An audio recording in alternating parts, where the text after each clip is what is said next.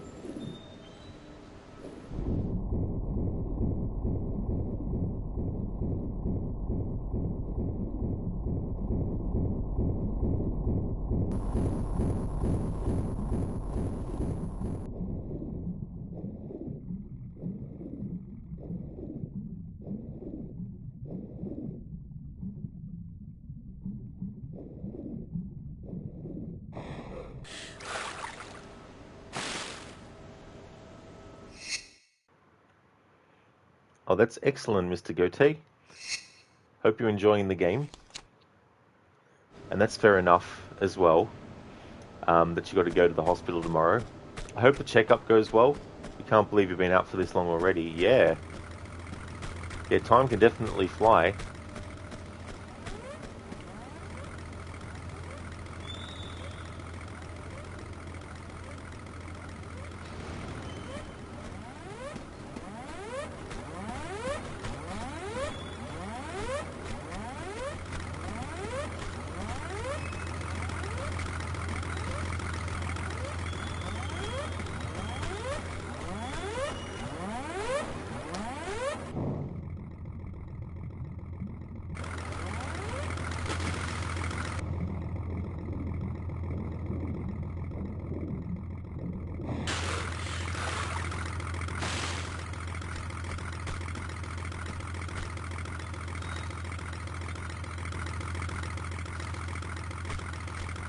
Mr. Gote turns off remastered graphics. Oh my god, put it back.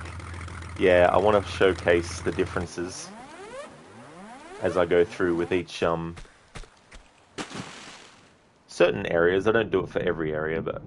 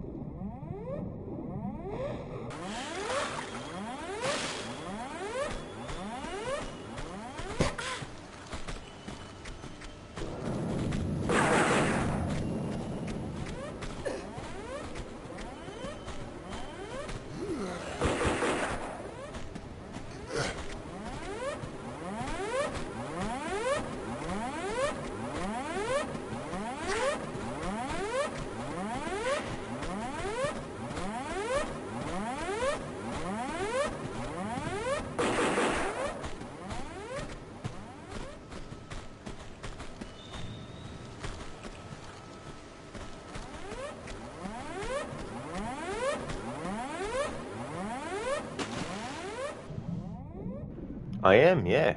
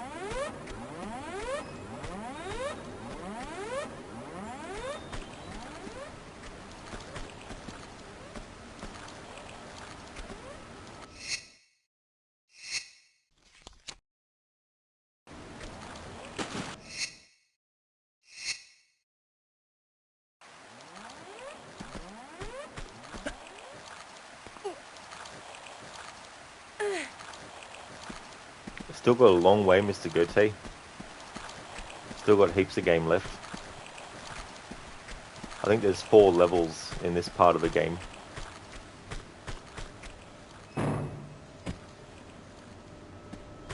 Now we get our pistols back. Uh-huh.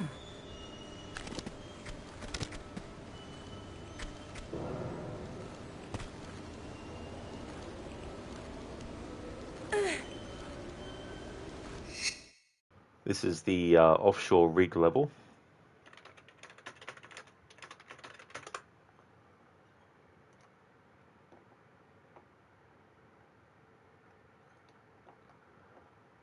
Overall, I have, including this level, overall I have 1, 2, 3, 4, 5, 6, 7, 8, 9, 10, 11, 12, 13, 14 levels left.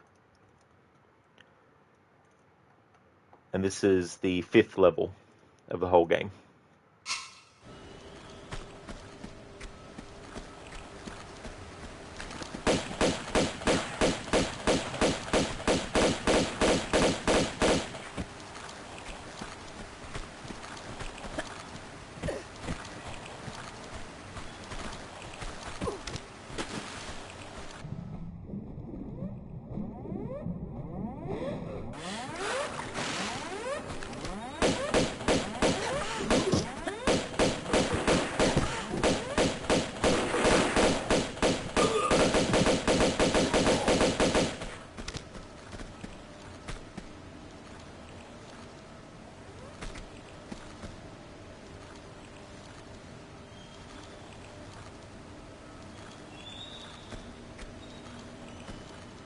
Uh-huh.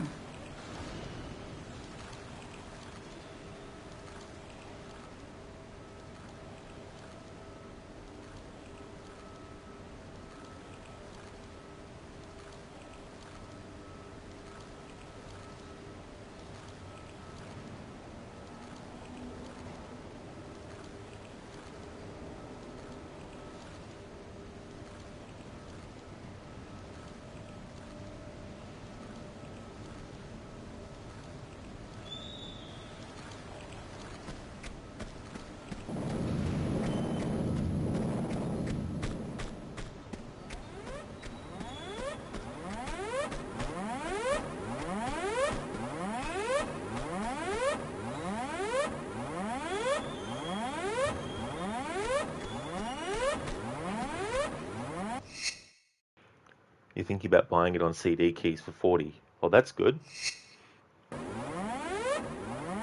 You'll get 3 games and you get the expansions for each one as well. Which until the remaster were never available on console. The expansions were only available on the PC versions.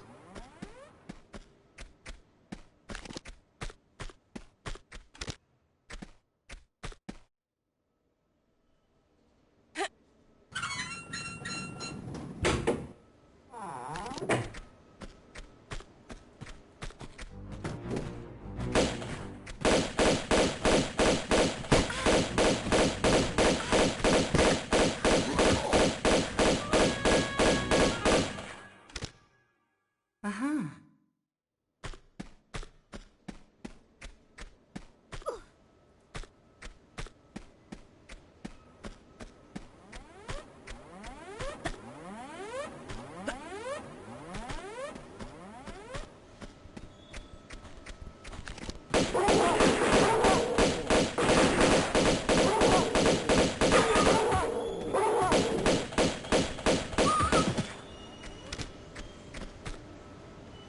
Uh-huh.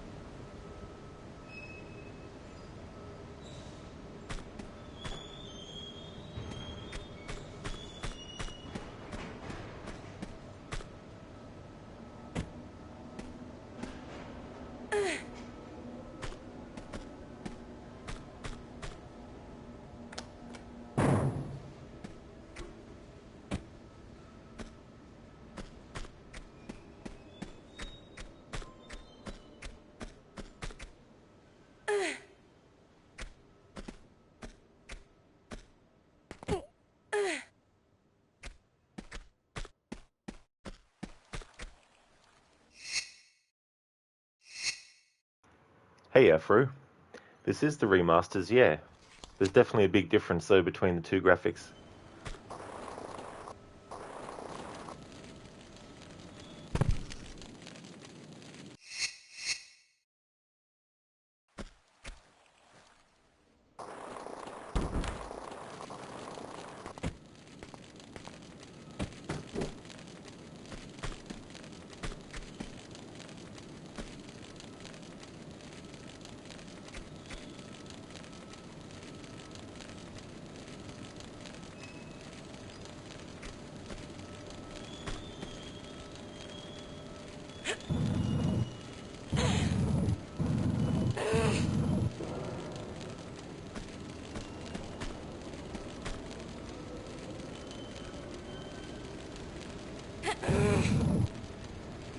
There is a difference, yep.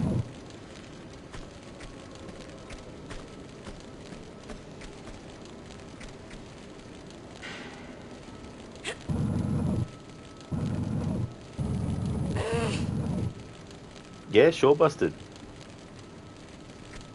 There's definitely differences. If you can't see that, then I don't know what to say.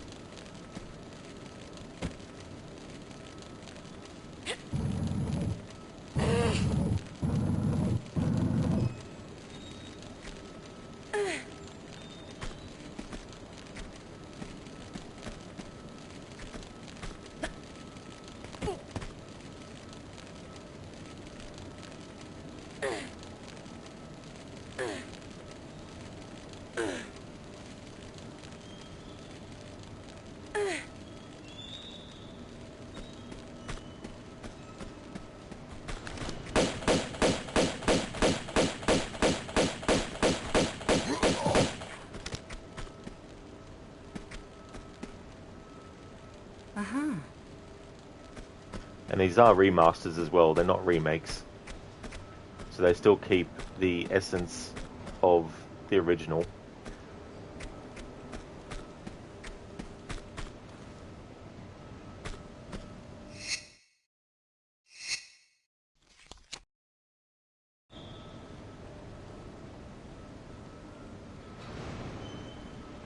My girlfriend keeps accusing me of cheating. She's starting to sound like my wife. Hey Casper, thanks for redeeming that. Where's that from?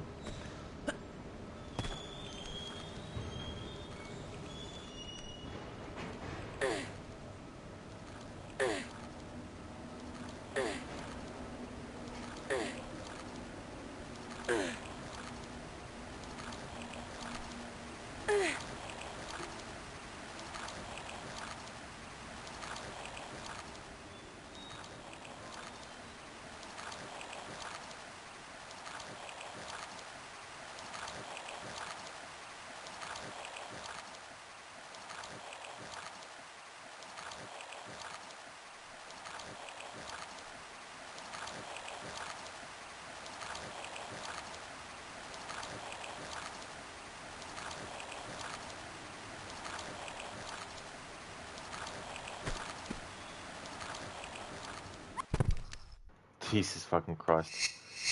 Oh, it's a dad joke. I gotcha. It's a good one.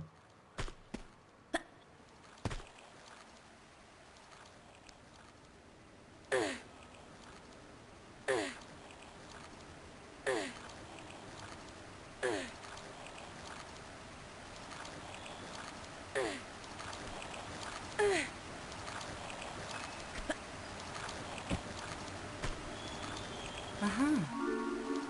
Oh yeah, it's just a secret. I'm not really worried about getting them.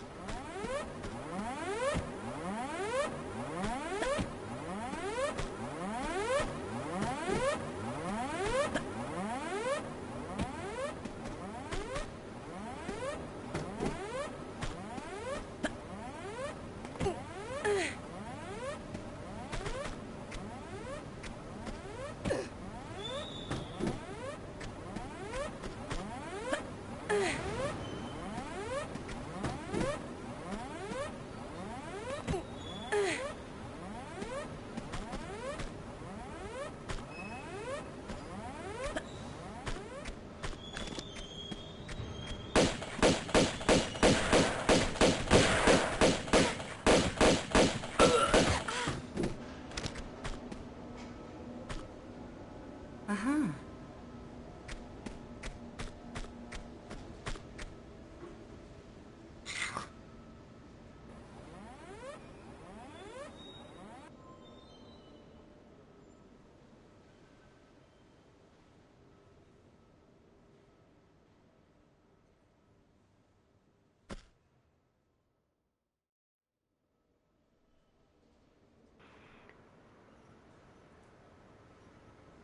Nice.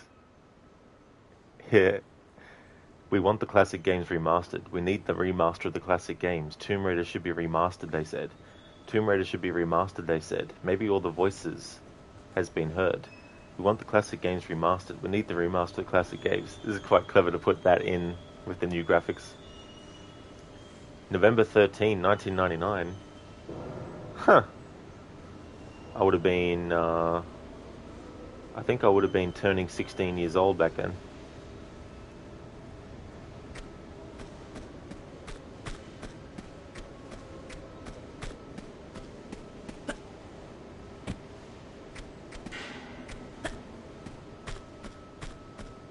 Hey Sherbot, thank you so very much for the raid. How's things going? Welcome on in, everyone. Hope everyone's doing well. Thanks for the follow, Blinken. How's it going, Sherbot?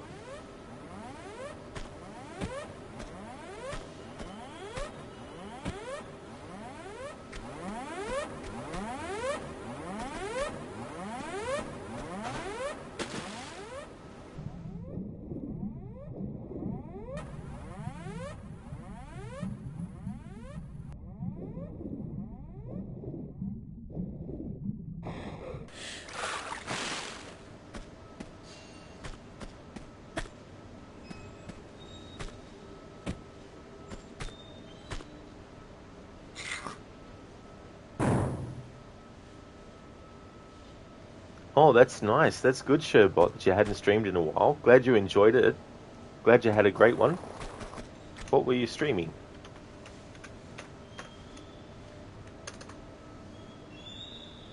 Jackbox Party Packs. Nice.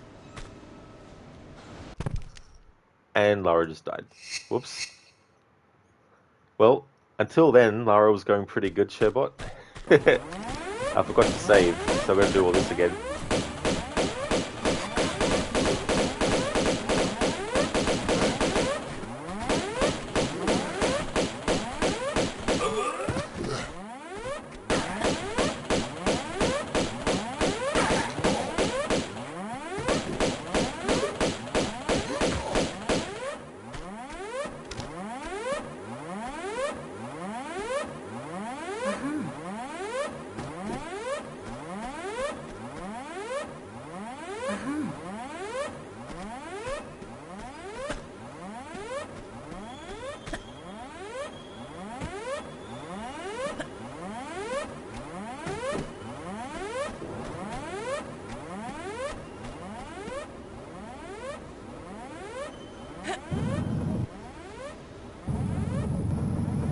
That's okay, Sherbot.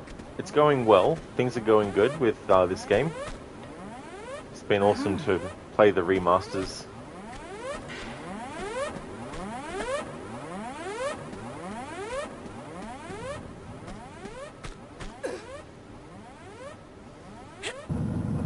You played guitar for about an hour, then you played Jackbox game with anyone who wanted it, really, and you made some new friends. Oh, excellent, that's great. Sounds like you had a wonderful time.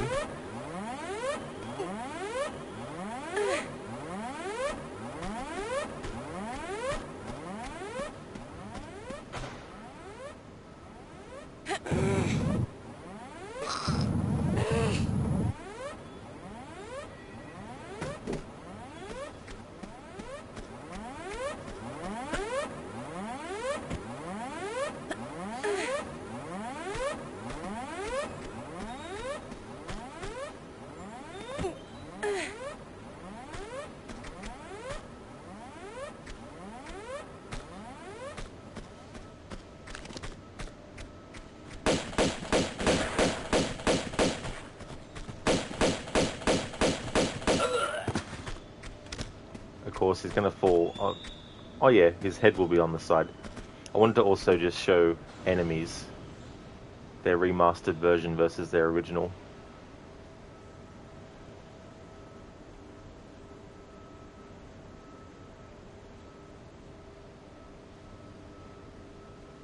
Ryan, the Red, thank you for the follow.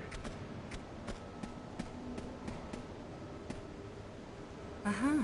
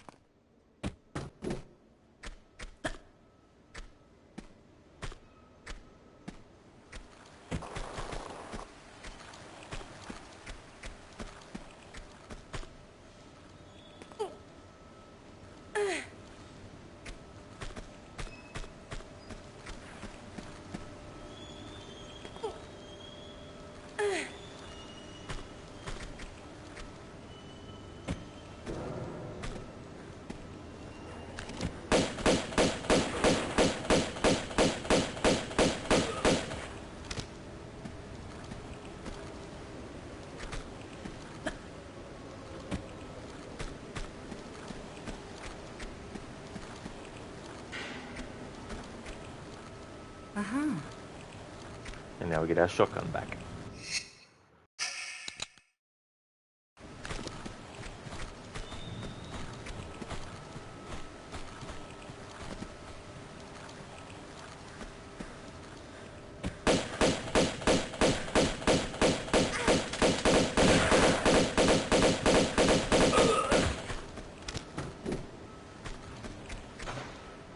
Uh-huh.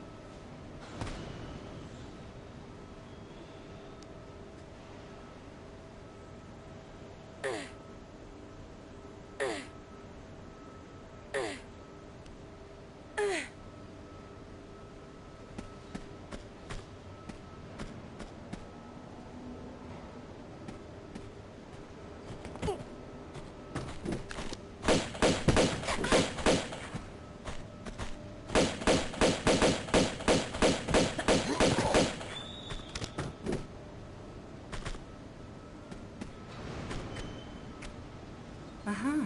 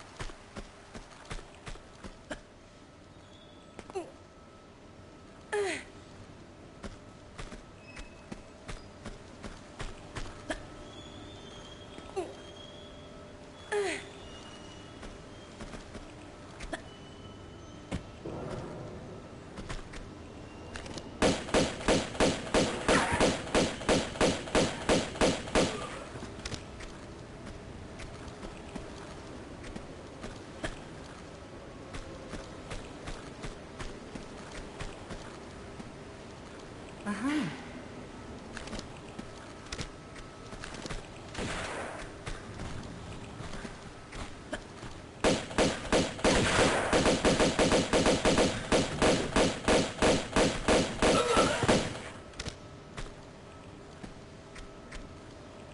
Uh-huh.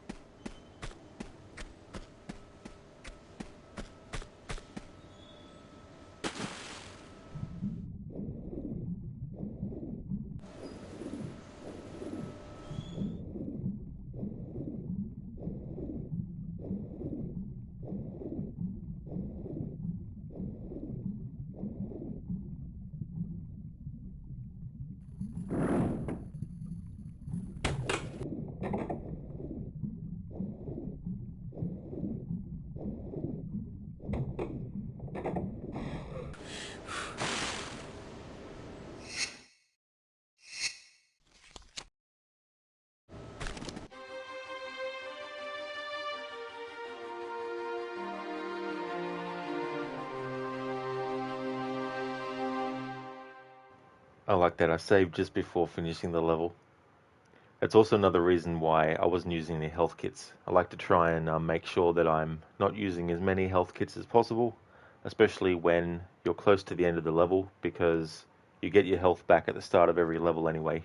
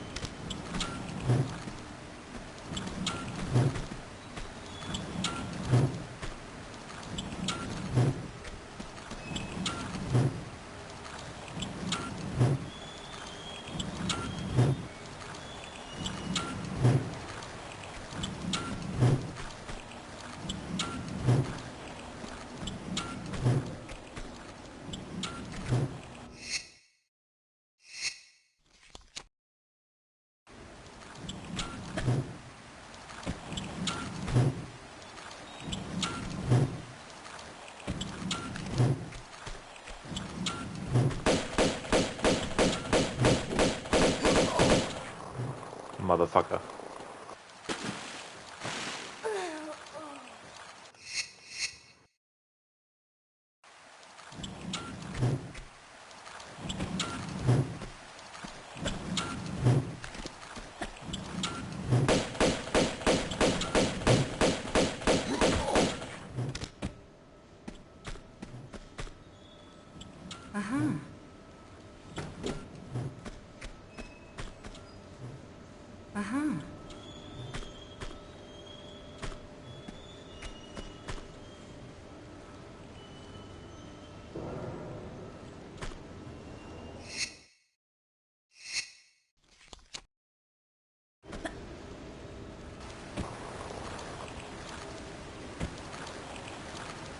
This jump is tricky. It's deceptive, because you might think that you need to grab in the air as you slide, but this is what happens if you do.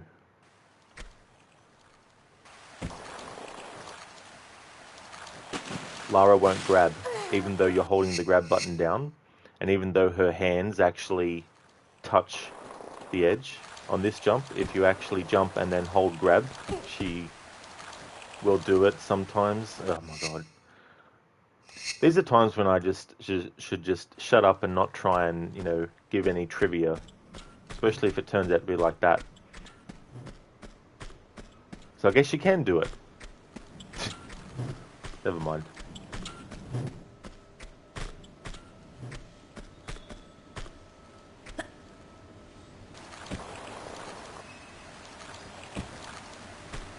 But you can make that jump, as long as you get the timing of the jump right. You can make it without having to grab. It really does, Sherbot, yeah. Actually, bit of a comparison for what it was like in the old school graphics.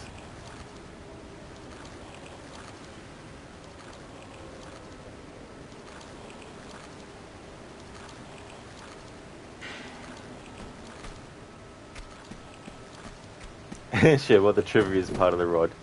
It is, in some ways, but other ways I should just shut up about that stuff because I end up being wrong about it.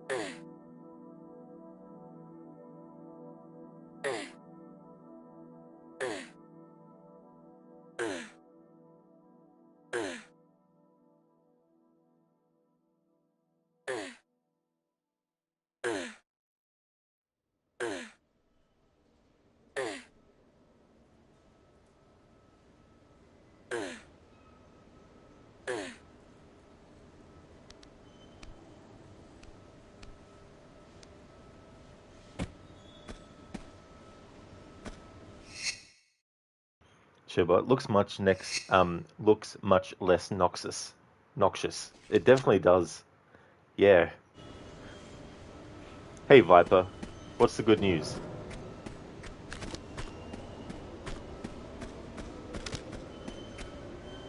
Uh-huh.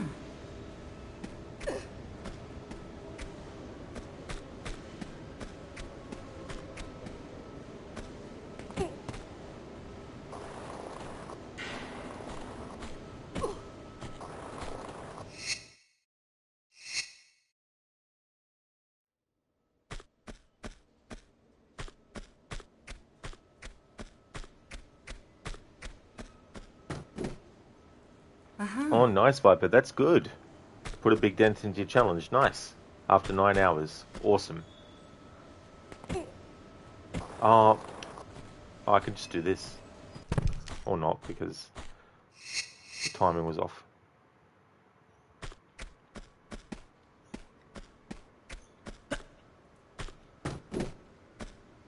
Uh-huh.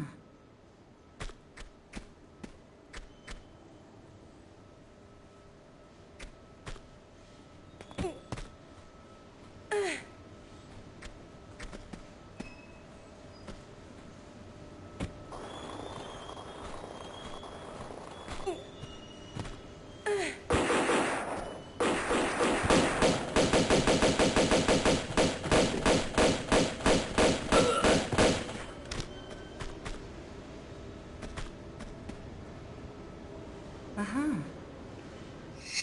Hello, magnums. Well, automatic pistols, I should say.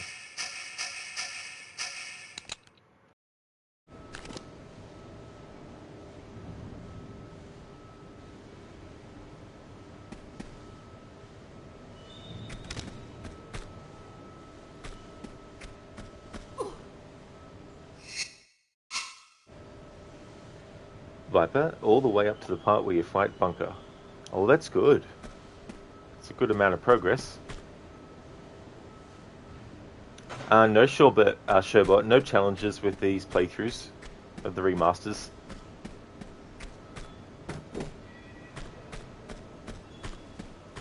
These versions, because you can switch back to the old graphics. For my future annual playthroughs, I'll be streaming the remastered version of 1, 2, and 3, but switch to the old school graphics instead of worrying about the PC versions now. Because turning on the PlayStation, opening my profile, loading up the game, and jumping straight into it is far more favorable to me than spending hours trying to get the PC versions to work and fix any issues that arise and spend hours and hours. So in the future, all the playthroughs that I'll be doing of the first three Tomb Raider games will be this remastered collection. But for the annual playthroughs, I'll play in the old school graphics because that's just how I do my annual playthroughs. Plus, the expansions that came out for each Tomb Raider game, they weren't available originally on the console versions. So you get them in this as well.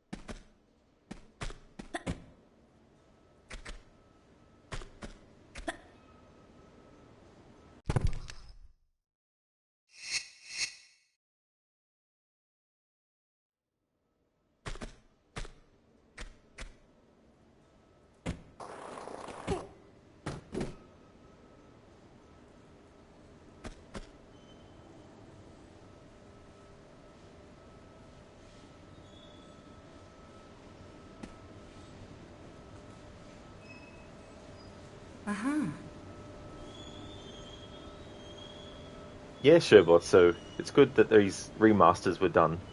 Just need to get the remasters of 4, 5, and 6. But if you didn't, it is indeed. You didn't think it would be this time consuming, but been enjoying it. Found some other items that would be good for certain builds. Oh, excellent. That's good.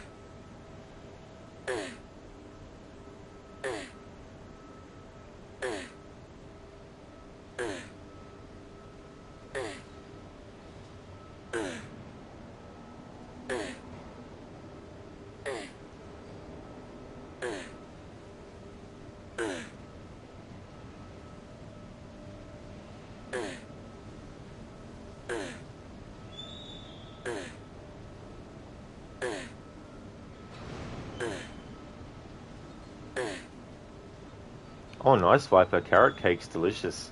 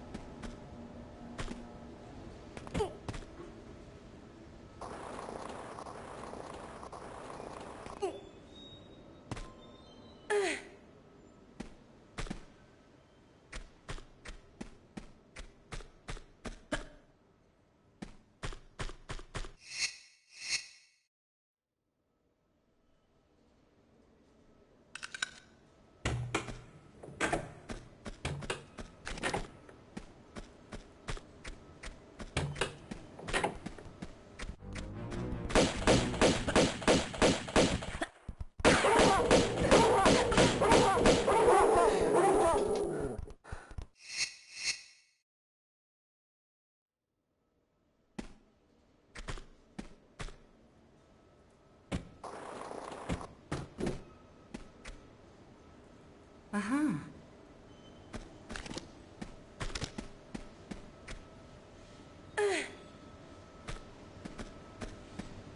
Hey Sheila, it's going well, thank you. How's things going with you? Welcome on in.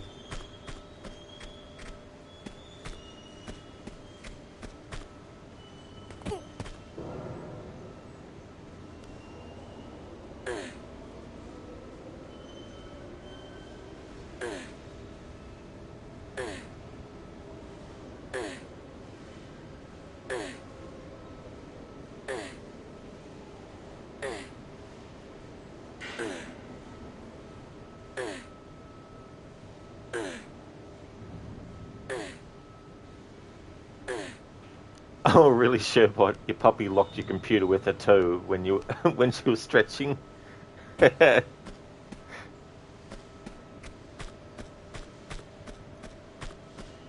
Oh, congratulations, Sheila, on finishing Skyrim again. That's good. And how'd you go with the achievements that you were after? Did you get the ones that you wanted?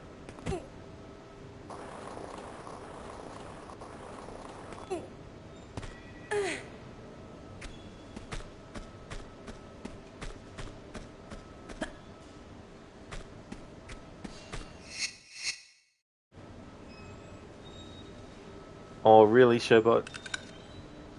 She's 7.5 months old and is like 108 pounds for 48 kilograms. Oh, cool. That's good that you adopted a puppy as well. That's okay, Sheila. That's good. You just started Skyrim, Sherbot, and your first time? Oh, excellent. That's cool. Sheila only played the game for the first time, what was it, last month, Sheila, or towards the end of last year, and just finished his second playthrough.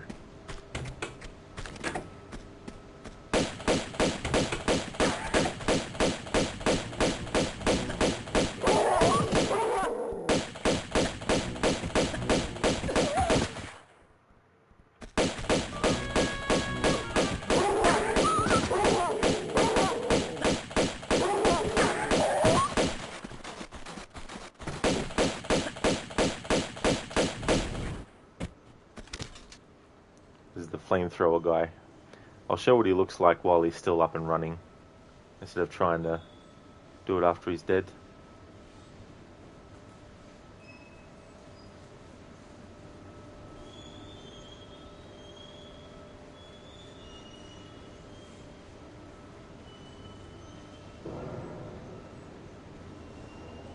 Oh, I just had a thought. I can't believe I didn't think about this before.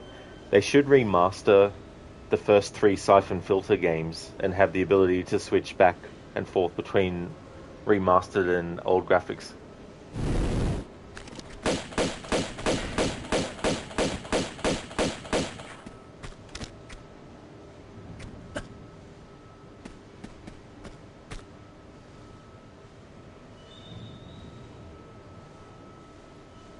Sherbot, your friends have the parent dogs and they had 11 puppies. Oh, lot to choose from then. That's cool. Chili, yeah, you got them all? Excellent, that's great. GG's on that. You started in January. It took you roughly 6 to 7 weeks. Nice, that's pretty good.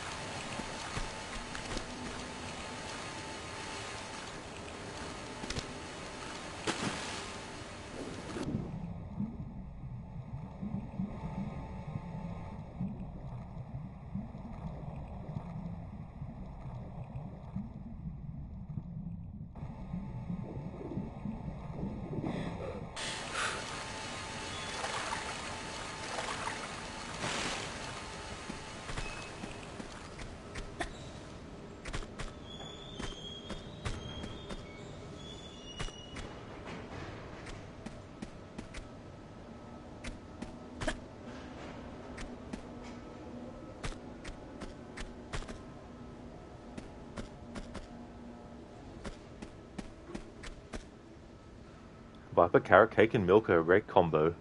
Carrot cake is really, really nice. I haven't had that for a while though, but it's really delicious. What kind of music do mummies listen to? Rap. Good one, dude.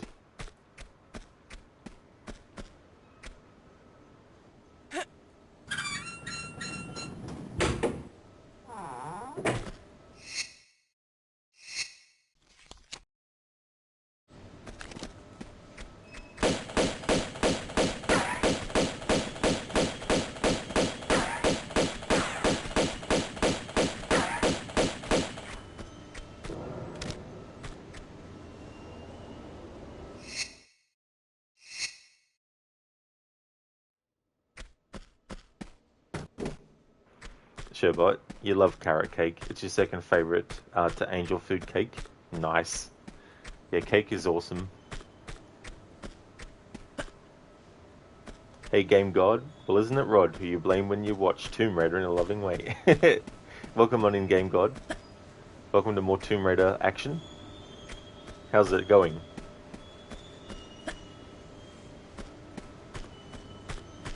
Your favourite's Cheesecake Viper? That's really nice too as well.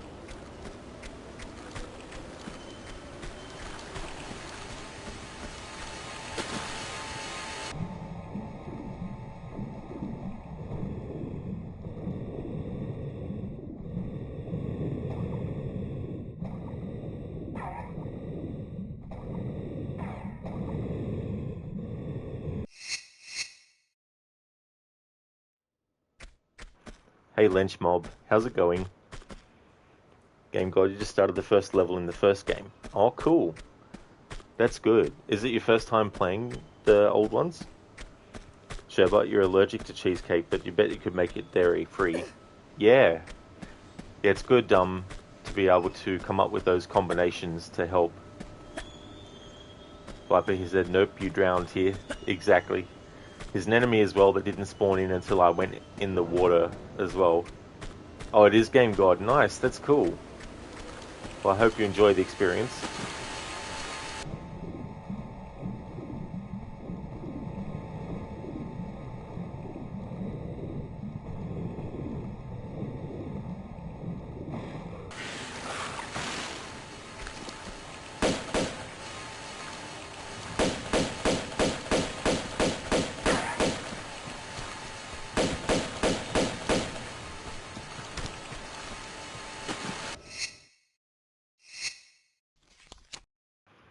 Sheila, I would absolutely say that they are. Yeah, the remasters are definitely worth it. They've done a great job with it. And they've still kept the essence of the originals, even with the remastered graphics, because the sound effects and music are still the same, the dialogue. So all that is the same as in the classic games. The only thing I would say, and I haven't really played it for a long time with the modern controls, but I'm kind of disappointed in the modern controls a little bit because they don't really feel that well matched with the actual games. Because the newer games, when they actually made them, well, I shouldn't say newer games because that's implying the reboot trilogy. But the Tomb Raider games, Legend, Anniversary, and Underworld, they said that the modern controls would be comparable to the modern controls in those games. But the thing about those games is that when they designed the levels, they weren't restricted by grid-based level design like they were with the original games. So I feel that the modern controls that they've chosen to go with for these remasters don't really match well with how the original game was designed with the grids and all that kind of stuff. And it seems like there's a lot of things that you need to do in combination with the controls while using the modern controls. So yeah, it might be different if you play with the modern controls for hours and hours and hours and get used to them, but I just decided to go back to the old school tank controls. Not very long after testing out the modern ones.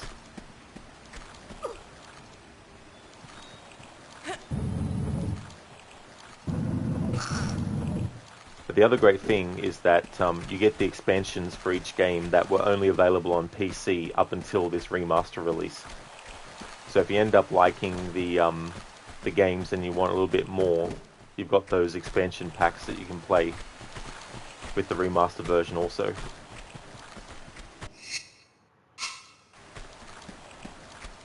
That's okay, Sherbot.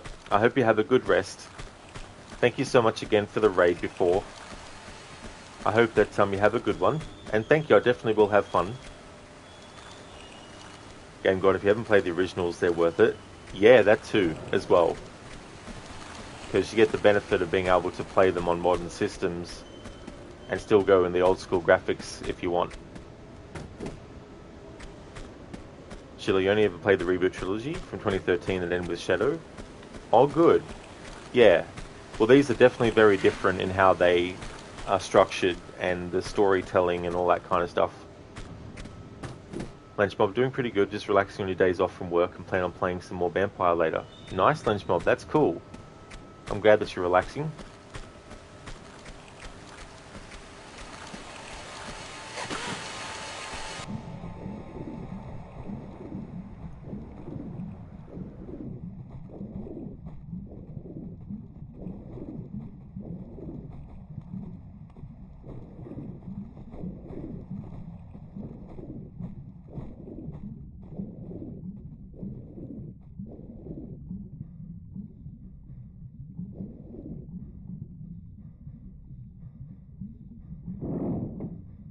You take care as well, Sherbot. I hope that you have a great rest. Thanks for redeeming those, Lenchmob.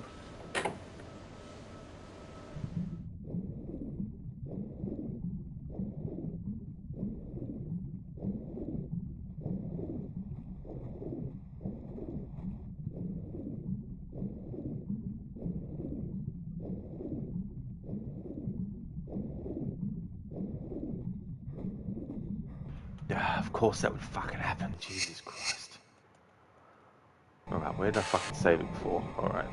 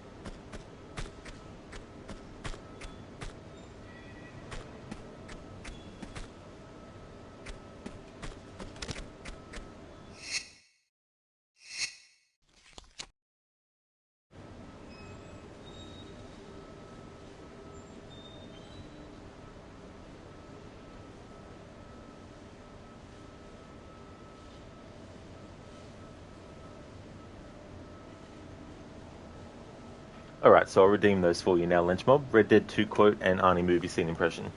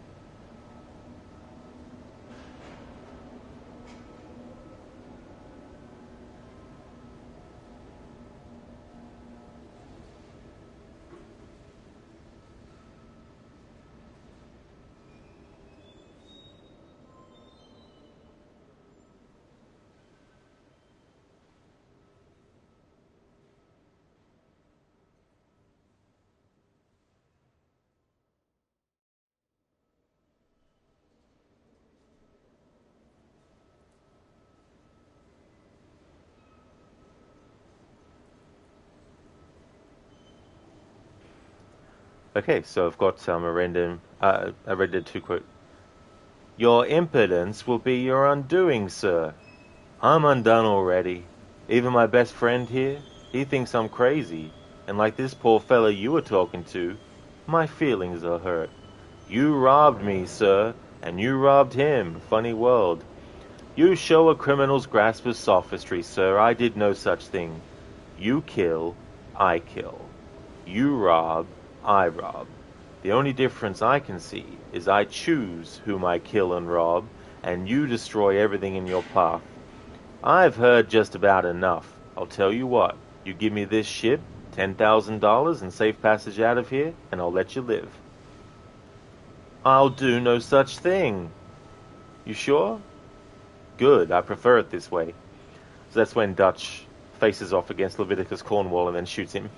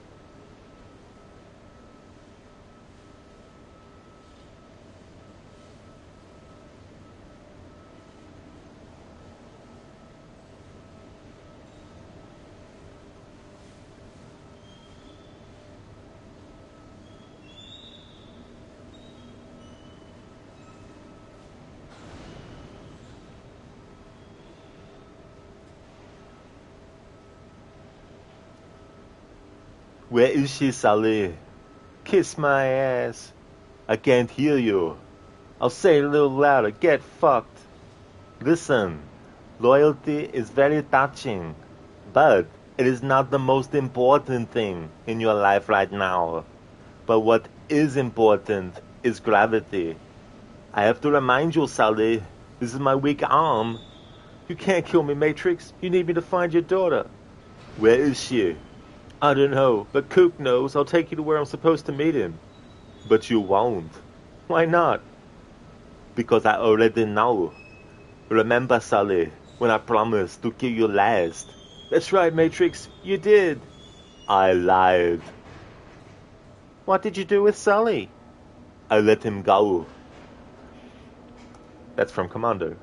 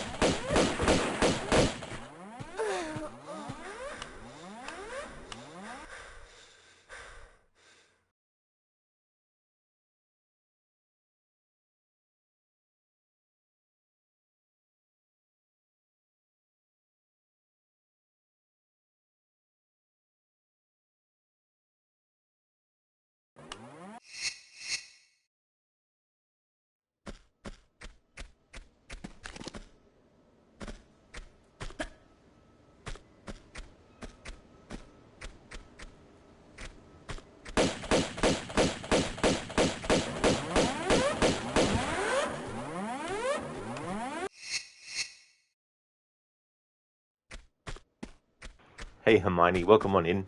Indeed, still stingy on the medkits. There's definitely going to be a lot of things in the game later where I'll need as many as possible.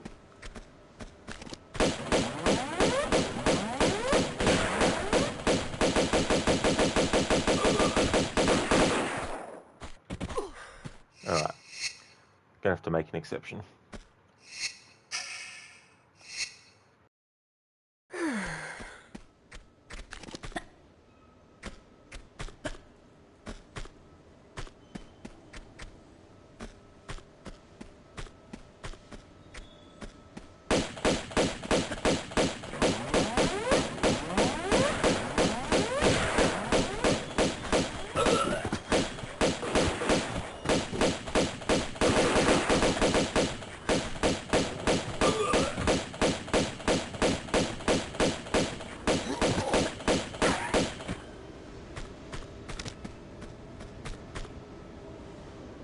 Uh-huh.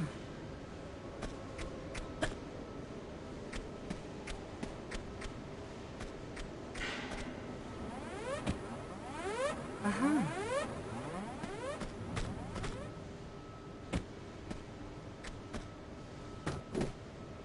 Uh-huh.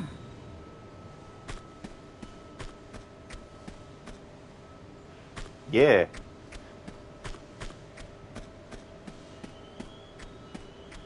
The other thing too is that sometimes when you're close to the end of a level, there's no point using health if you can help it, because you get your health back at the start of the next level.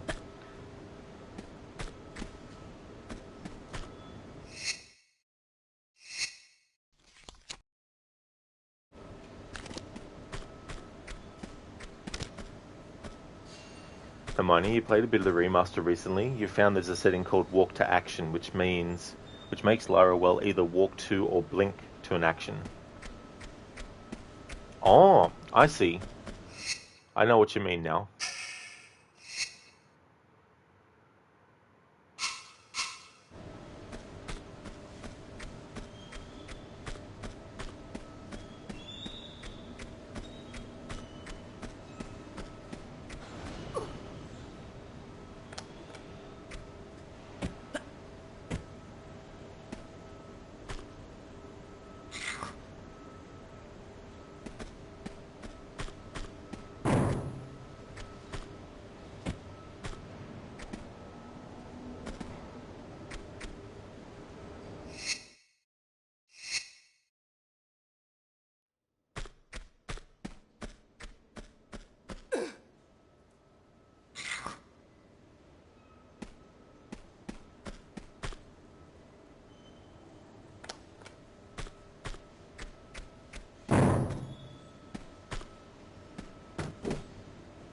Uh-huh.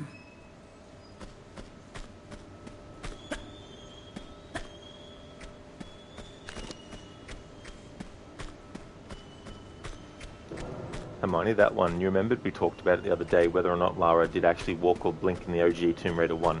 Yeah, because there are games, like there are some of the older games where that happens automatically, but I didn't know whether it was from Tomb Raider 1 onwards or not. It is busted, yeah, it is a cool feature. So you don't have to be exactly, pinpoint accurate on top of where the item is.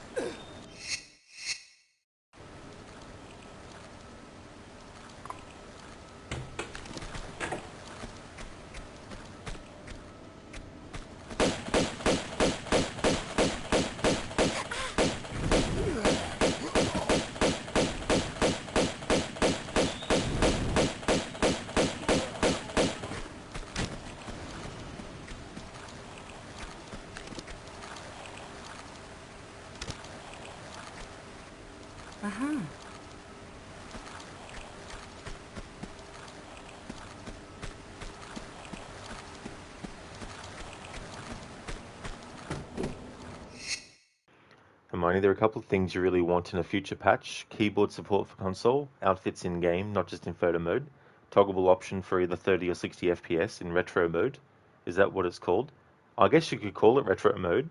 If they implement those things, then this is a perfect remaster. Yeah, that would be good too. Something else that they need to actually fix on the PlayStation version at least is when you go into photo mode, they've assigned the same button that resets the setting to hiding the UI. So if you select what you want, and then you're like, right, this is a good shot. Now I'm gonna get rid of the. Now I want to get rid of the UI.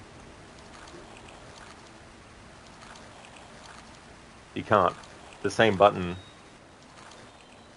The same button to reset the camera and the settings is the same as hiding the UI. So they really need to fix that as well. Like imagine someone's spent, minutes and minutes being like, right, we've got the right angle, got that, and then, we'll do the pose, get the pose going, and then we'll do the facial expression, we'll do all that. Perfect. Now to hide the UI. What?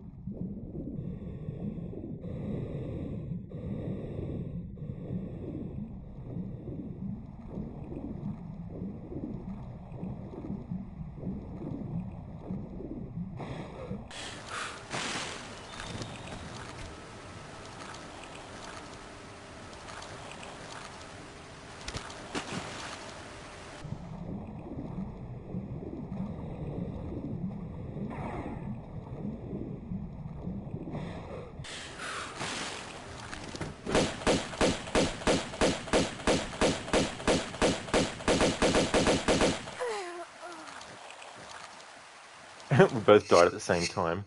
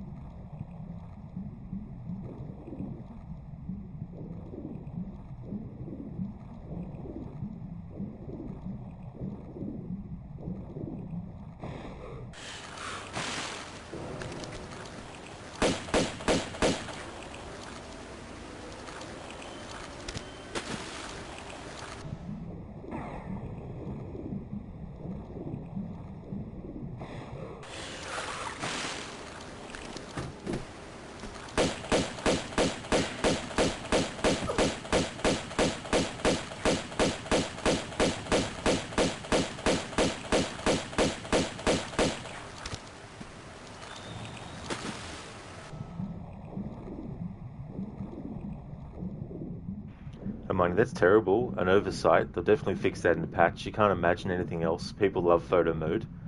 You'd notice yourself if you played more, but you become completely hooked on Days Gone. Better to lure them out to where you came from was thinking the same thing. Yeah. Yep, that's definitely a tactic.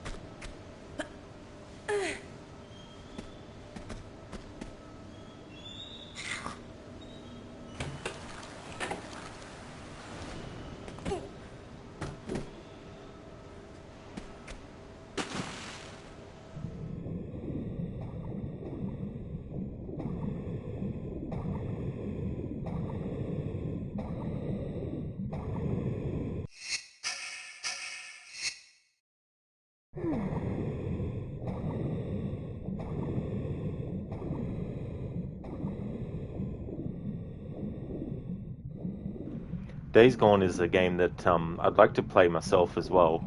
I've seen it being played and stuff. And as a fan of Siphon Filter, it's going to be cool to play it and find out all the Easter eggs to Siphon Filter as well. I already know that there's some of them. There's some in it.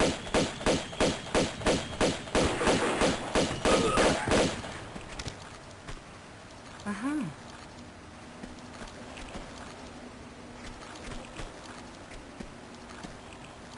Uh-huh.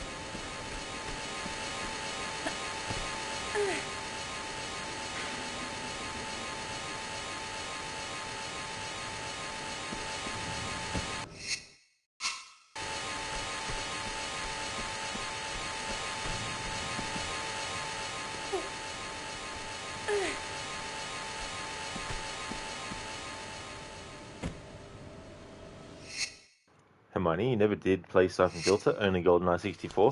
You always meant to, never got around to it. Yeah, I've been itching to do a playthrough of the first three games. There's more than that in the series, but I only like the first three.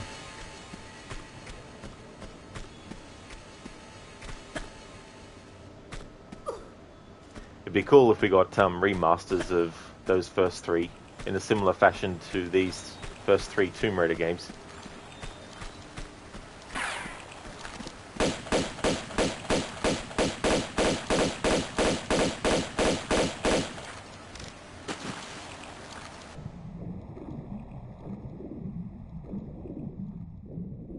There was, yeah.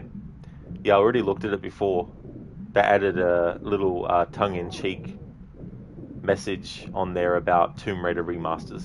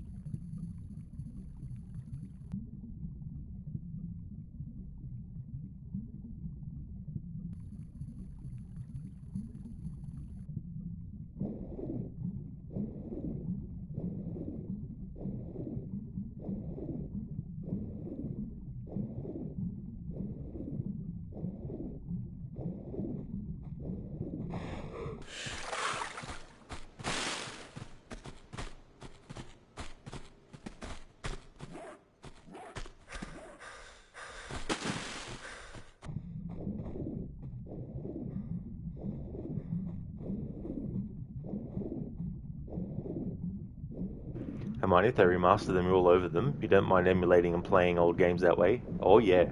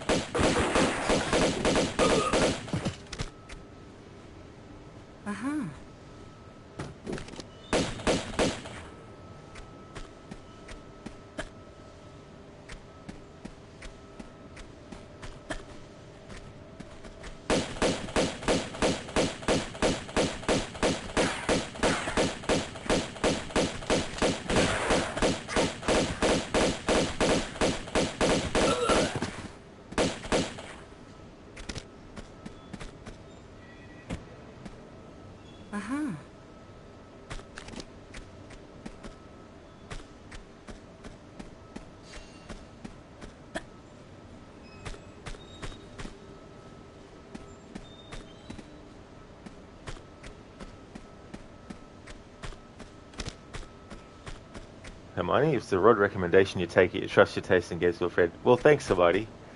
Yeah, the controls for Siphon Filter 1, 2, and 3, like, you can do commando roll, and you can go into like a manual aiming mode if you want as well. It can be quite tricky with the buttons though, so it might be a thing where you have to mess around with what buttons do what to make it more comfortable. But in terms of PlayStation controls are concerned, I think it's R1, which is to hold, like, you can do auto aim or you can do manual aim, and I can't remember whether it's L1 or R1 that does either one of those, but it can take a bit to get used to.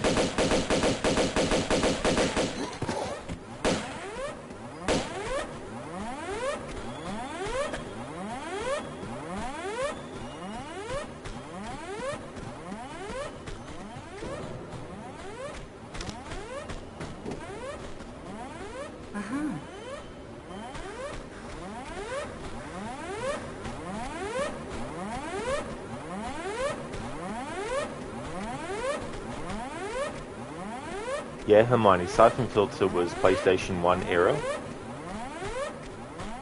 You think there was another spy thriller shooter type game on the N64 also then? Yeah. I mean, there's probably a heap of them. The only other one I can think of is Mission Impossible. They did do one based on that first Tom Cruise movie.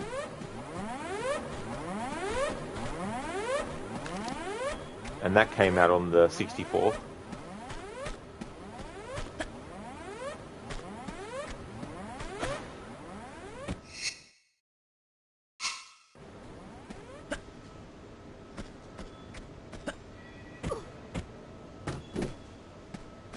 Ah, so that was it, Hermione. Yeah, I played a bit of that when it came out. I rented it, but I never played it ever again after that.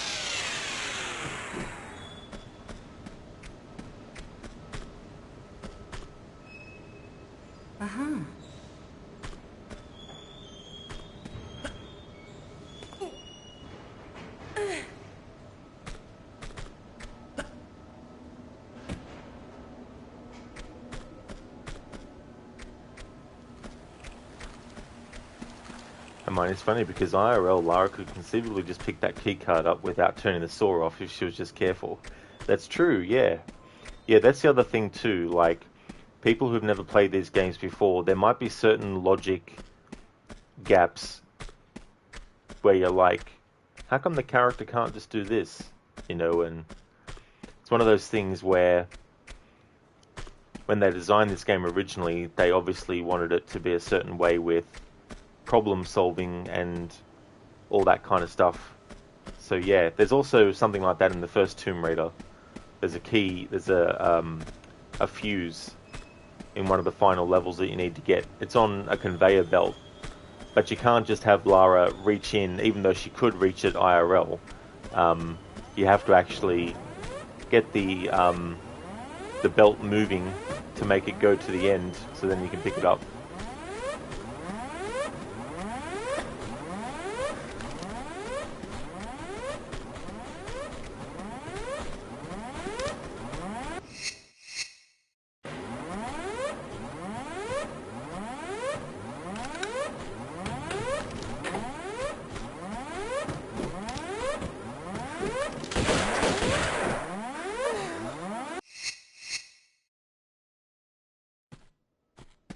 Oh my god, this is where I saved it last? Fucking hell.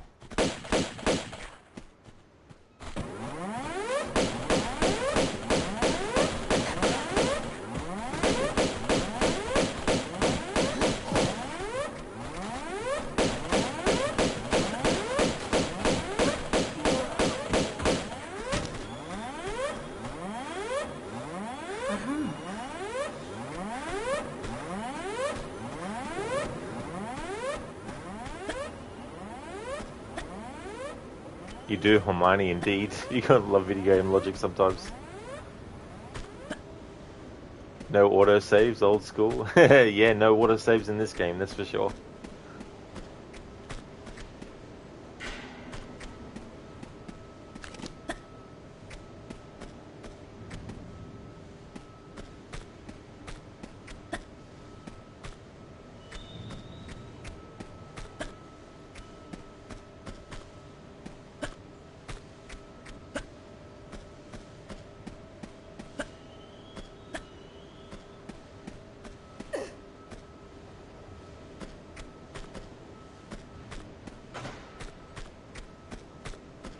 Hermione, maybe they could have added that as an option, by default turned off, of course, to bring younger players into it. Maybe. Yeah, I mean, there might be some gamers, though, who are used to manually saving anyway. But yeah, there's no checkpoint system in this game, that's for sure. Or these games.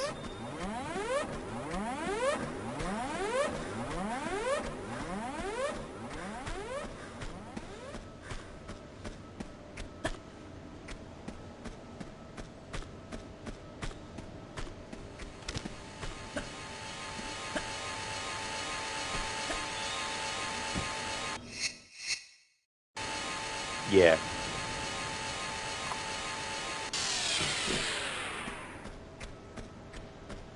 It's definitely great. Uh-huh.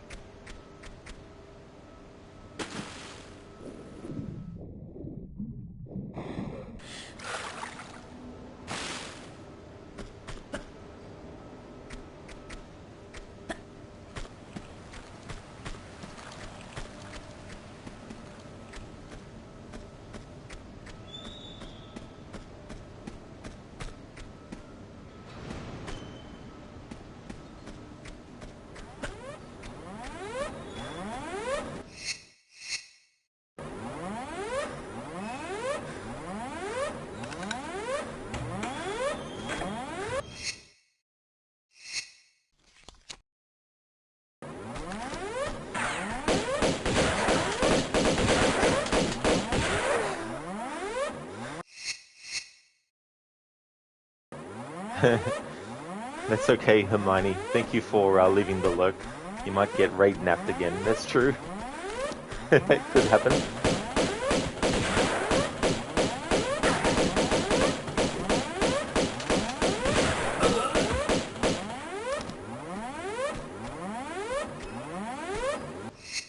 Hope you have a good one, Hermione.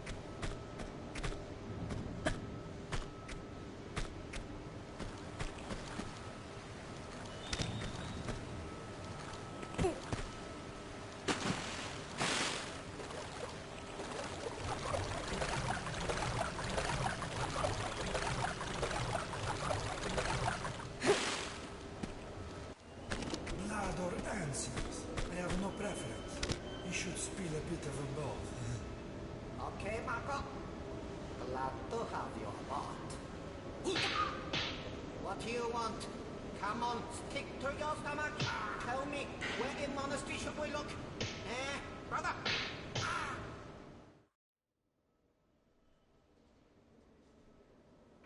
The addition of subtitles in these old school games definitely helps a lot. In the original retro version, it didn't have subtitles. Console versions, I should say, because obviously, ever since I would say probably the year 2000, Tomb Raider fans have been doing mods of the old school games for years on PC. So there is a subtitle mod for the old school games on PC, but on console versions though, there was never any subtitles. Casper Rod is like, I don't need the game to tell me I'm low on health. I'm always low on health and I don't care. Exactly, that's my secret, Casper. I'm always low on health. But yeah, we're almost at the end of this level, I think. So no point using any health.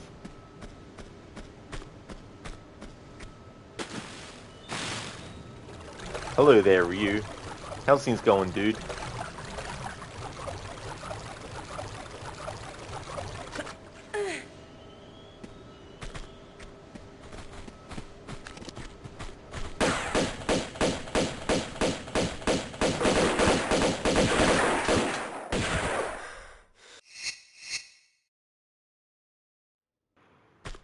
Oh, that's good, Ryu. I'm glad that you're doing well.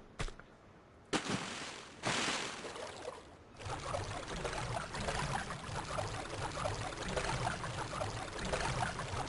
a bit too hot weather here to be taking hot showers yet. But hope you enjoyed yours.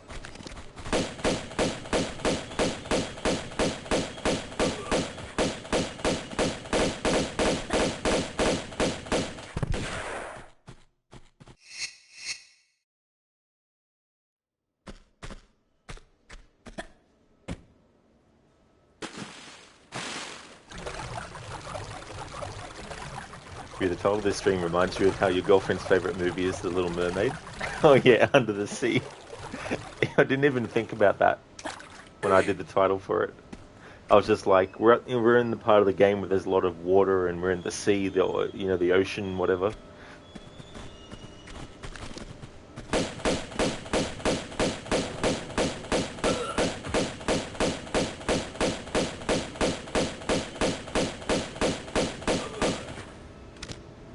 Something I want to do as well that I haven't thought of doing. I have thought of doing it in this playthrough before, but I wasn't sure. But what I want to do is I want to show what the original version of this upcoming cutscene was like,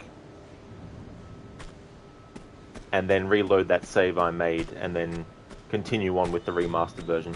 This is what the old school version of this cutscene looked like.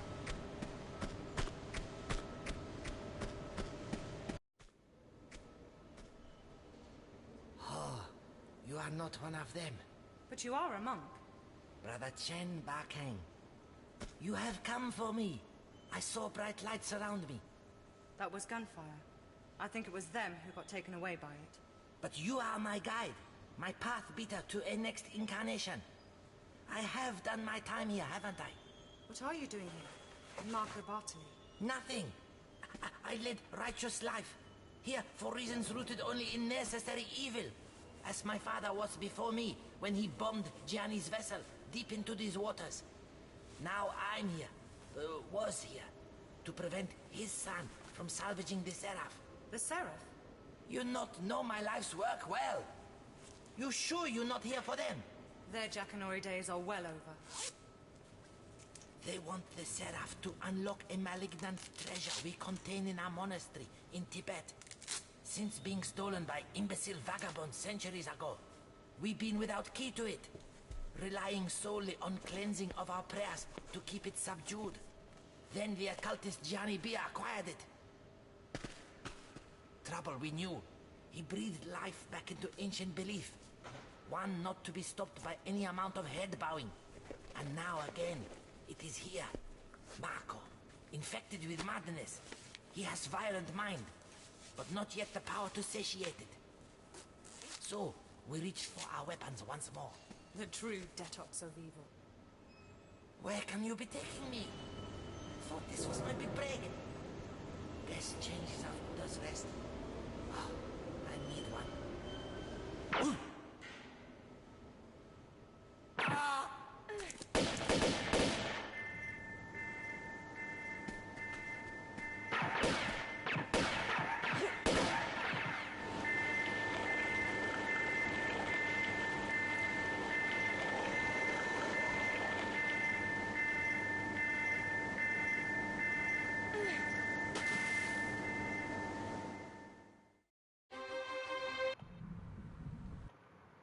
Alright, I'll just skip this so I can reload the cutscene. The save. Yeah, thank you, Kebra. Alright, just wanted to show that cutscene in the old school graphics. And now we'll continue on with the remastered.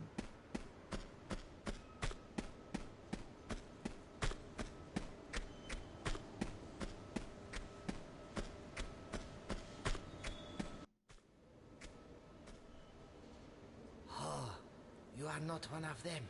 But you are a monk. Brother Chen Bakang. You have come for me. I saw bright lights around me. That was gunfire. I think it was them who got taken away by it. But you are my guide, my path beater to a next incarnation. I have done my time here, haven't I? What are you doing here? In Marco Bartoli? Nothing. I led righteous life. Here for reasons rooted only in necessary evil.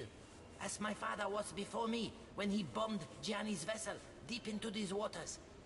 Now I'm here, was here, to prevent his son from salvaging the Seraph. The Seraph? You not know my life's work well. You sure you're not here for them? Their Jackanory days are well over. They want the Seraph to unlock a malignant treasure we contain in our monastery in Tibet.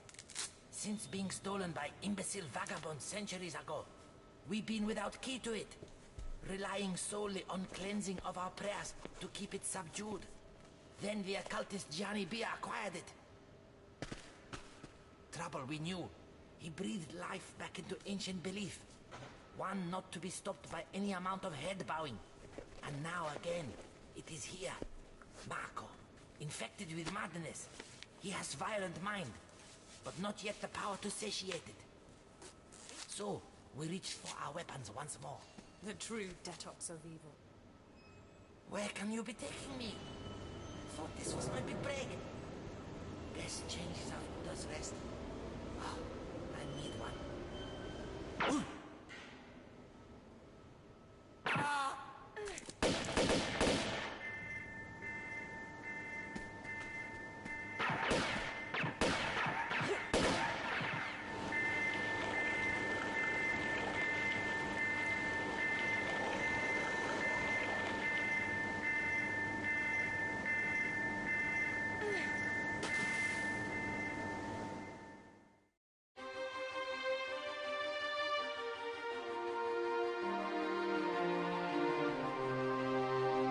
It does Ryu, yeah. Yeah, all the camera tracking and all that kind of stuff that is in the original is still kept and preserved for the remaster. Hey, Ayad. Welcome on in.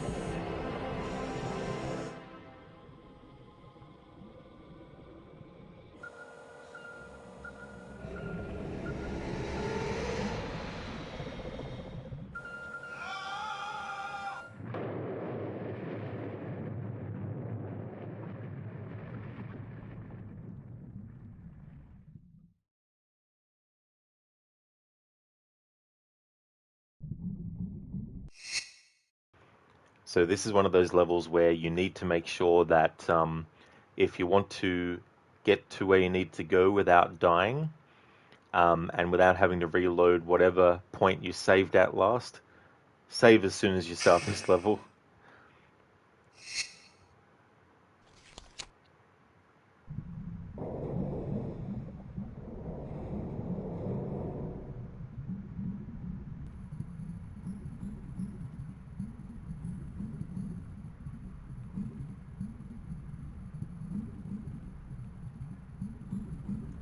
Not yet. I finished the first 6 chapters of Red Dead Redemption 2, but there's also 2 epilogues. Well, there's one big epilogue, but they split it into 2 parts, I should say.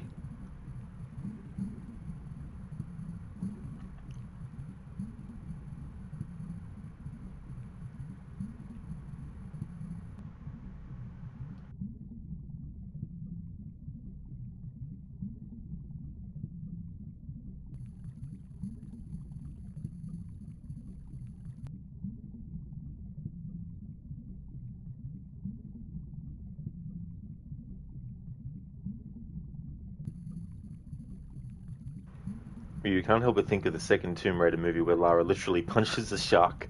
That is so true, yeah. That movie does have its moments. I still think the first one's better, but the second one does have its moments like that, which are just, very, very cheesy and funny.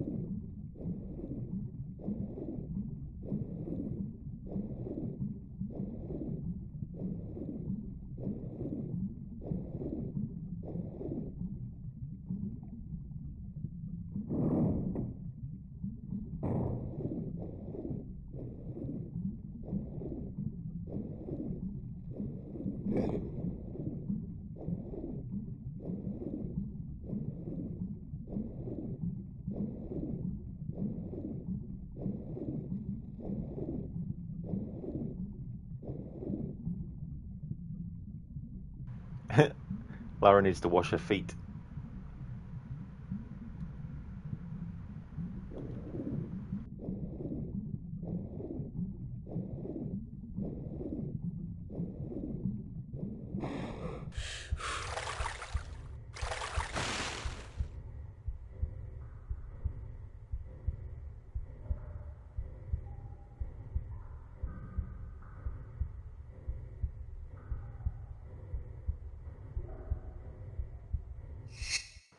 Review: Mortal Kombat Annihilation, Silent Hill Revelation, pretty much every sequel to the 2002 Resident Evil movie is a letdown. And it's not even the worst sequel. Yeah, Cradle of Life isn't the worst sequel.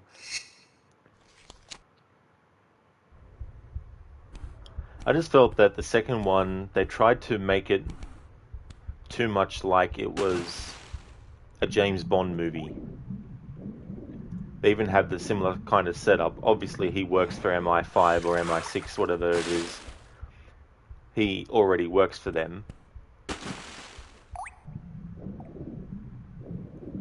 But you have a type of villain who has a plan to use chemical weapons, I think it is, in Cradle of Life from memory. He wants to use chemical weapons or something. Or, no, he's a chemical weapons supplier or villain or whatever you want to call it. And he wants Pandora's box to use for some nefarious purpose. So they even have a villain who's just trying to do something like a James Bond villain would do. And they have Lara being hired by MI5 to go and get the artifact, you know, and all that kind of stuff.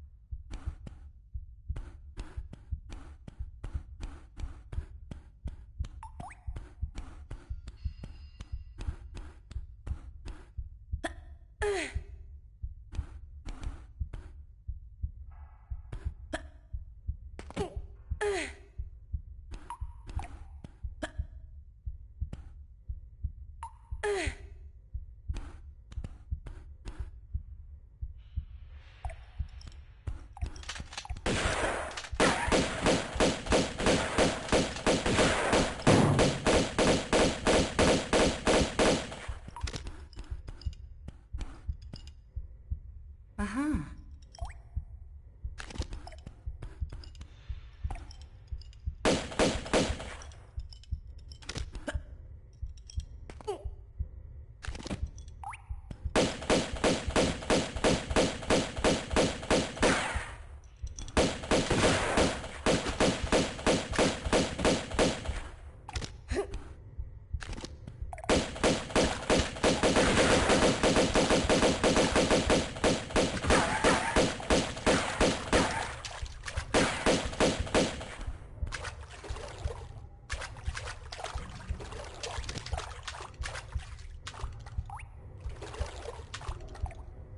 Uh-huh.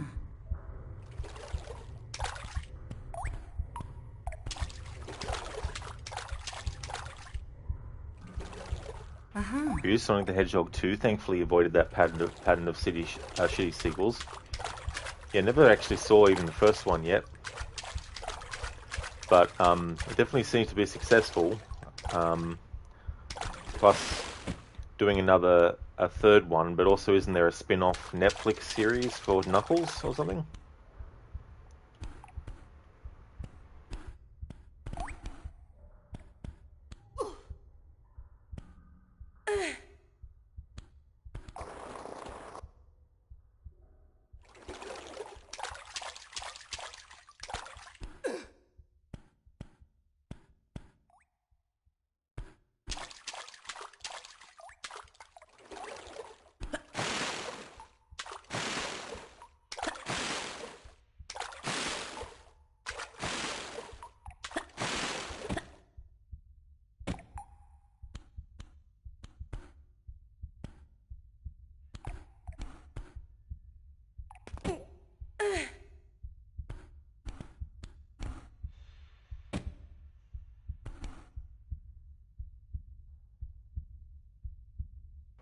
Yeah, a Knuckles series is around the corner.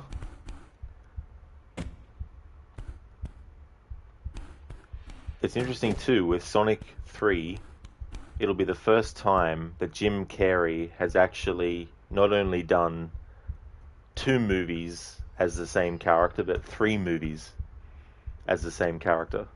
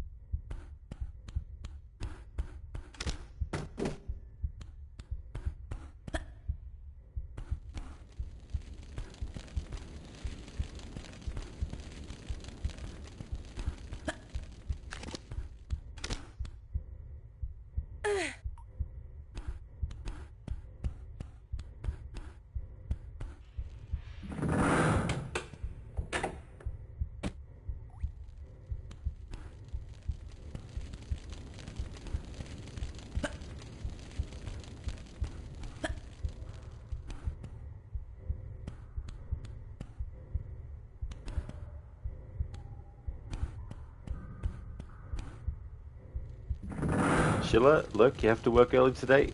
There's definitely no worries at all, Sheila. Thank you so much for being here, and thank you for leaving the lurk as well. I really hope that work goes well.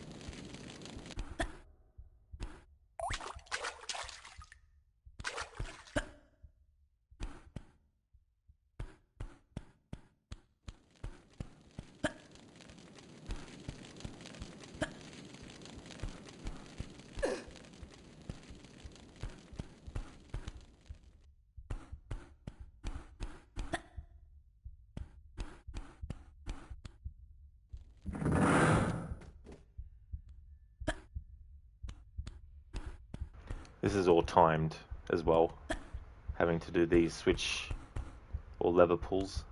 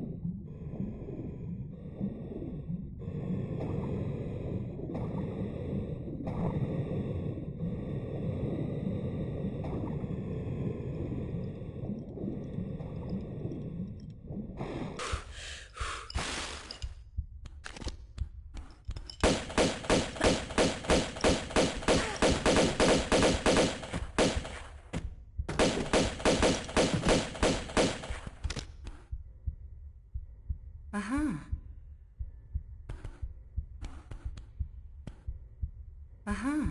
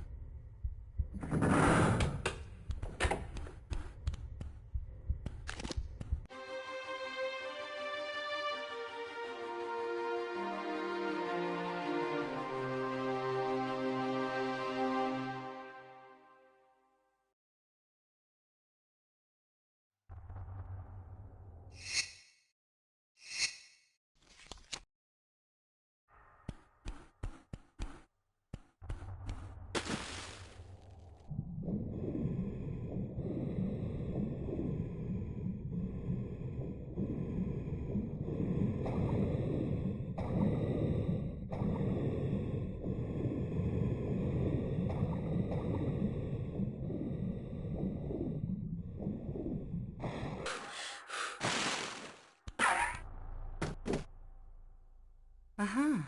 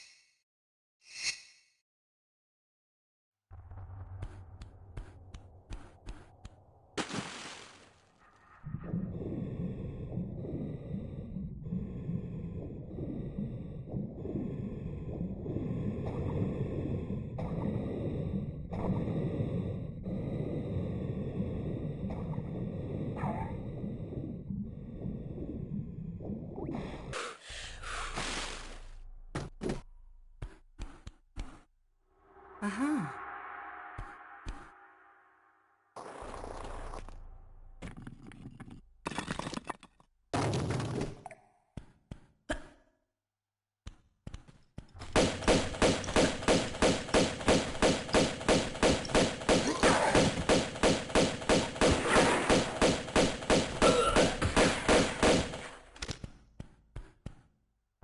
Uh-huh. Uh-huh.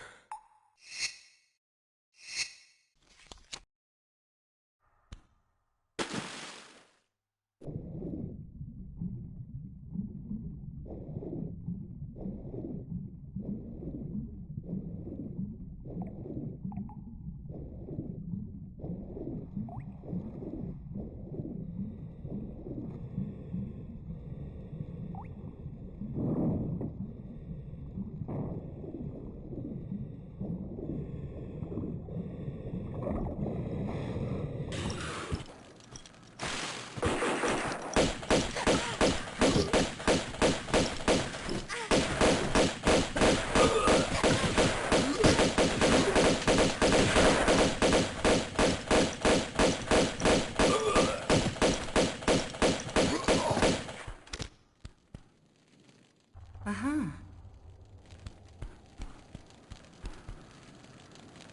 Uh-huh.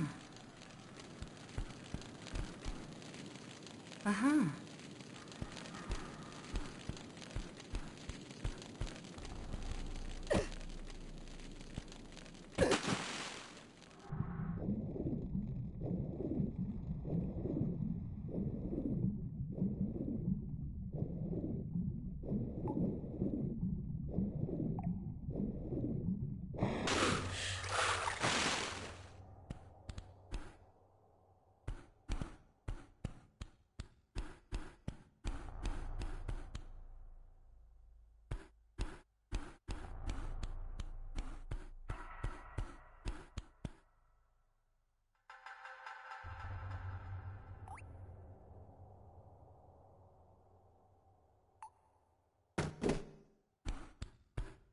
Hello there, Drake, the friend of all. It's Rod.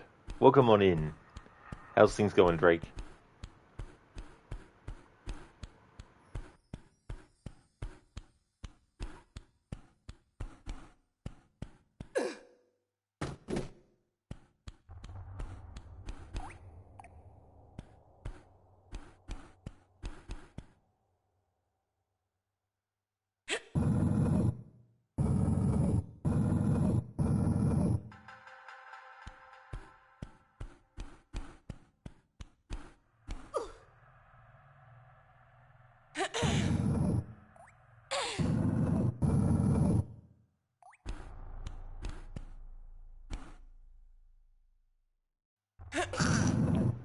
Drake, well, my dude, you're drained out of ideas. Copywriting is challenging, but it will get fun soon.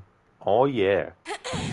Yeah, that can be annoying when that happens too. You're trying to think of things and not being able to come up with stuff, or you come up with some things and you're like, eh, and then you discard it.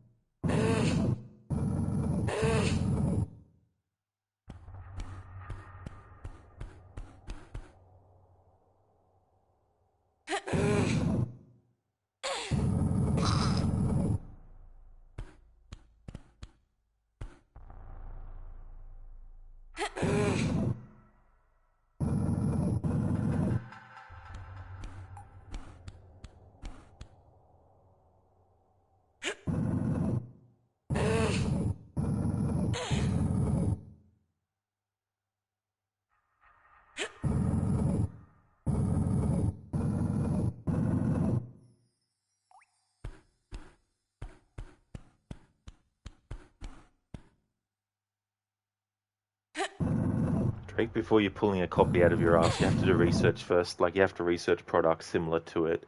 Oh, yeah.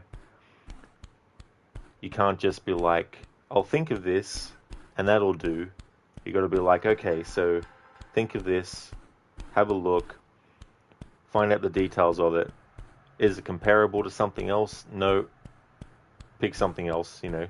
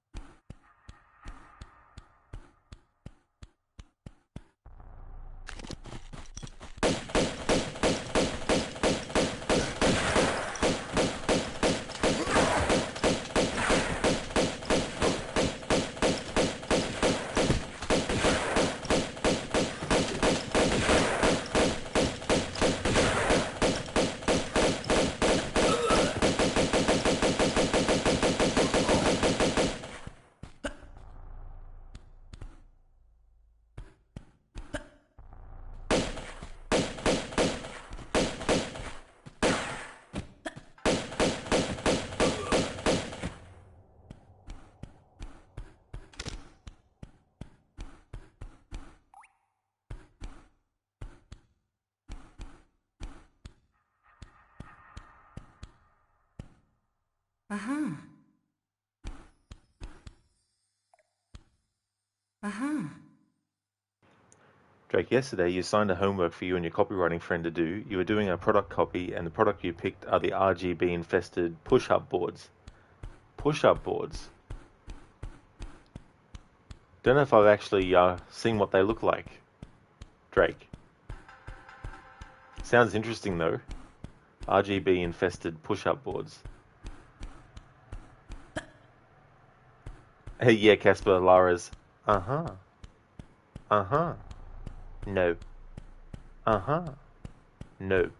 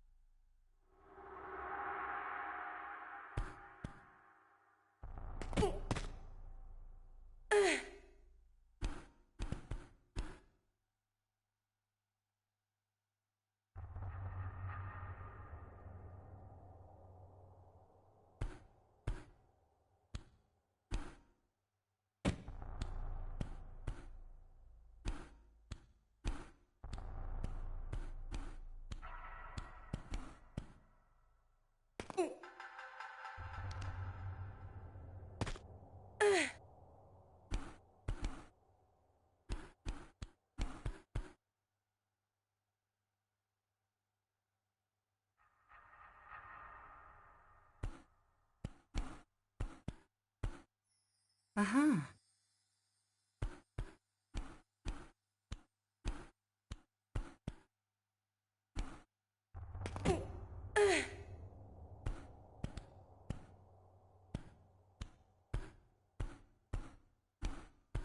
Hello, bullet catcher. Aha, ish, aha, sheesh.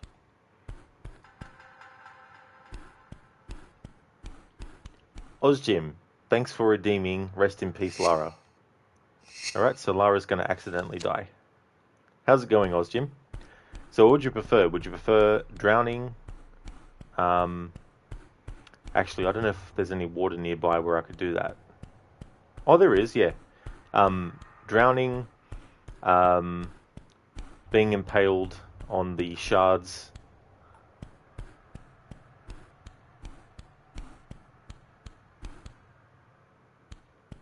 Casper, what do you mean, accidentally? Because Lara wouldn't do this really on purpose. She'd only it would be accidentally. Ozjim on the spikes? No worries at all.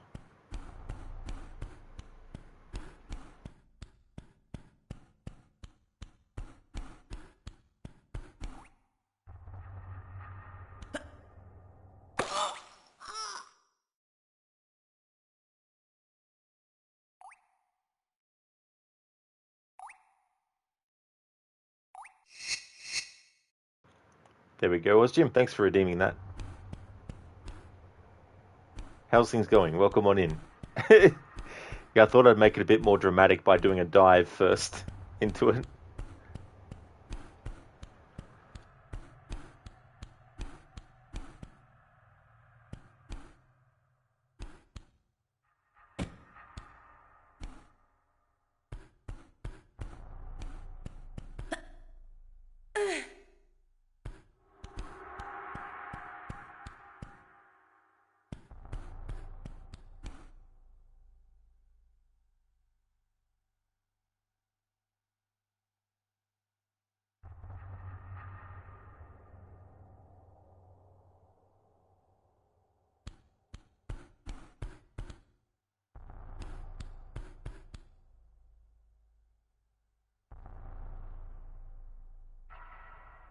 That's another great addition in the remaster. Having these windows not just be solid and you can't see out of them, but actually have them be so you can see through. And also that lets some light shine in and some light rays that aren't in the original.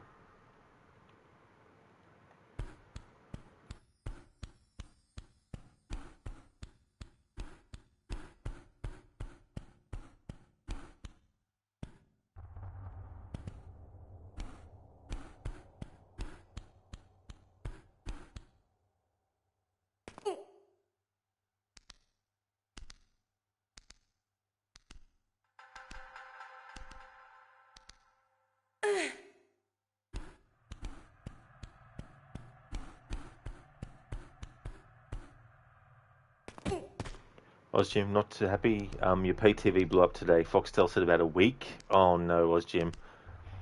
Plus, do you have to pay for the replacement as well? Or is it getting replaced for you for free? Because if it was having to pay extra, that'd be like bullshit. But that really sucks that happened at all. Ozjim, you have to wait a week for it to be replaced. Oops.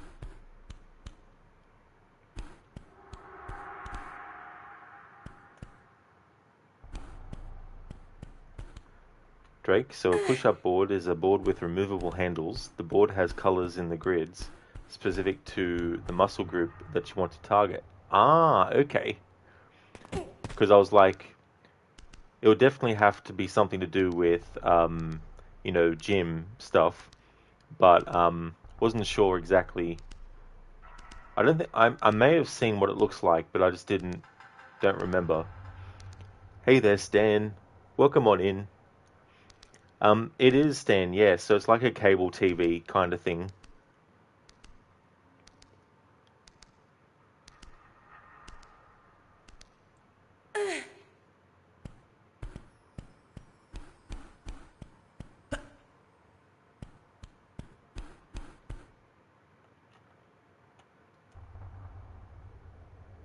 This photo is upside down, of course, because the whole ship has been capsized.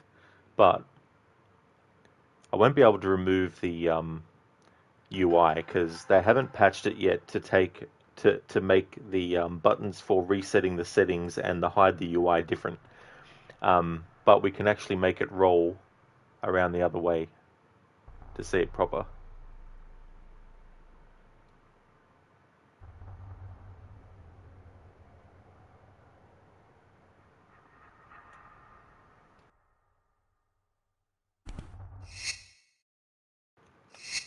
Jim, no, but you have to get your own techie to install. Oh, really? Oh, jeez. You'd think they'd organize that for you.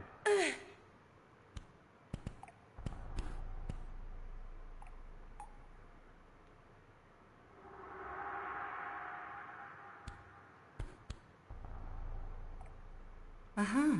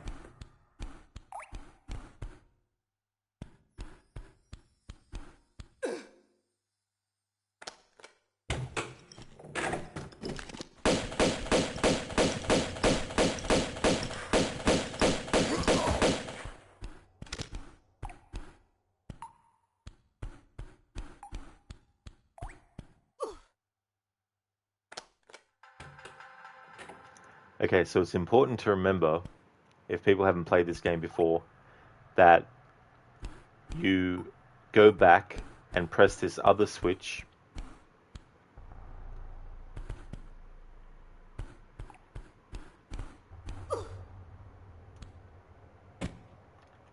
because, and the camera won't let me, oh, it will, let me go through this. When you eventually get to this spot and then you go through here and then get here, if you haven't pressed the switch I'm about to press again, then these doors will be closed and you won't be able to go forward through to this spot to get this. So you need to make sure you come back here and then press that. So it closes those doors so that when you come past, well, it won't, ironically, it won't let me actually go through with the camera since then, but now when I get to that other point, these doors being closed again means I can have passage straight away to go forward to get that item.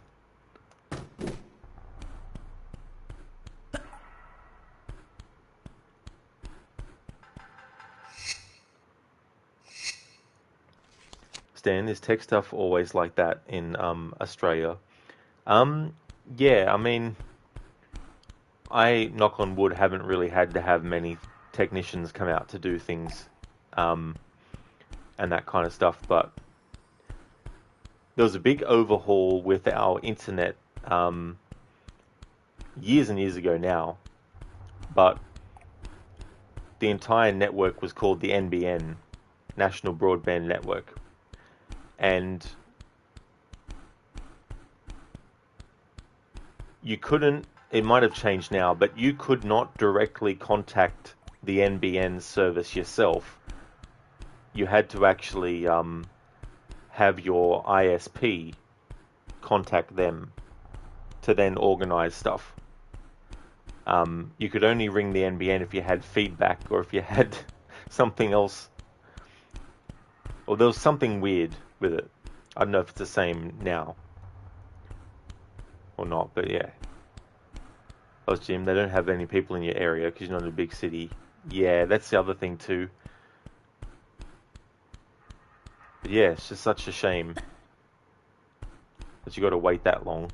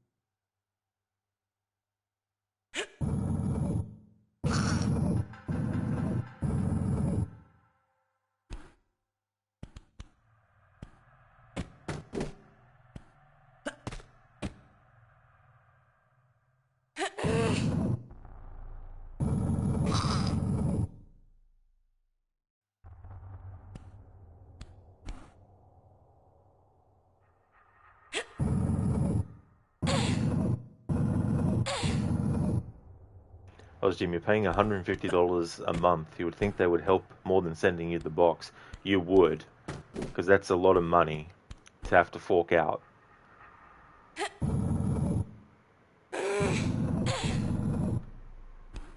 It's not a small amount, that's for sure.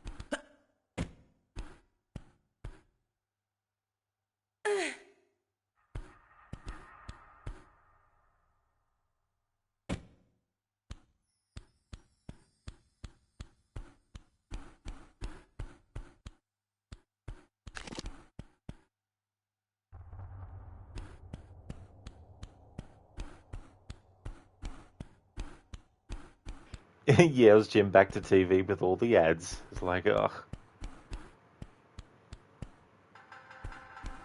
What's annoying too is when you have the ads on television, but then on the internet you have the same ads that happen on stuff, and you're like, oh, advertise me something different, jeez.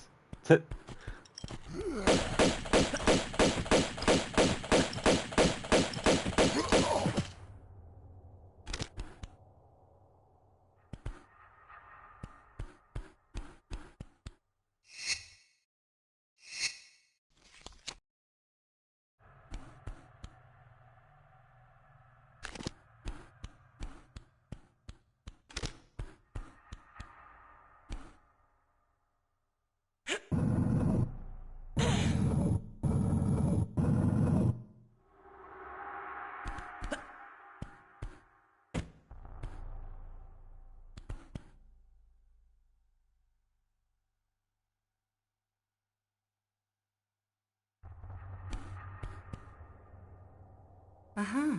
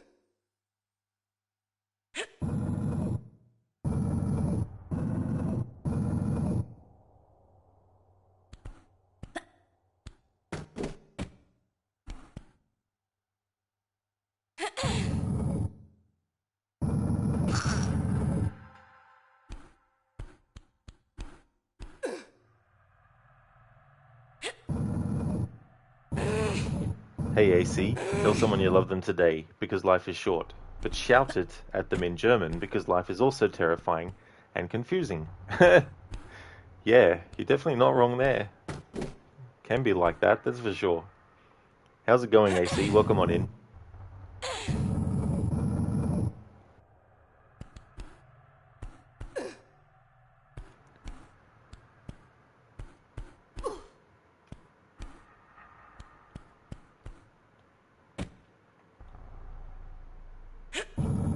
I was Jim. You get to see some pay TV off to Brisbane Wednesday. Your hotel will have it.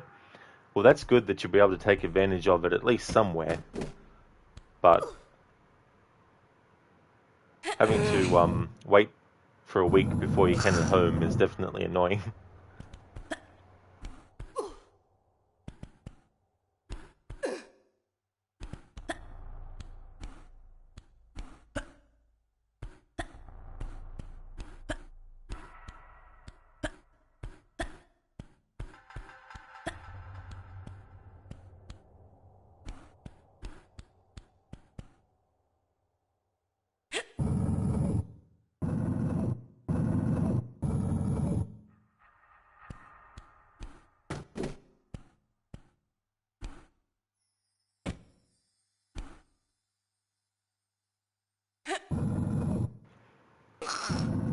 Casper fucking Micah Bell.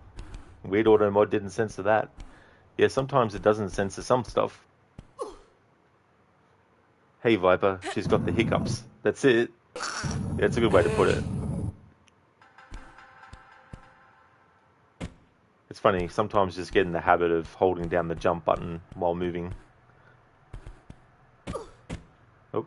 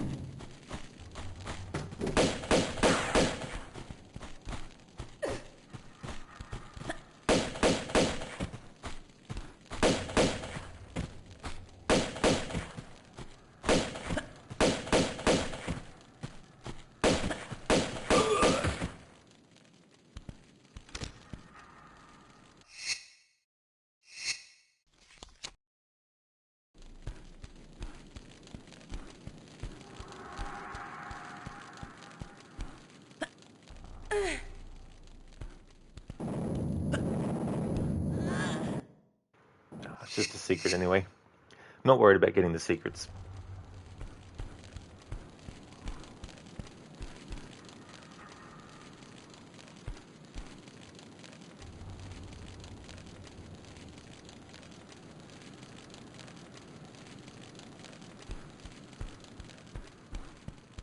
Ozjim, now cheating, lol. By saving. Oh, I see. Yeah, with the shooting. Yeah. Well, they can definitely cheat against you in these games, Ozjim, because you can be swimming underwater and they get free shots at you until you actually get to a point where you can climb up out of the water, for example. Or anything really where you have to climb up something, they get an advantage over you by being able to shoot you before you even get to where you need to grab to. Have you ever been wrong? I thought so once, but I was wrong. That's from Hercules, not a dad joke. Oh, the animated one.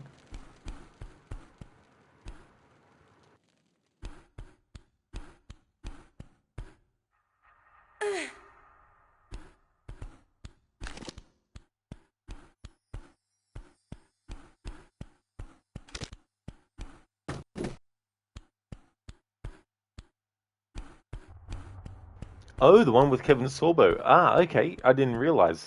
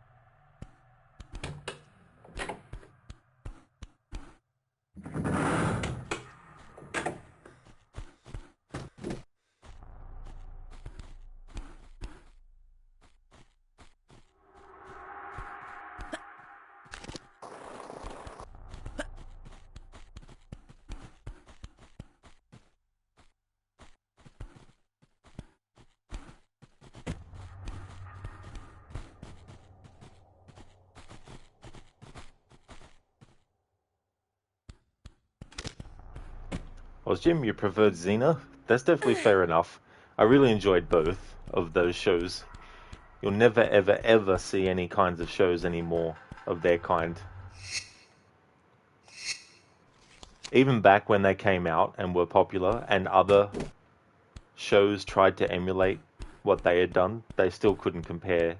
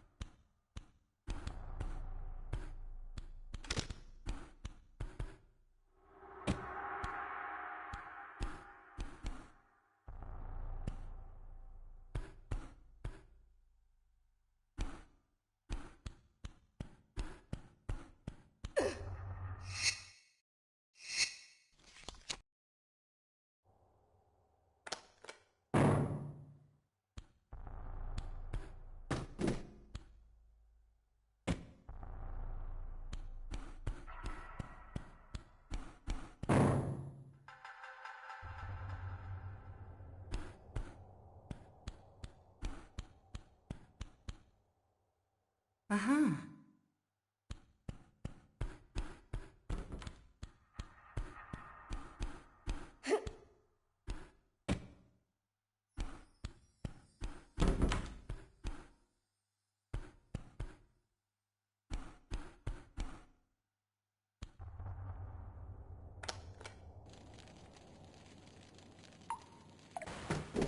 I was Jim, yep.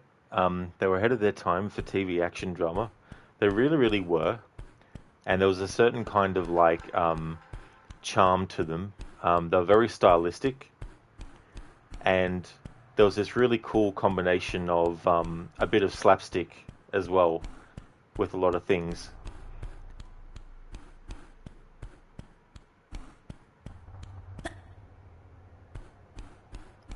Plus, the creature design was quite interesting as well. I mean, a lot of the CG stuff now is pretty, cringy in a way and cheesy. But they also did some interesting kind of like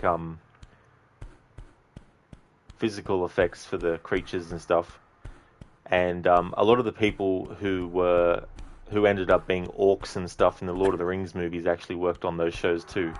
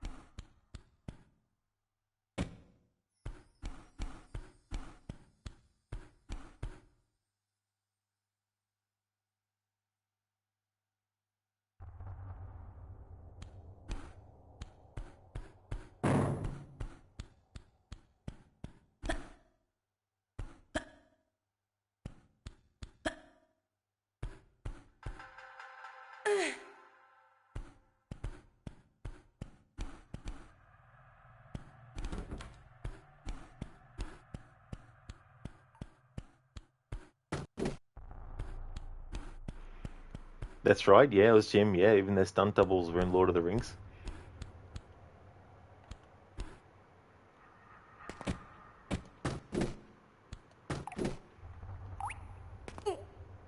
If you want to see the seeds that were sown for the style of action and humor and the styling of the fighting, Sam Raimi's third Evil Dead movie, Army of Darkness, is definitely a good prototype to look at, because he went on to actually be one of the producers, of course, on Hercules and Xena.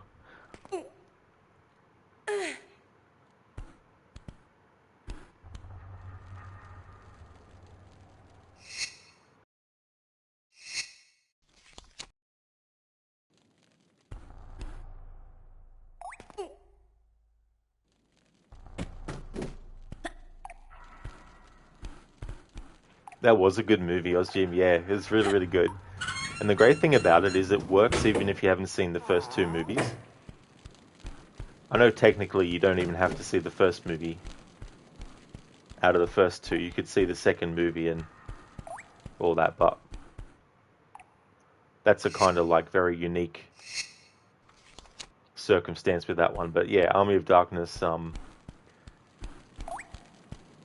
because it's so different tonally as well, I think that's what helps it actually feel like it could have been a standalone movie. And if you haven't seen the other two, it doesn't matter.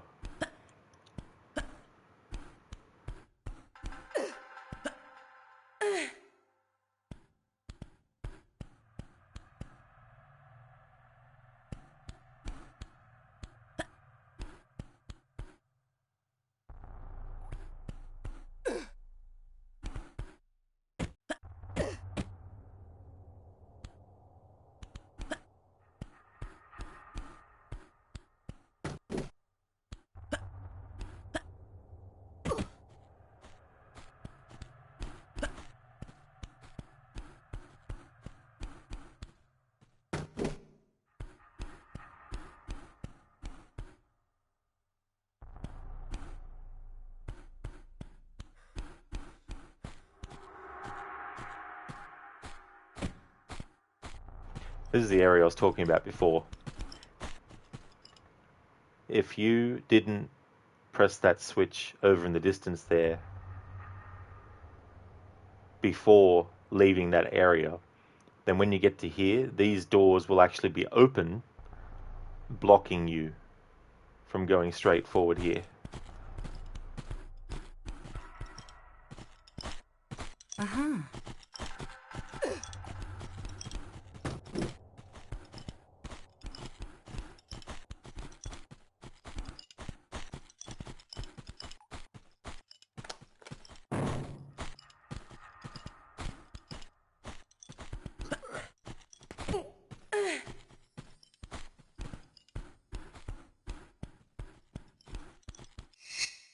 Oh, Jim, the comedy was so funny at some points. Your ribs ached from laughing. I don't blame you at all.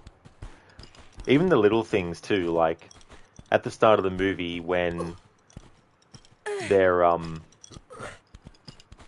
like the knights are stabbing the car because they don't know what it is, you know, and they're stabbing it and everything.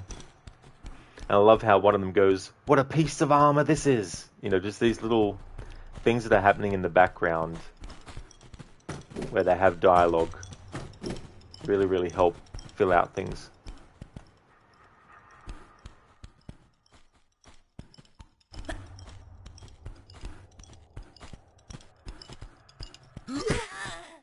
You motherfucker.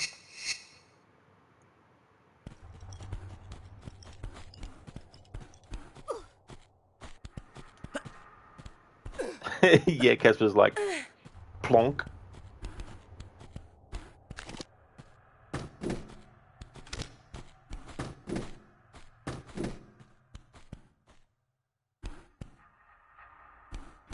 Casper game was like, guess what's around the corner? Surprise, motherfucker.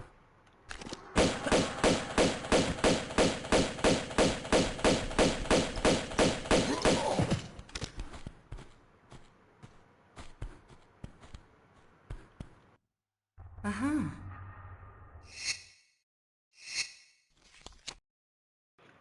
Sheila, everybody tried to stop Lara, and this guy was like, job's done. What's for lunch? It was so simple. Why couldn't you guys actually do it? Welcome back, Sheila. I know that you're lurking, but I mean, welcome back. Welcome back to chatting.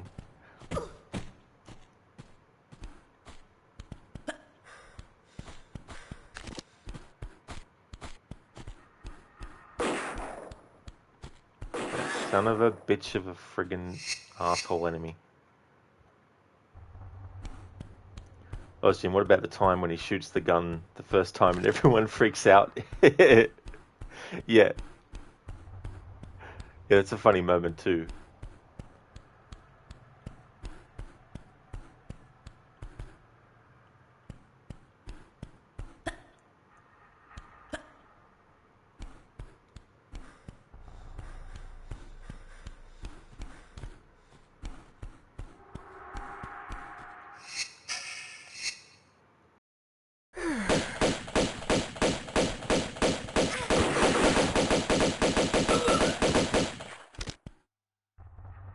Uh-huh.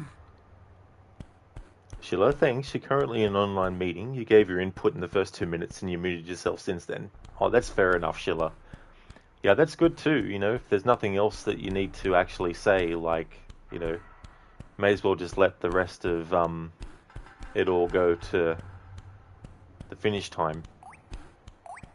Yeah, it was Jim. This is my boomstick. S-Mart's top of the line. You can find this baby in the sporting goods department. Retails for about $109.95. I can't remember all the dialogue, but it's a great moment in the movie.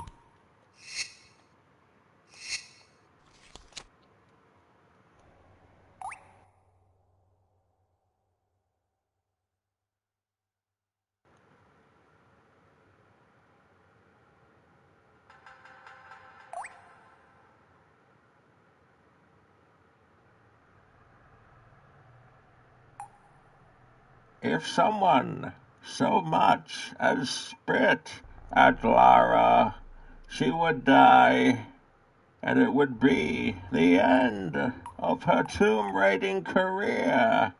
Just as I said that, Rod Legion had to heal her. Ha ha ha ha ha.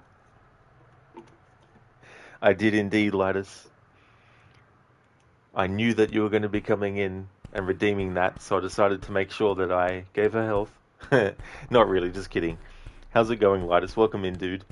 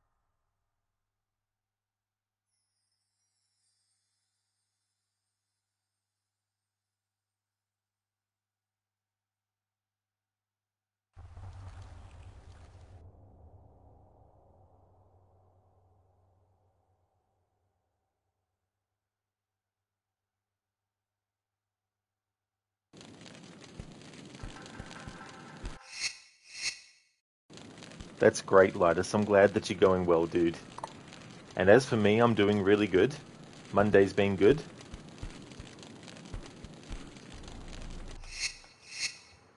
I was doing Rod's a fortune teller now. Drop 20 cents into the slot and get your fortune told. Now imagine being able to do that and be like, okay, the winning lottery numbers are 59, 8, 12, 22, 6, 74, and 1. And then you put them in and it's like, that's the winning numbers.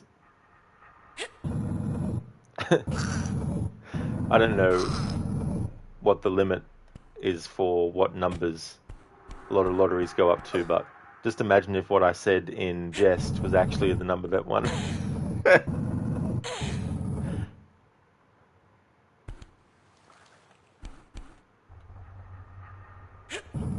There is a way you can cheese this, I think. If you have heaps of health packs, you can just pretty much go when the fire's there and grab the thing, and as long as you keep going into the menu to give yourself a health, you can drag this along to where you need it.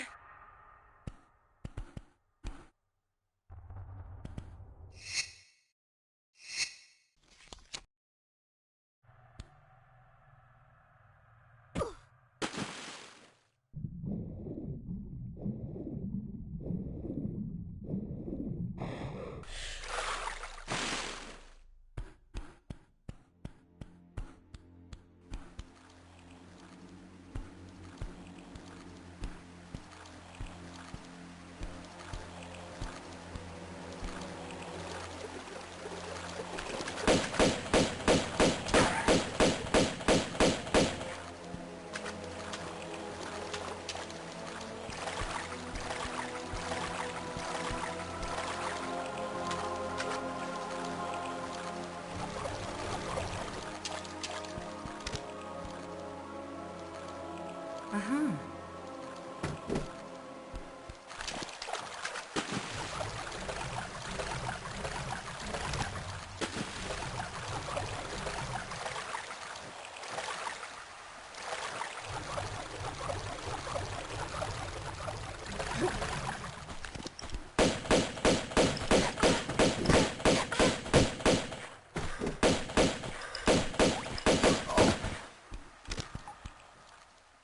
Uh-huh.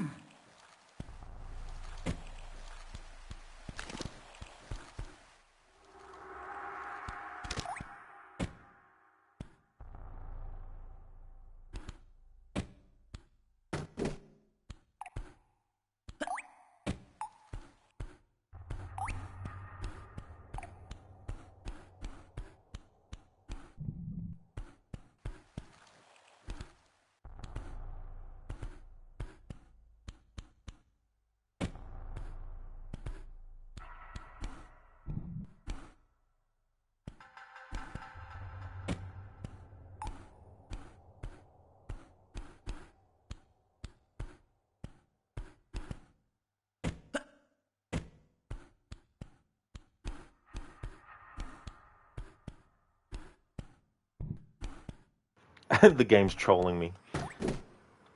Trying to get that camera angle to happen again. There we go. Show the comparison between old school and new school with this camera angle.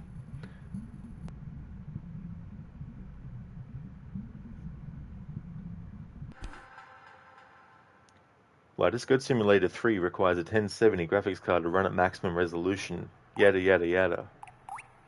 Man, Goat Simulator as well. This is funny. You wouldn't think a game like that would require that.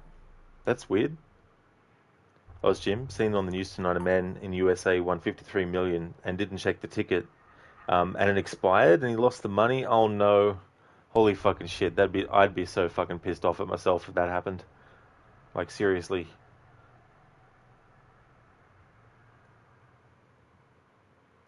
Glidus, it's so cool. Getting this game was the best choice ever made. I was definitely looking forward to it once it was announced, because I thought, great, I can finally also play the first 3 Tomb Raider games again on a console without having to worry about spending hours to get the PC versions to work. Can just load up the PlayStation, load up the game, and boom, straight into it.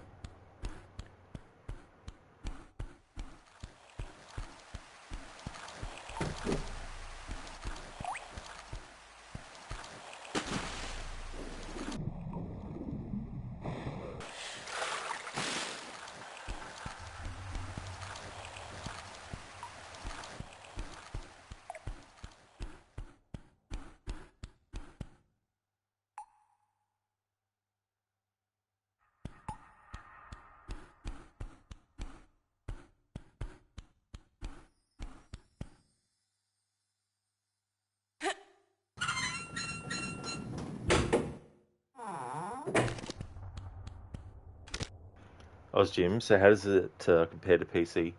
So when you switch to the old school graphics, these remasters are actually based on the PC versions of the game. Because, for example, in the PlayStation 1 version of Tomb Raider 1, the only way you can save is with save crystals. And you can't take them with you. You have to save when you find them. Whereas in the PC version of Tomb Raider 1, you have manual saves. In Tomb Raider 2 on the PlayStation 1, you can actually save manually.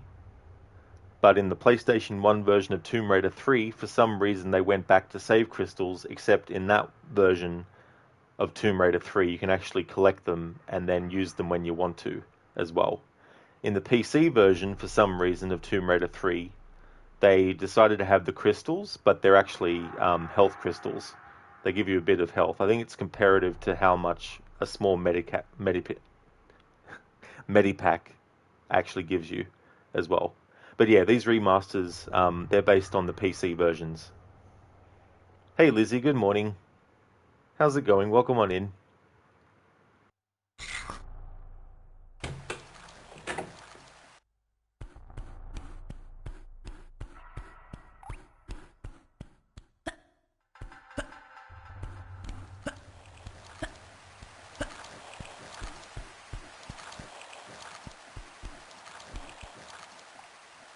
Uh-huh.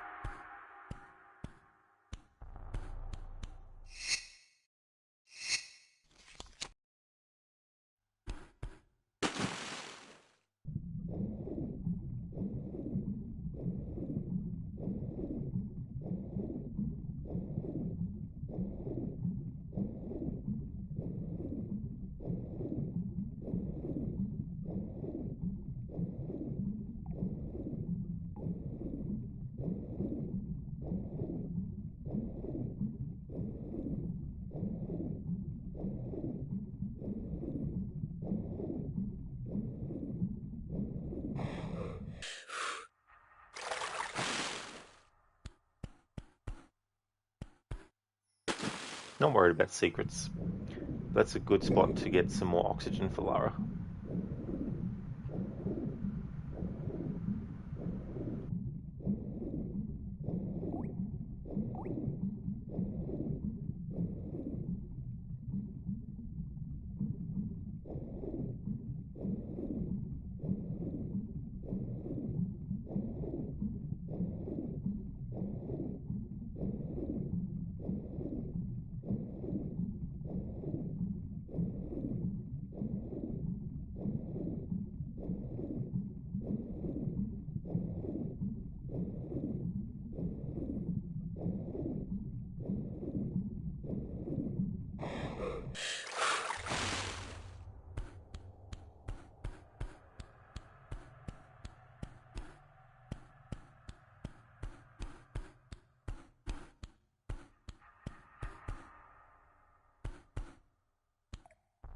Uh-huh.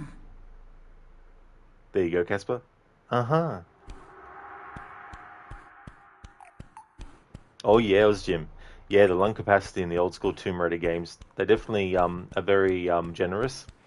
But at the same time, though, there's a lot of moments where it won't take long, relatively, for you to run out of oxygen, especially depending on what distances you have to make sometimes.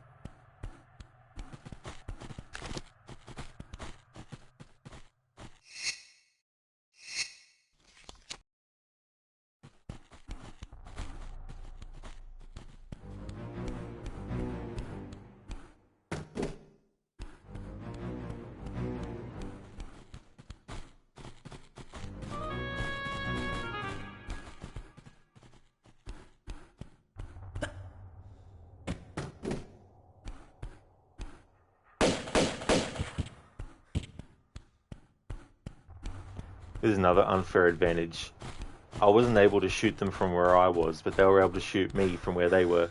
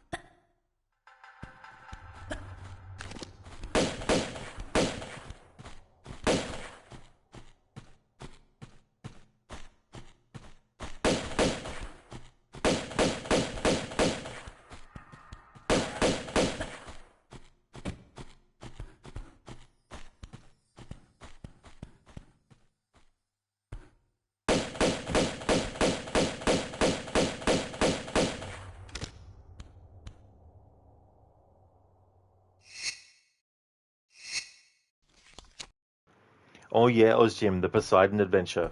Yeah, that's true. I've seen both versions. They did a remake with Kurt Russell called Just Poseidon for the remake. But that original one is quite good too, as well. But you're right, definitely same situation. You've got a ship that's been capsized and is upside down. And yeah, they've got to try and find a way off it. I remember that scene where that woman says that she used to be an Olympic swimmer or something like that. Because there was a part where there was like this submerged area that someone needed to swim through, and it was a very long corridor type thing.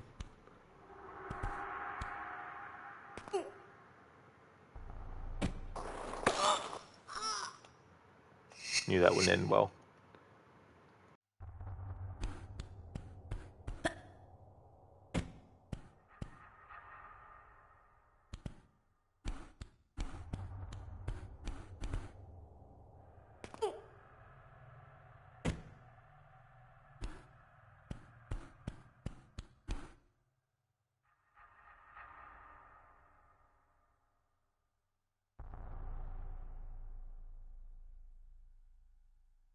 Oh shoot.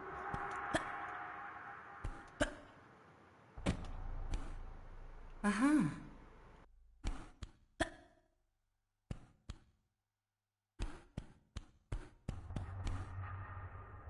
Uh-huh. Oh, Jim, yep, had to dodge all the debris as well. That's it, yeah. That would be a very, very like frightening situation to have to tend with. Uh-huh.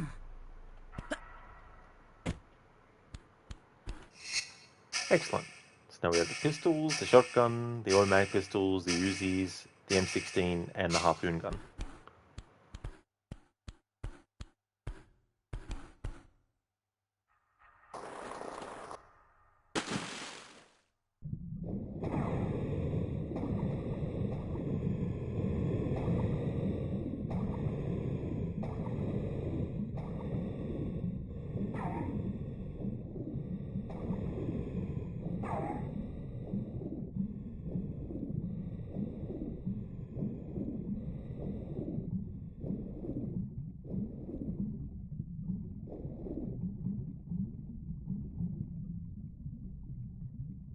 May as well show this while I'm dying.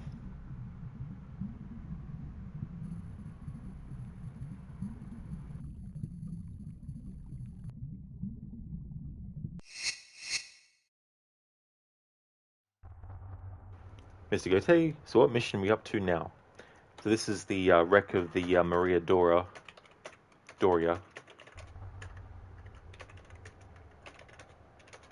Definitely won't be finishing the game today, that's for sure. Still got quite a lot.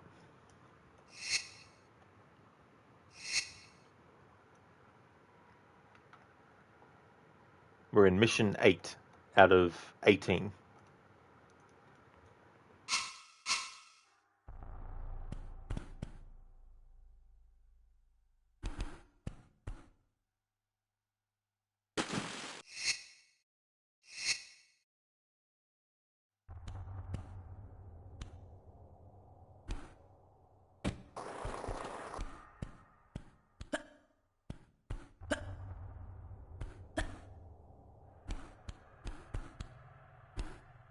Uh-huh.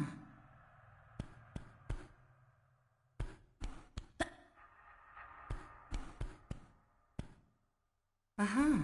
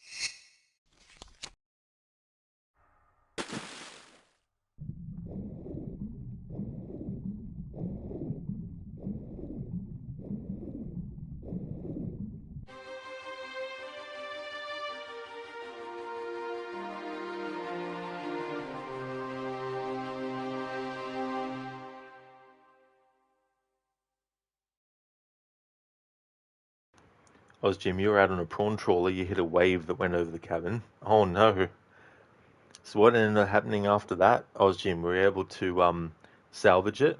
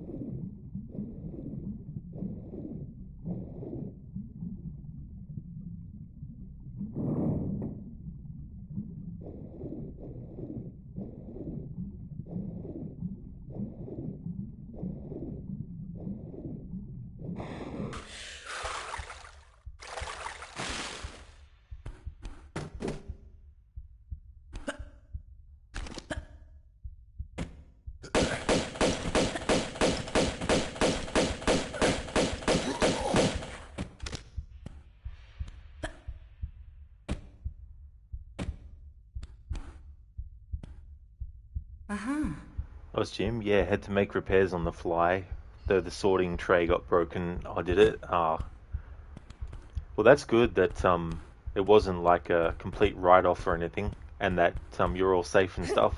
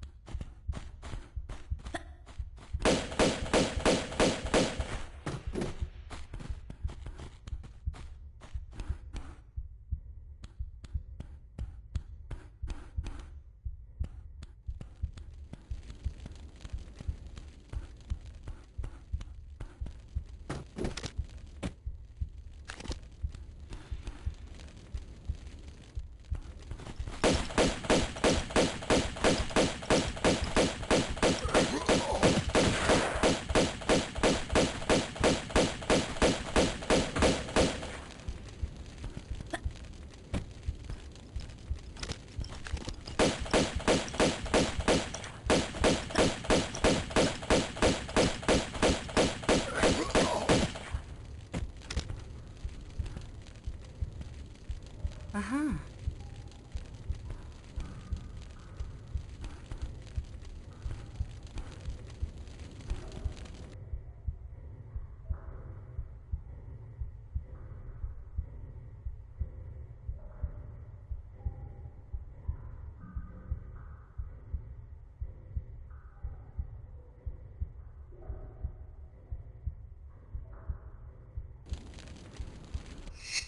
Jim, it scared the shit out of you, though. Oh, I don't blame you for feeling that way when it happened. Like, that's definitely understandable.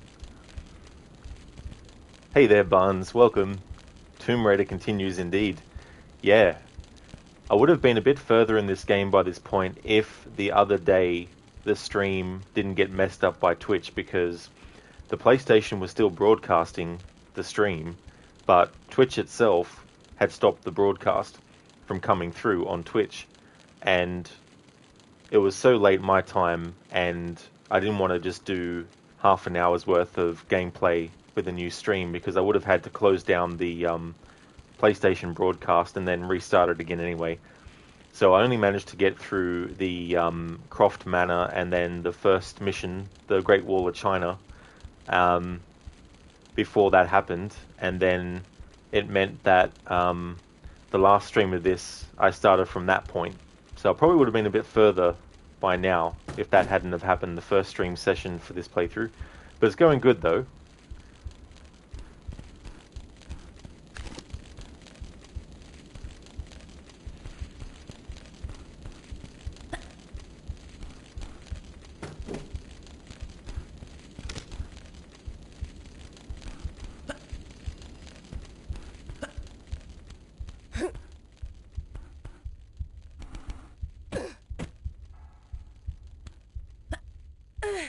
Yeah, it was Jim Touchwood.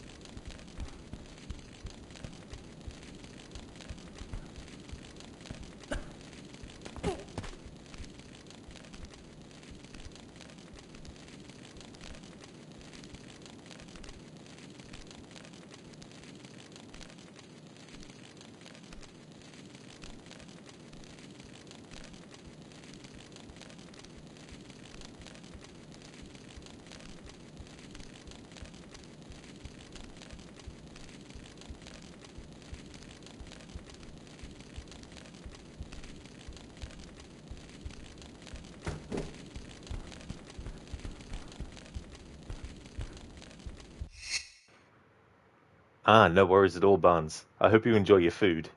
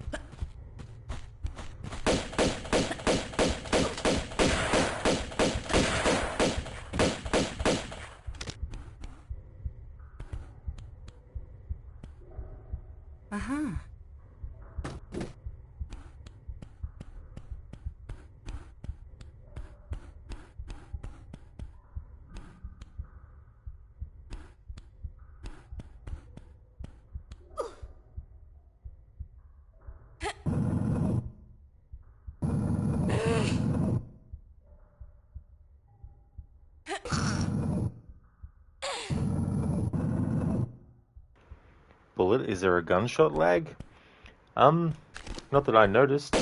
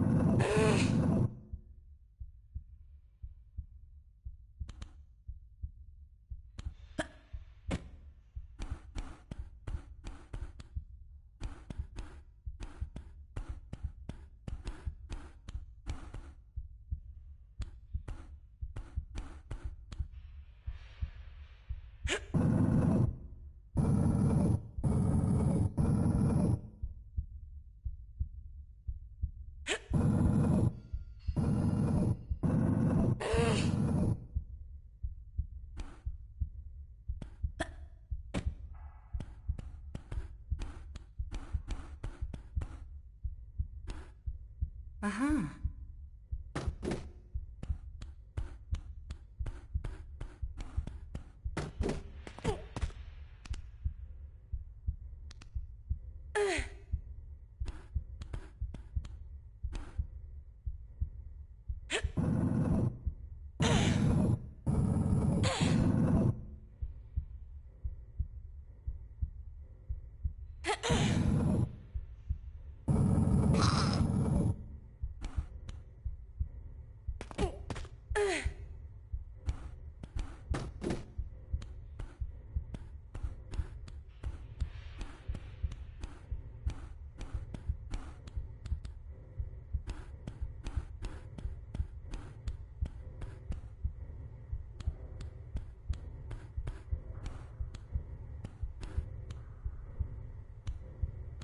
Not worried about secrets.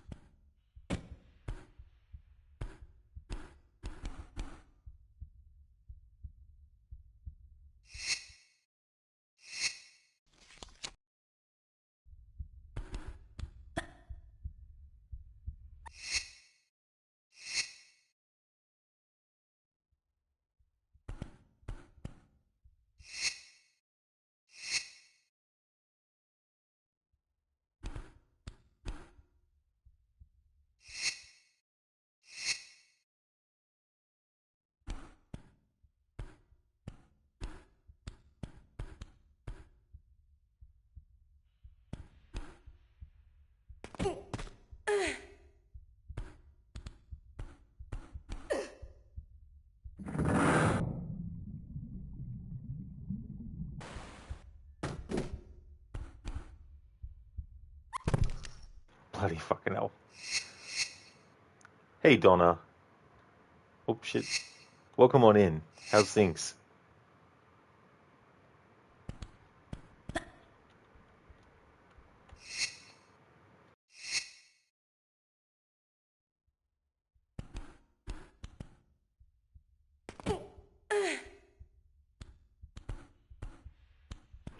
Oh, that's great, Donna. I'm glad to hear that you're doing well. That's excellent.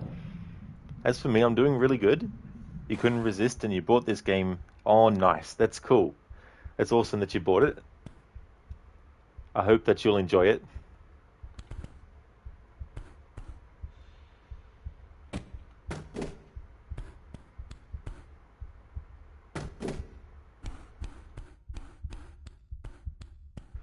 So, have you started with the first and going to go through, or is there one that you were looking forward to the most out of the three? You couldn't make it work with the modern controls. I don't blame you, Donna, at all.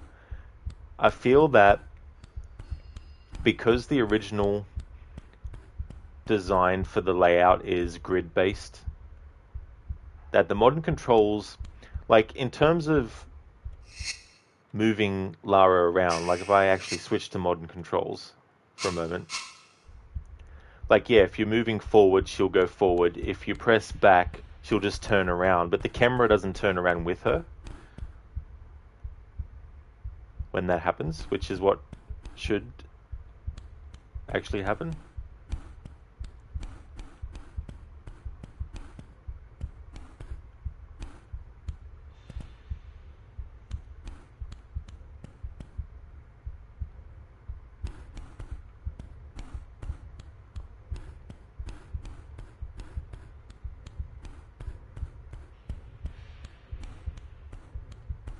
I mean, it does make it more interesting if you want to do like a top-down perspective kind of thing. But yeah, it just feels weird. Like, I get what they're trying to do, but yeah, the way that they design the levels in the old school games is all grid-based. So just, it doesn't feel right.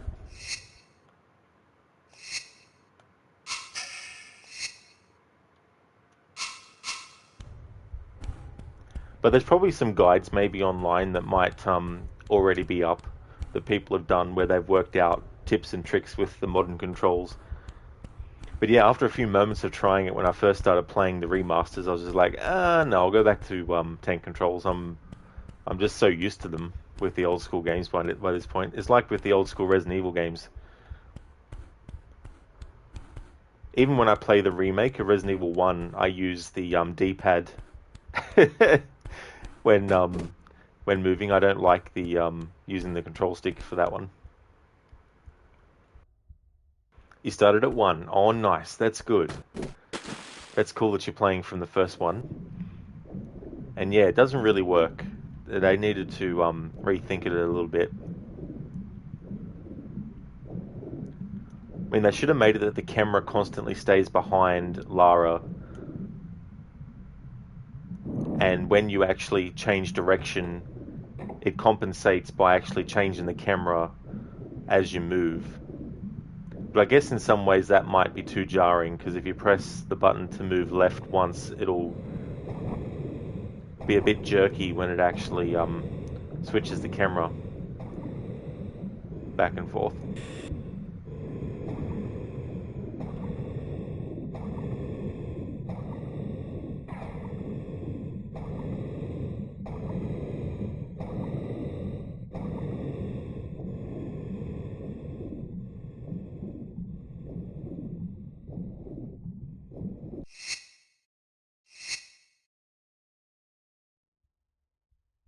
Oh no, I didn't save it after having done this before. Oh my god.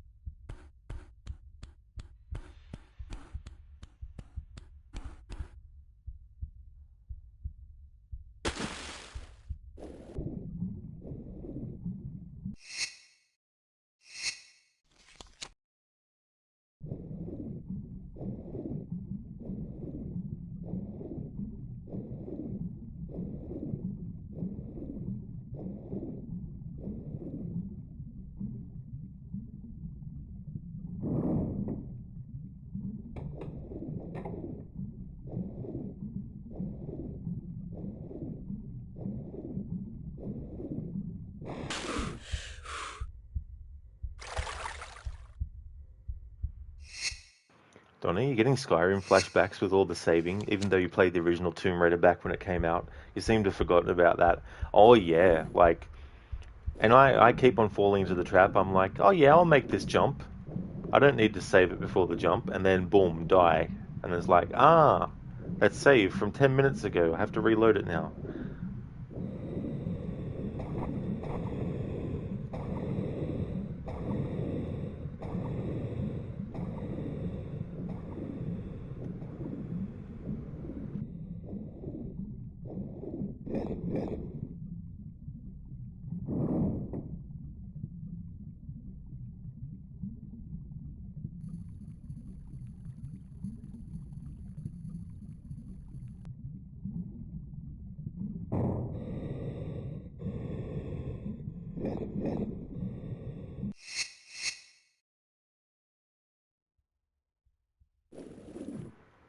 Bullet does 4 while rolling reduce harm. I think only in certain spots it does. I sort of get into a habit a bit of using it like that. But yeah, I don't know if it does it for every single instance, but I think there's some moments where it does actually help. I have Mr. Gote, yeah, very long time ago though. The version that I played through and finished was the Xbox 360 version. And I used to do a long-term playthrough of Skyrim on the Xbox One version. Oh, fucking hell. On the Xbox One version that didn't have an end goal date or anything like that. I was just streaming it every now and again. And the last time I streamed it was 4 years ago, probably. So that long-term playthrough went by the wayside. But I do actually want to do a playthrough of Skyrim again. But when I do it next time, of course, it will be actually dedicating time to actually do it from start to finish. Probably wouldn't do anything crazy with the game though. Like I probably wouldn't do like every single side quest and all that kind of stuff, but it would be good to play through the game again.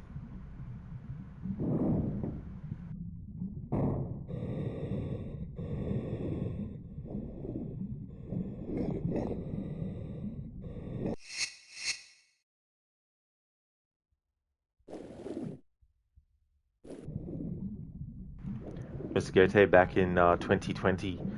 Yeah, I think it would have been actually. Maybe even before that. It's been a long time since I did a stream of it.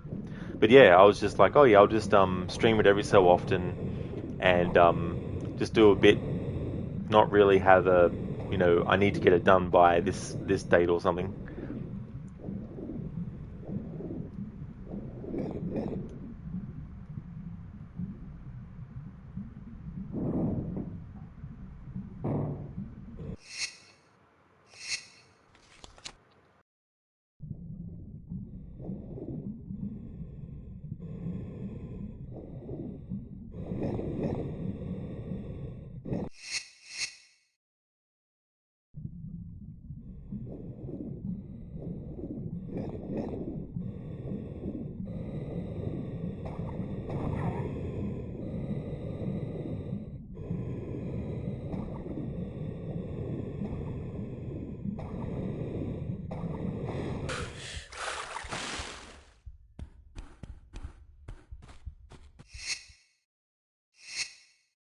Mr. Gote, thank you so very much for the 3 years, 4 months, 3 days, and 20 hours of followage. Thank you so much. Mr. Gote, so a few years before I found you. Yeah, probably 2019 or something was the last time I streamed Skyrim. Hey, Placenta, welcome on in. Hope it's going well. I have, Lizzie, yeah, only once, the Xbox 360 version. I played through it and finished it in about, I think it was 2015 or something. So it took a while for me to actually finish it because it was one of those games where I was just like, oh yeah, I'll just take my time with it. And did side quests and stuff. And then I was like one day, you know what? I should actually focus and do the main missions, main quests, and finish off the game. So I did that.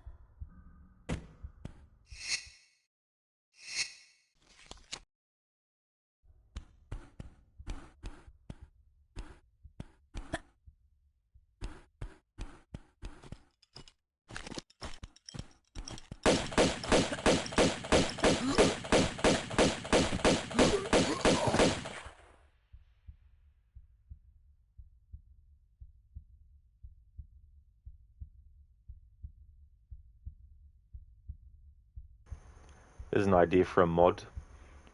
Make this glitched version of the inside of Lara's face actually what her face looks like, front on.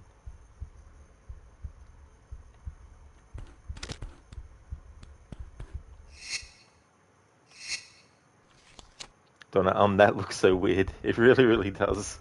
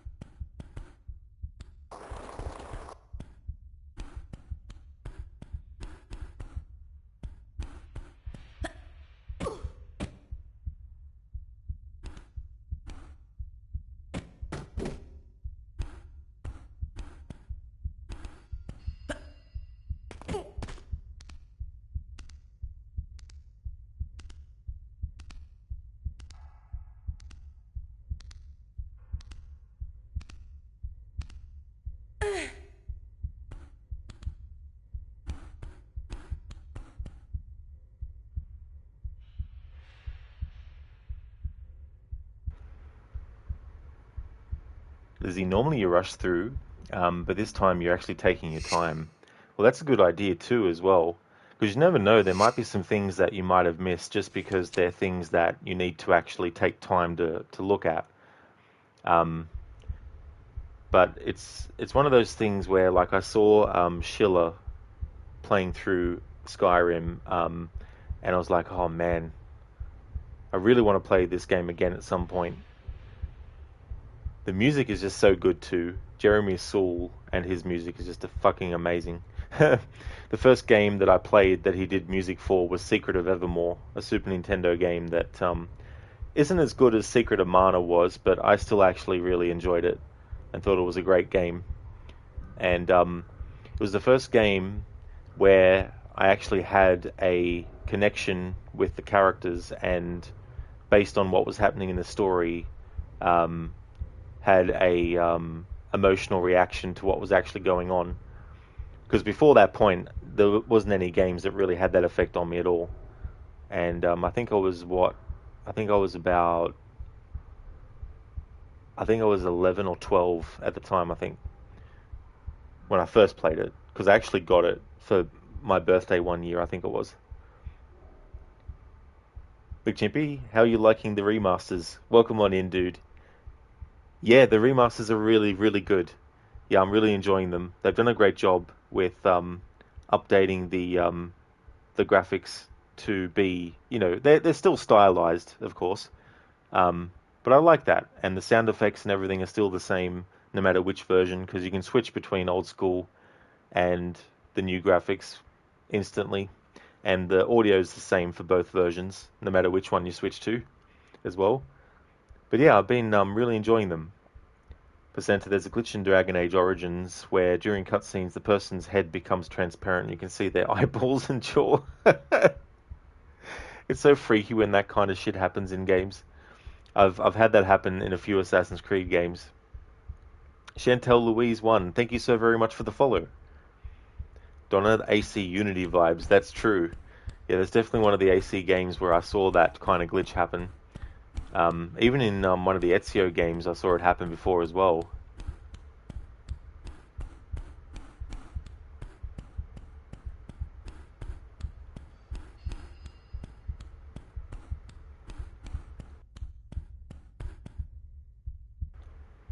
And then again, the most recent Cyberpunk still has glitches where you can walk through people, cars will kind of melt into the ground, people walk through solid objects, people smoke cigs and the cig will be floating around 2 feet from their hand. Oh yeah, the usual kind of stuff. But that is very weird too as well when you see that happen. Stu Bowl 321 and Dogax, thank you so very much for the follows. McChimpy, glad to hear it, man. You've been loving it too. You notice it in Tomb Raider 1 when you're underwater, the sound changes slightly. There is a weird effect when you switch to OG version. Yeah, yeah. I remember in the original version too, like of PC, that when you're underwater, the music stopped completely. So yeah, but no, I'm very happy with them. I'm glad that you're enjoying them as well.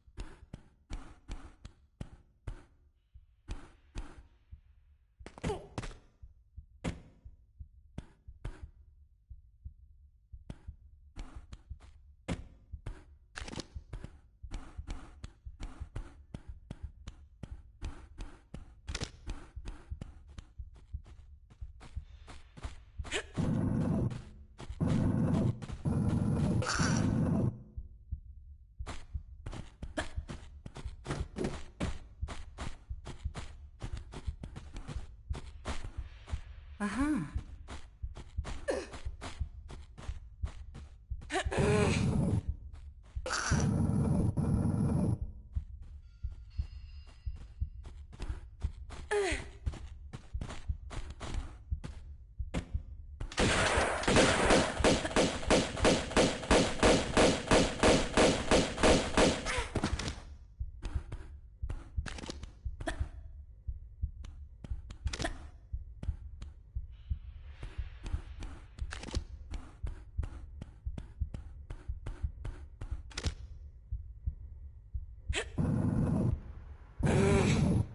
Sheila, did you know what if you hog-tie Dutch, throw him down a well, throw some dynamite into the well, and follow him, that he is still alive? It's because Dutch had a plan. Yes, his plan was immortality, but he must have lost that plan in Red Dead 1, though, by the time his fate arrived. Liz, did you actually do that? Oh, you're talking to Sheila? Yeah. That'd be so funny, though.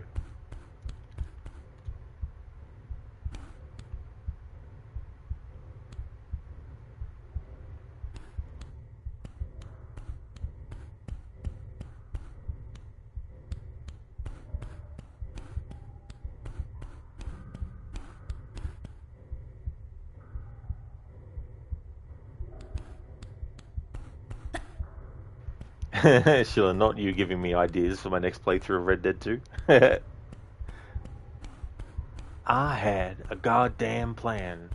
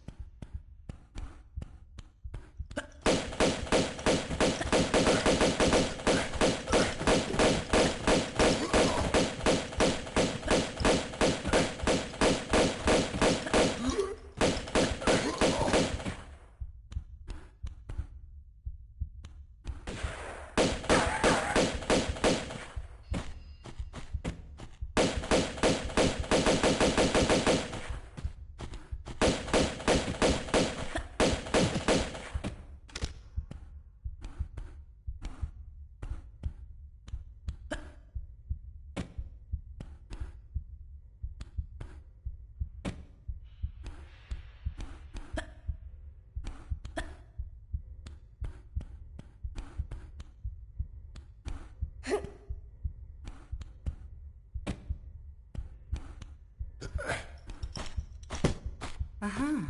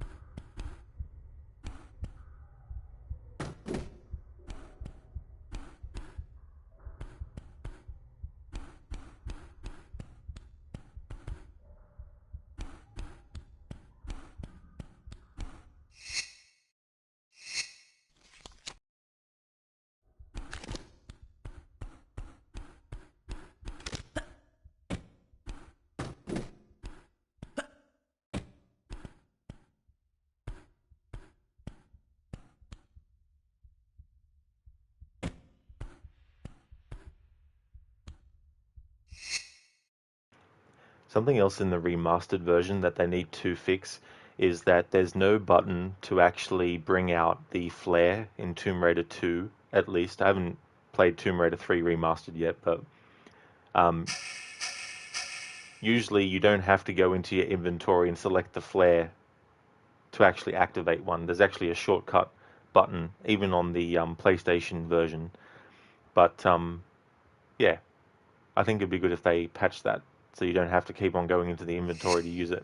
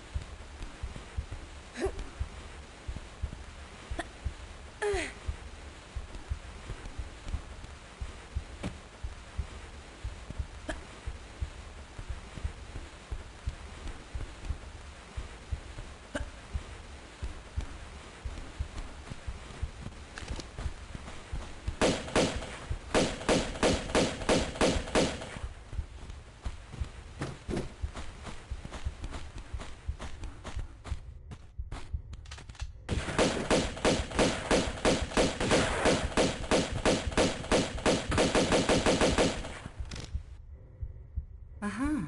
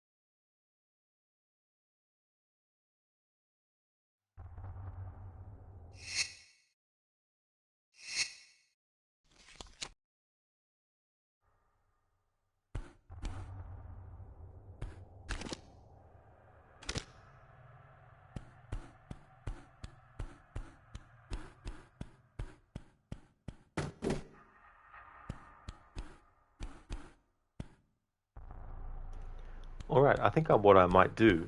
Oh, take care of this flamethrower guy now.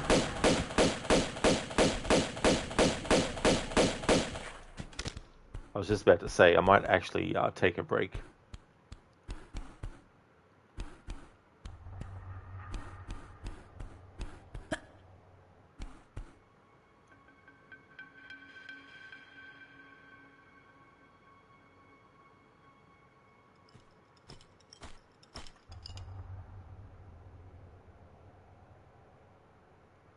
I wish I could get rid of the UI without it resetting the camera, because in the PlayStation version they need to patch out the fact that the same button to reset the settings of what you choose with the photo mode is the same button that hides the UI. So they really need to fix that, so that you can actually change the pose and keep the face different expressions without having to keep the UI on the screen as well. Pressing the square button doesn't do anything, and there's nothing in the actual control options to choose to be able to actually do it.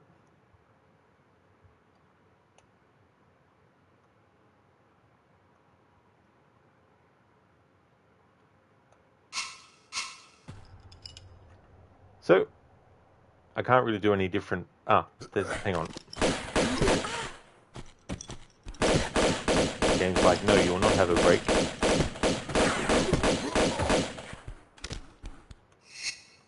Anyway, let's reload the save I made.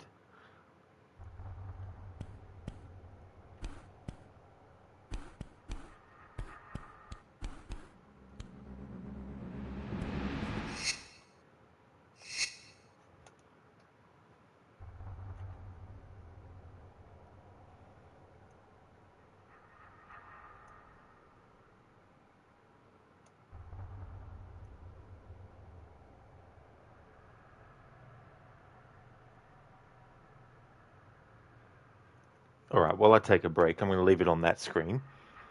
Dogex, why skipping the secrets? Every time I play these games, I don't like to get all the secrets. So I'm leaving them for this playthrough because it takes enough time for me to get through the games without worrying about getting the secrets and all that kind of stuff.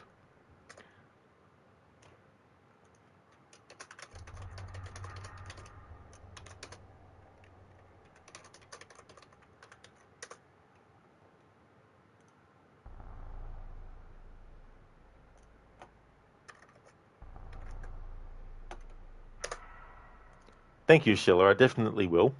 I'll be back in about 10 minutes to continue on.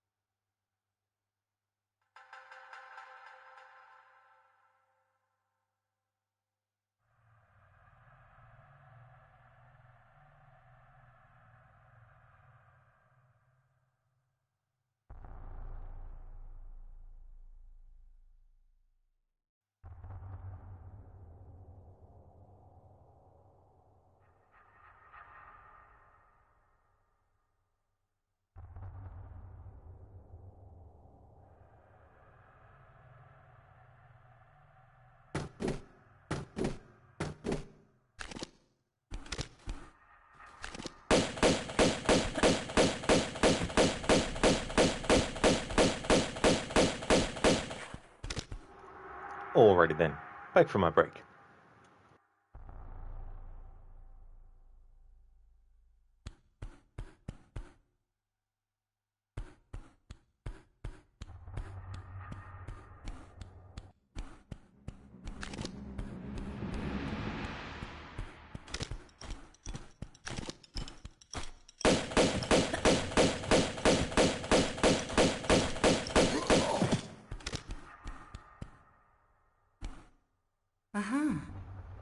Lizzie, probably because you want to have a reason to replay it.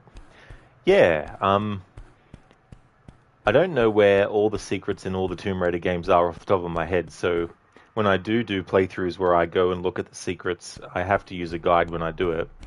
But last year when Tomb Raider 3 was celebrating its 25th anniversary, in that playthrough I got all the secrets, because it had been years before last year that I actually got all the secrets in Tomb Raider 3.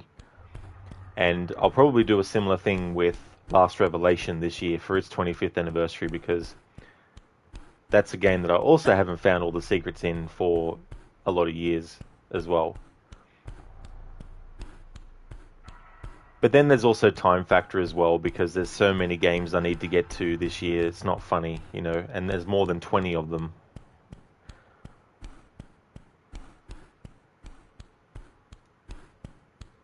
Because there's a lot of marathons I want to do, and some franchises of those marathons have like 6, 7, 8, 9, 10 games in them.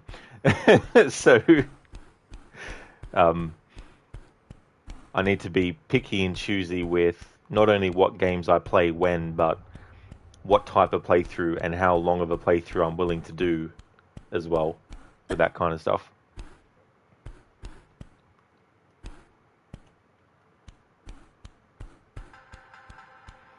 Yeah, Lizzie, yeah. I mean, to name a few, there's Mortal Kombat. I want to do a marathon of the mainline entries in that game, with the exception of side games like Mortal Kombat Mythology Sub-Zero, because I do like that game to a point. So I want to include that as well in the marathon, but I won't be playing Special Forces, that's for sure. Oh, and Shaolin Monks as well. I'd probably want to play that because I haven't played through that before. So there's there's now 12 mainline entries in that game, in that series alone. Then there's Resident Evil. I want to do a marathon of all those main games. Then there's a lot of movie-based games I want to do marathon playthrough of. Then there's my annual playthroughs of Tomb Raider, my annual playthroughs of Assassin's Creed. I want to get to the Uncharted series and replay through those.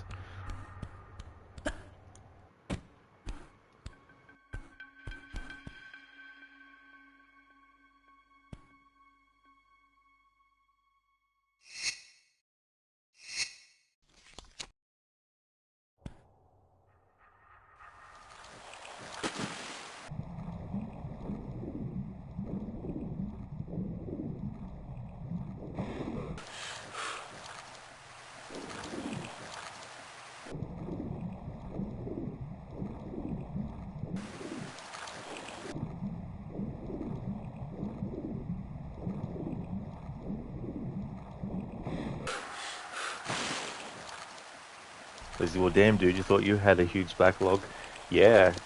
And then there's games that are celebrating their anniversaries as well.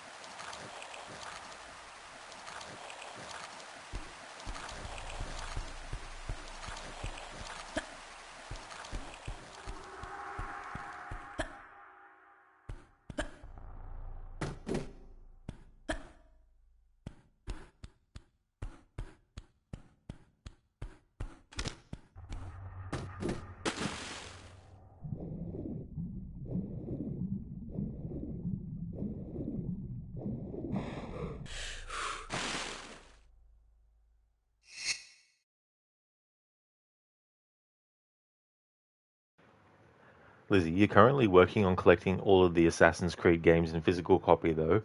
Oh yeah, Lizzie. So, what ones do you have so far that are that you have physical copies of?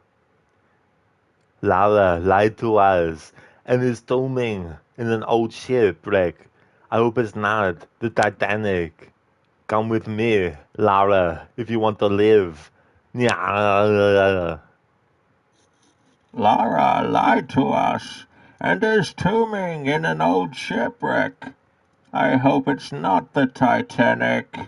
Come with me, Lara, if you want to rule Gotham. Ha ha ha ha. Thanks for redeeming those, Lidus. We are indeed raiding an old ship, the Maria Doria.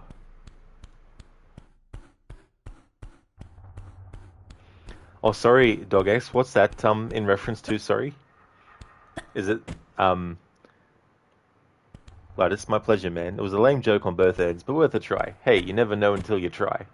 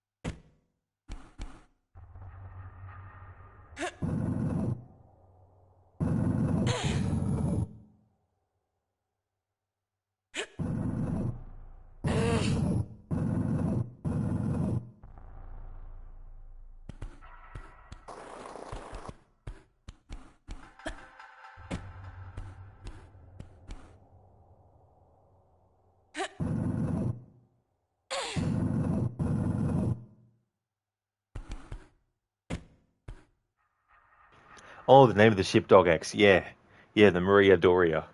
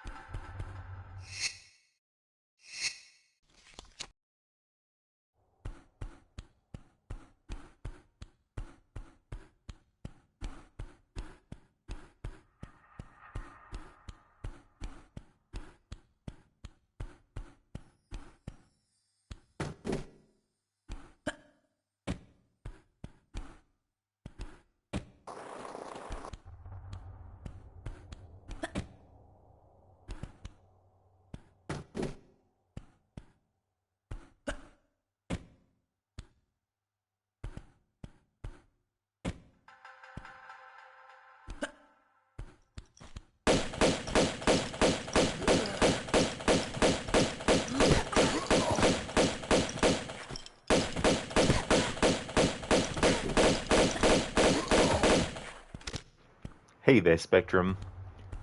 Things are going really, really good. Uh-huh. How's things going with you?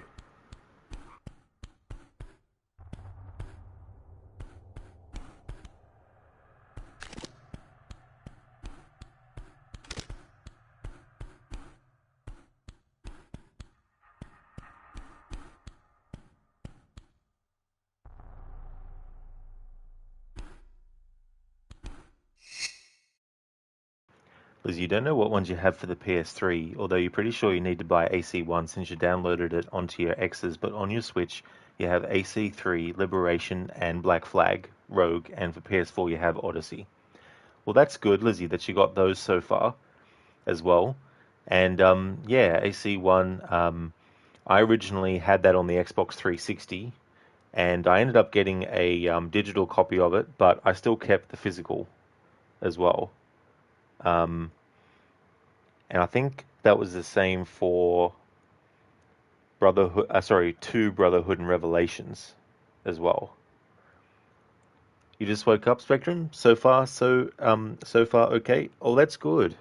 Well, I hope you had a good rest.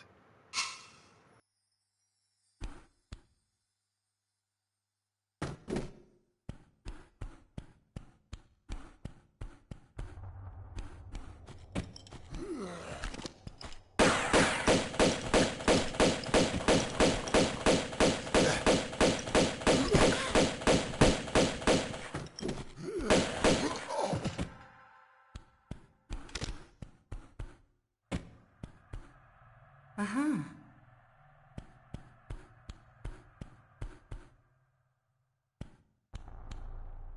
Uh-huh.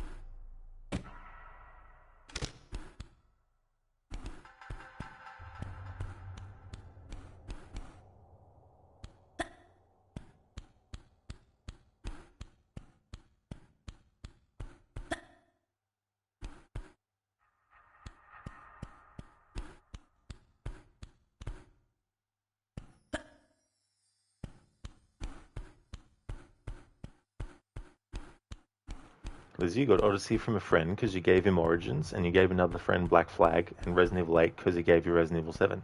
Oh, nice. That's good too sometimes to trade.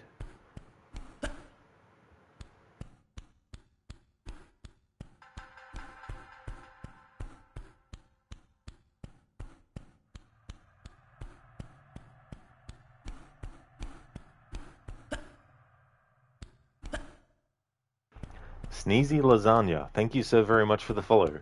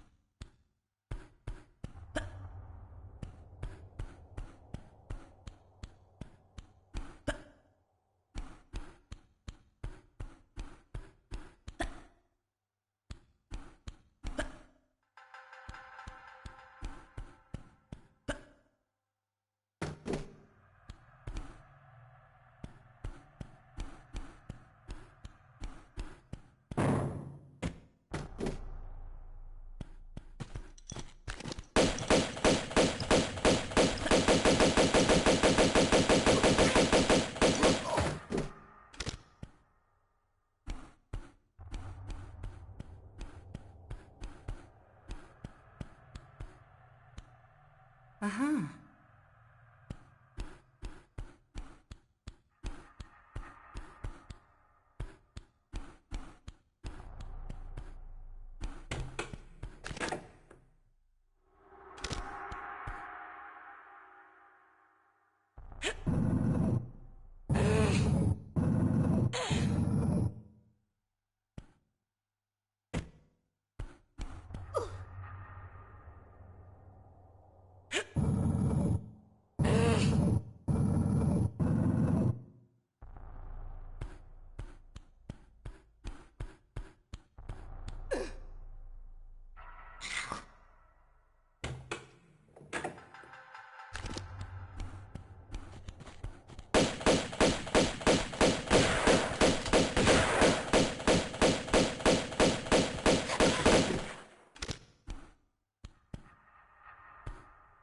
Uh-huh.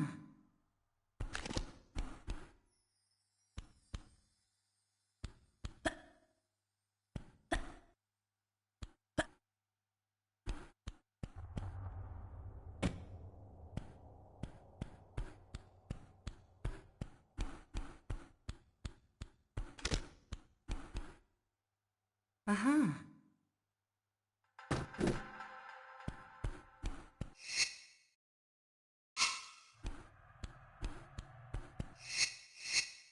No.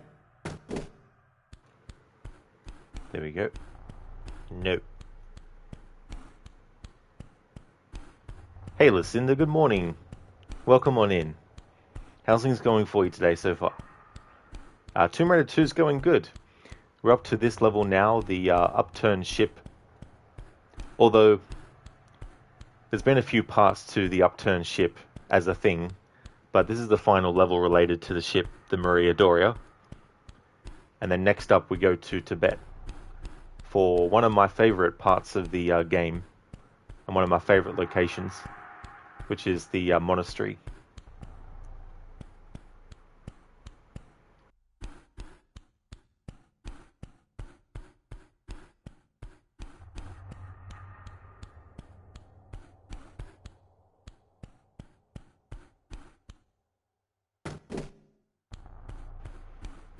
Lizzie, sadly, you have way too many hobbies, and they're all expensive. Yeah, that's often the way, isn't it?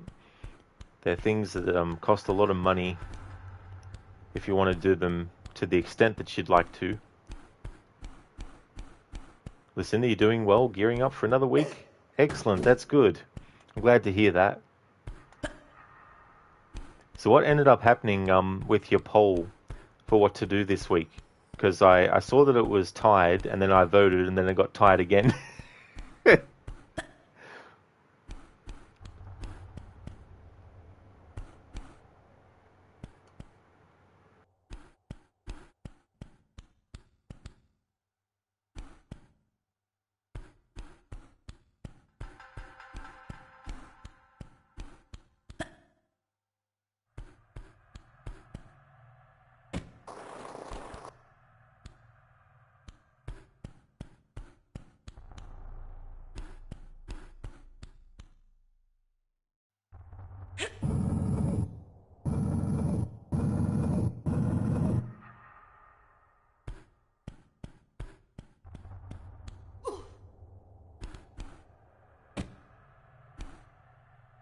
Uh-huh.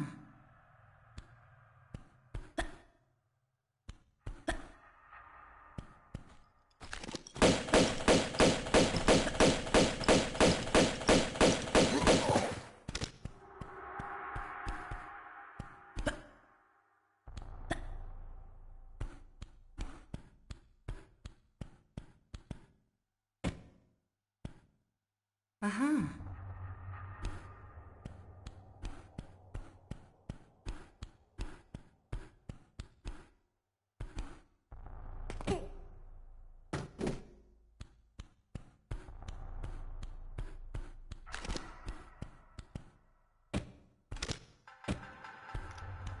Lizzie, and you can't have a job.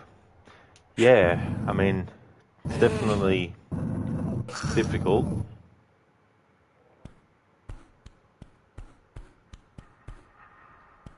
Listen, the poll was determined to what you were going to play for the rest of this past week, whether Dishonored or RE2 Remake, whether people wanted you to finish Dishonored or play Valhalla since the last week's stream schedule was so messed up. People chose RE2 remake and Valhalla, so it's Valhalla this week. Ah, gotcha, Lucinda. Okay, cool. Yeah, because I wasn't sure what game you were going to end up be playing this week. I can't remember now what story arc you got up to.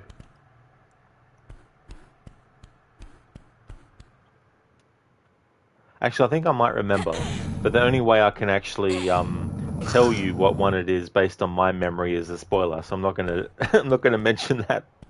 But I think I know which one you're up to now that I think about it.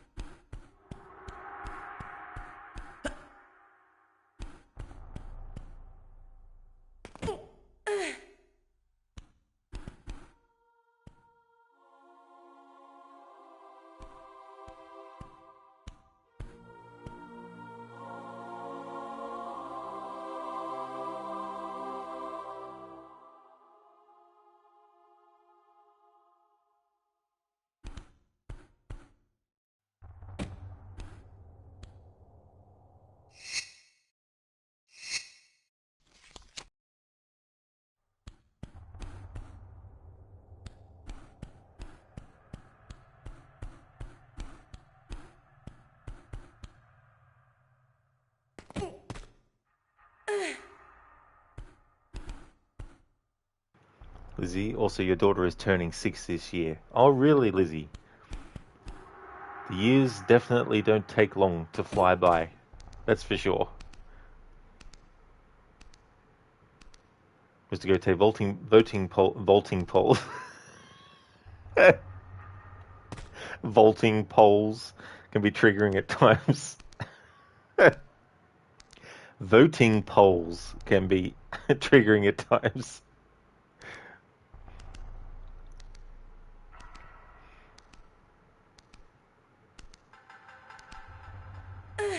Listen, do you need to join Basim in following a lead? He has to find Sigurd in Sussex, but it's said to get as many alliances as you can leading up to it. So you're doing Essex today since you meet the power level requirements. Oh, that's good then.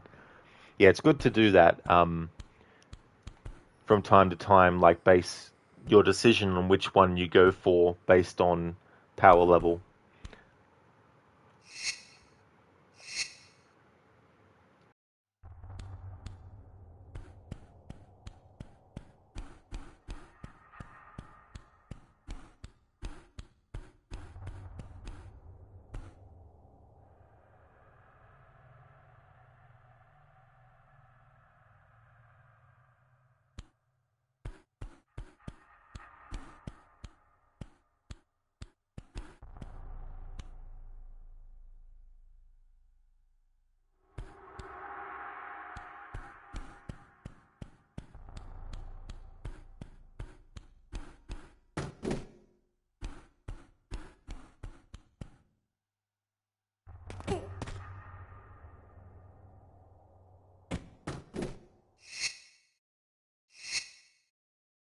Liz, you wish you could rewind everything, honestly.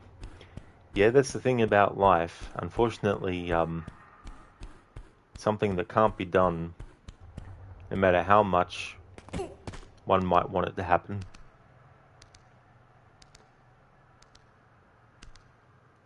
Mr. Gote, yeah, let's just vault all over these poles. Exactly. Every one of them. Simple. Simple solutions. Listen, the both areas are the same power level, but it says to get as many as you can before Sussex, so yeah. Oh, yeah, in the story, sorry. Yeah. Yeah, it's definitely good.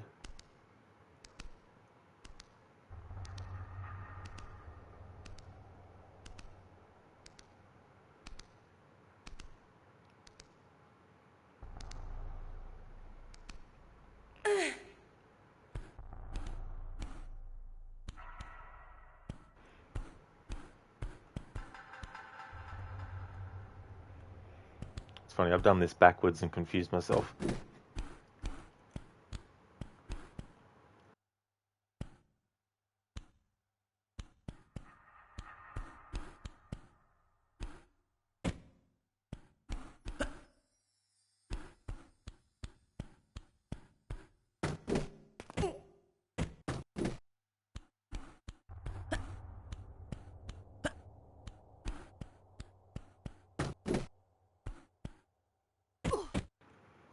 Listen, you use poles mainly just to see if there are any strong pulls to specific things. If a pole is super close, you'll just do whatever you feel like. If it would have been tied, you probably would have played Valhalla because you want to know where the story goes next. And that's definitely understandable too, as well. Especially when a game's story actually pulls you in a lot. It's like a good book or something. I need to read the next chapter. What's going to happen?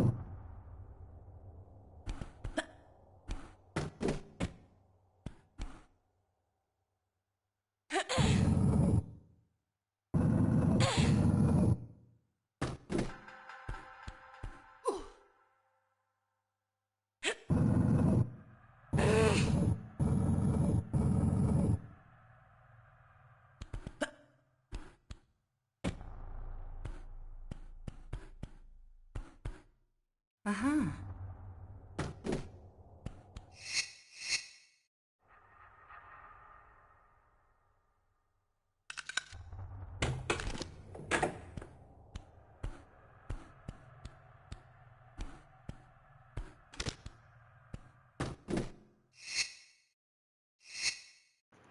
Lizzie, your mood has just been crap lately and you're just waiting on freaking paperwork in order to see a therapist. Also, you need to get back into Assassin's Creed. You downloaded the Ezio Trilogy on your Switch and you've been playing through that. That would definitely be frustrating, Lizzie, having to go through all that, and also once you've actually done all the paperwork, having to actually wait till that paperwork's been processed and you get the next step forward.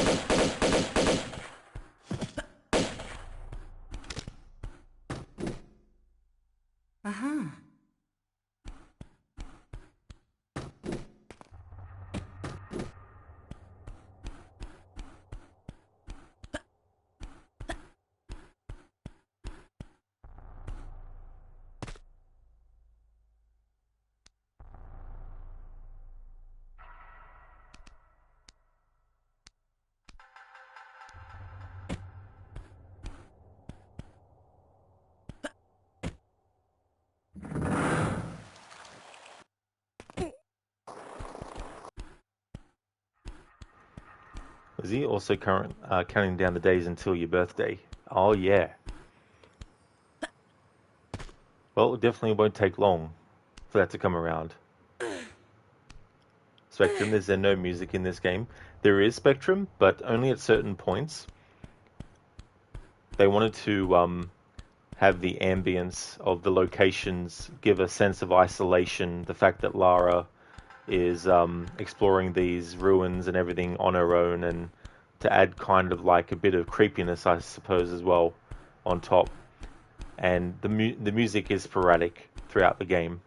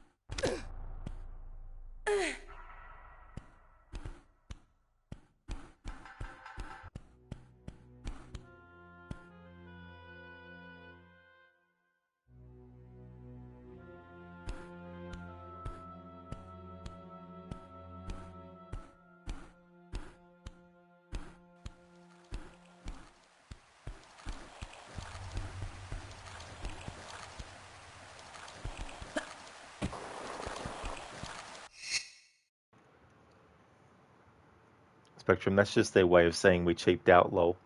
I guess one could take that view, but I actually think it adds to the charm of the old school Tomb Raider games not to have music constantly happening all the time. I don't think games need to have constant music happening all the time.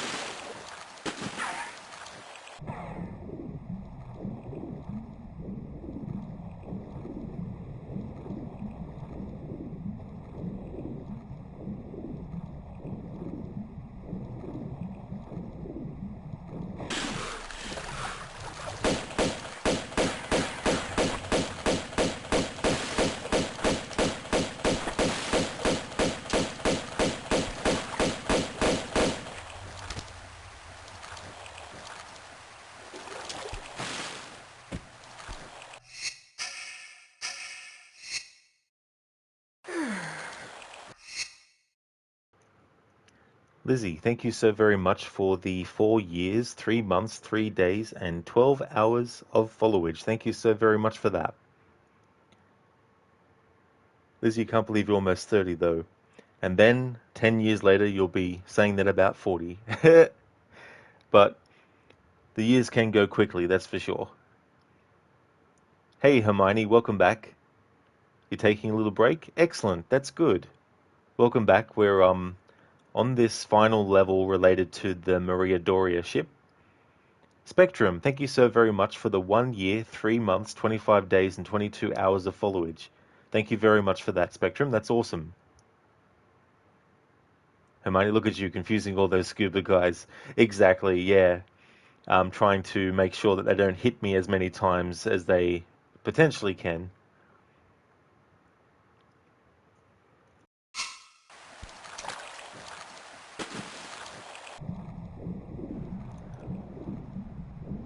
I wish I could say that you could just basically climb up on top of this raft, but the game is programmed as such that Lara won't be able to pull herself up onto it.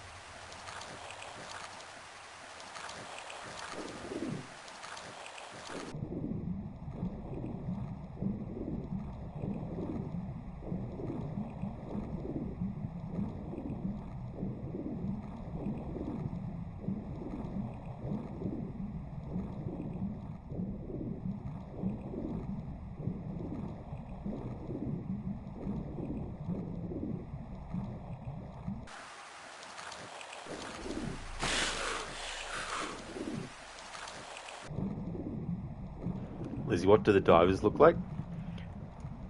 So the divers look like... Here's the remastered version of what they look like.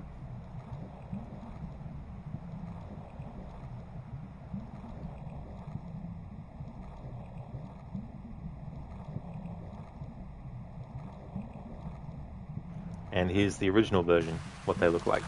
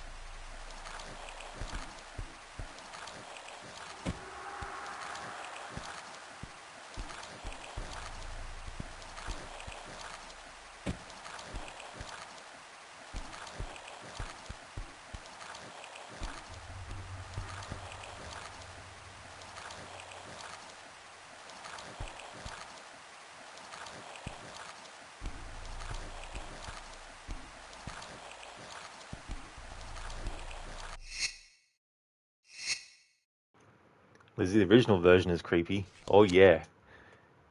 Yeah, there's definitely a lot of creepy looking enemies and stuff in the original graphics. And some in the new graphics as well, like the shark. Especially with the teeth. Spectrum, the old version was dark. That's true, there's a lot of parts in the old version where there's like just blackness in the distance. I mean, sometimes there still is in the remaster, but it's very different.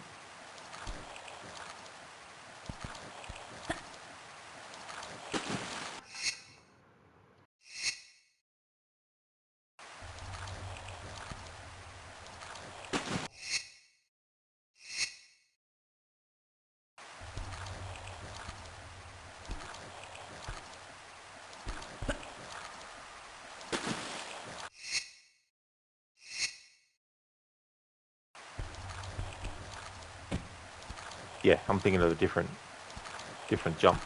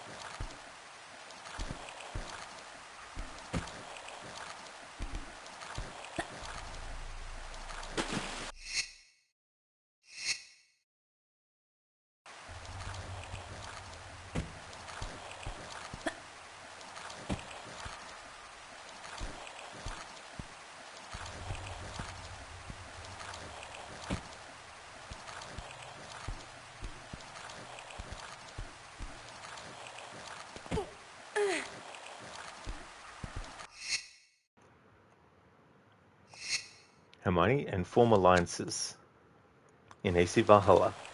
Lizzie, in Valhalla, can you skip cutscenes? You can, Lizzie. Probably not every single cutscene, but you definitely can skip cutscenes in that game.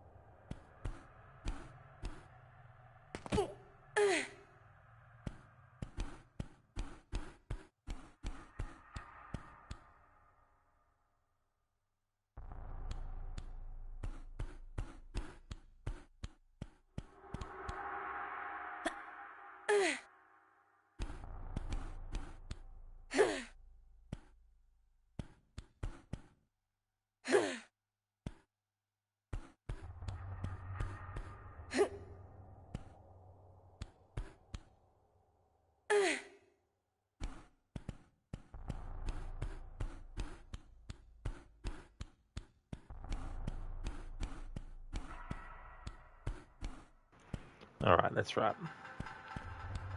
Let's go this way.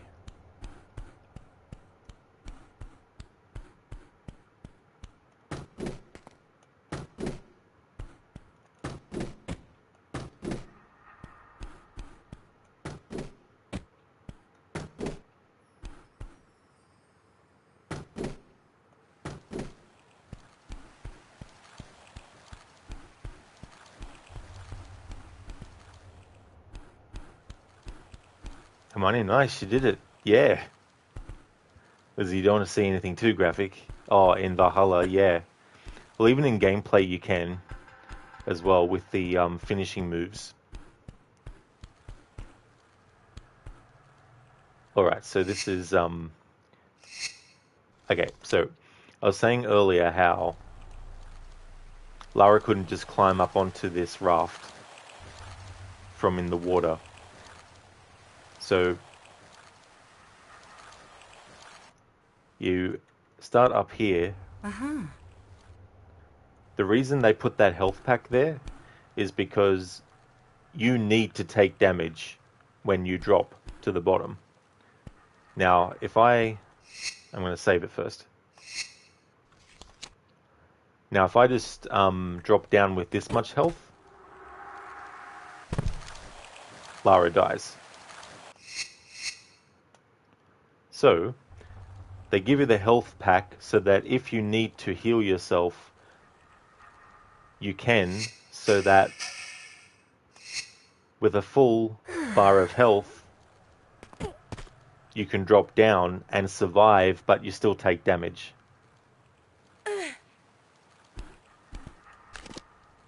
And so we've got full health, and have a look at how much health we have left when we actually drop down.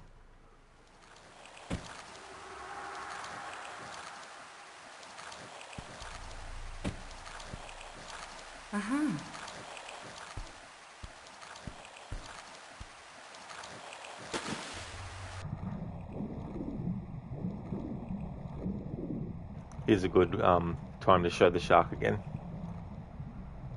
with the remastered graphics. Big smile.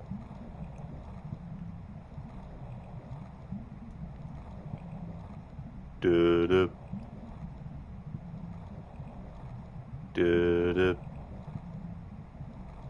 Dun-dun, dun-dun, dun dun dun dun dun dun dun dun. And there's the original version.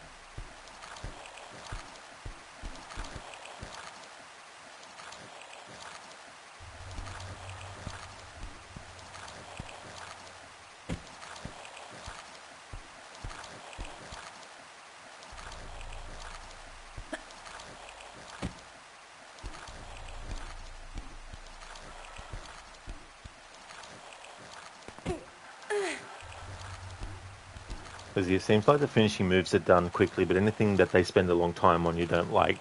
That's definitely fair enough, Lizzie, as well. Yeah, they tend to be very quick in that. But there might also be some scenes in particular that do have a level of horridness to them as well.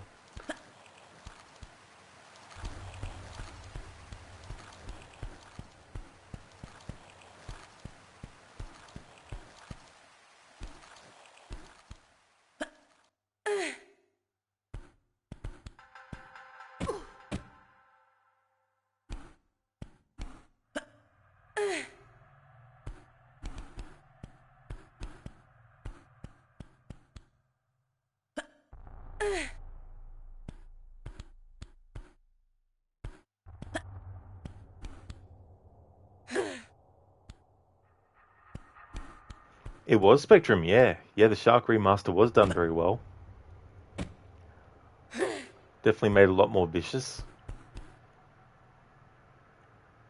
Listen, the story of Valhalla is literally about the friends we made along the way.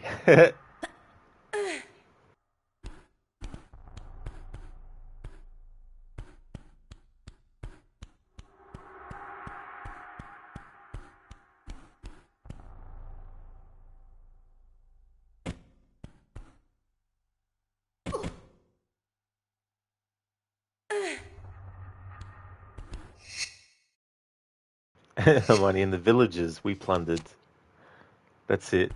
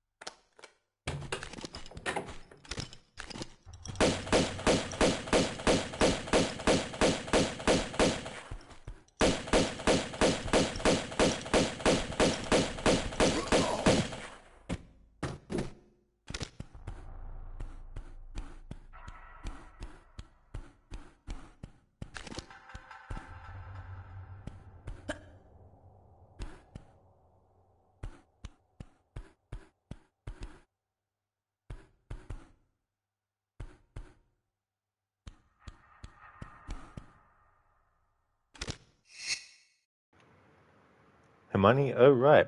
We're now at the sunken ship. You have nostalgic memories of this place. You remember back in the day how this felt so magical and weird, being able to explore a sunken ship like this, and you remember it being huge. But that's probably akin to how memory fools you when you're smaller, like how all the playthings at the playground are bigger in your memory, you know? Oh yeah, I definitely know what you mean as well. Because the scale of things can be misleading when you're really, really young.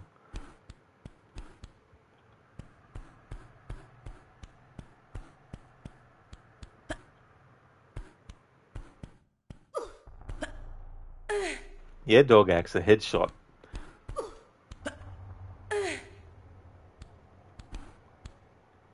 100 points.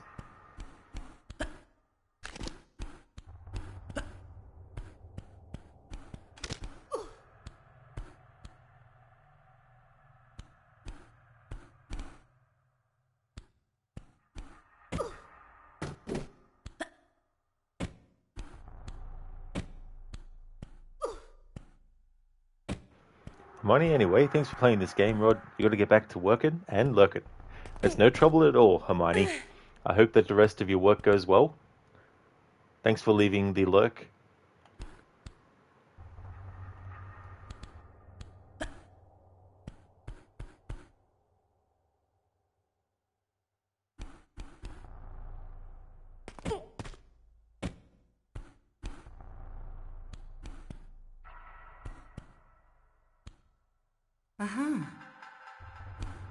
There we go. We got that key.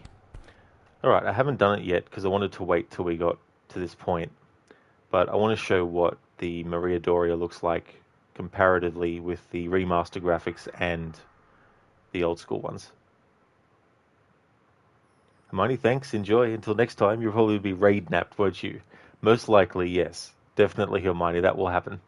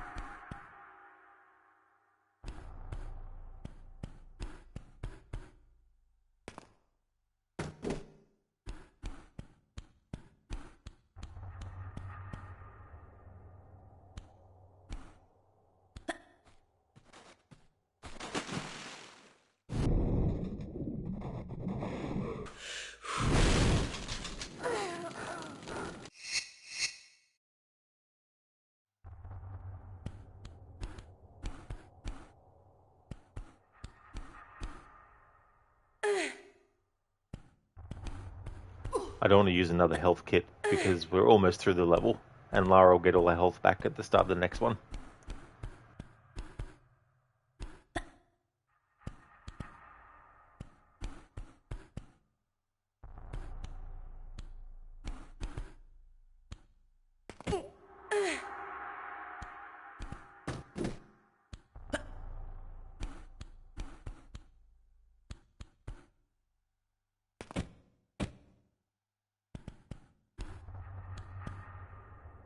Uh-huh.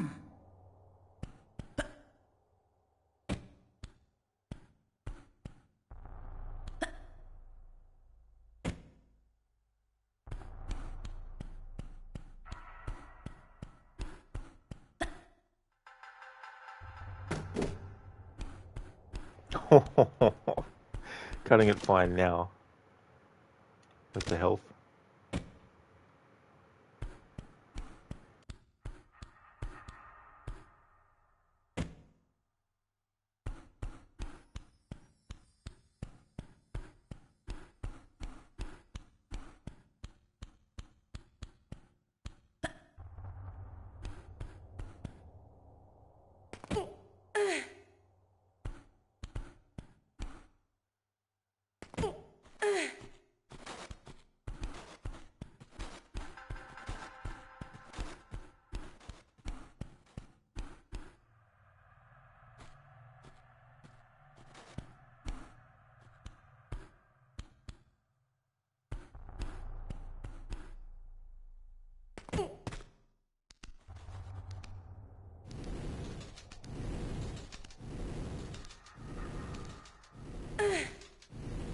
Got a fair distance on it.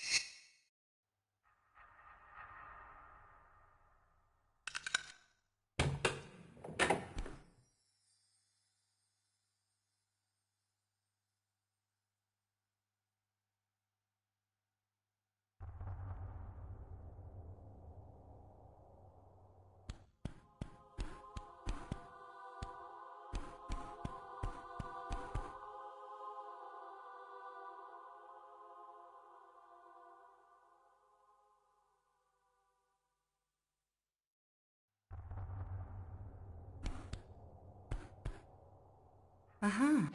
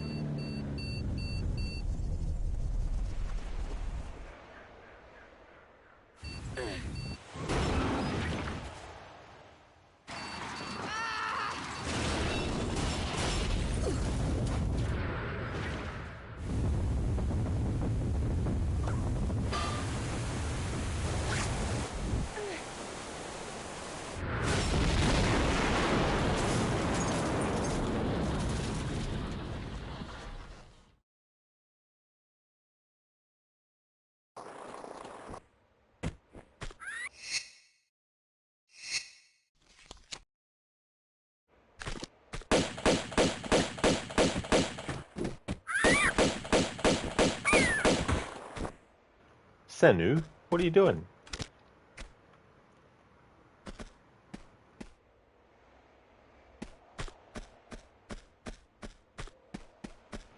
Yeah, Lucinda's like, boom. The original came out in 1997, and I remember some games on PlayStation 1 that came out in 1998, and just within a 2-year period even, there was such a big advancement made in the quality of FMV sequences. But the choice in the remaster to keep those FMV sequences, I understand why, because it's part of preserving the original version. For them to actually completely redo those FMV sequences, they would have had to redo them from the ground up as well. Which, I mean, you know, that might have been great, objectively speaking, but I don't know how much time that would actually take. Was she got lost and went into the wrong game. Exactly. Lara franchise hopped.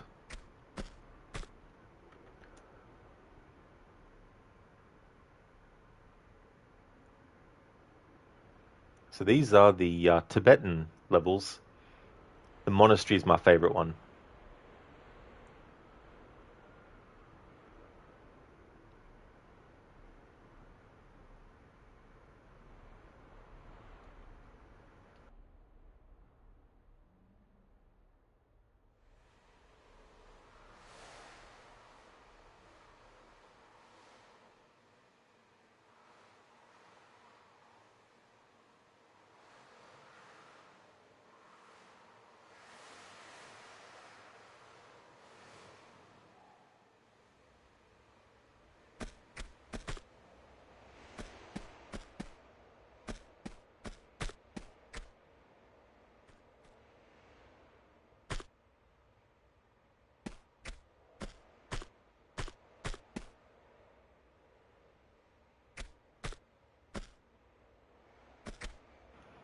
Listen, the big difference. There really, really is.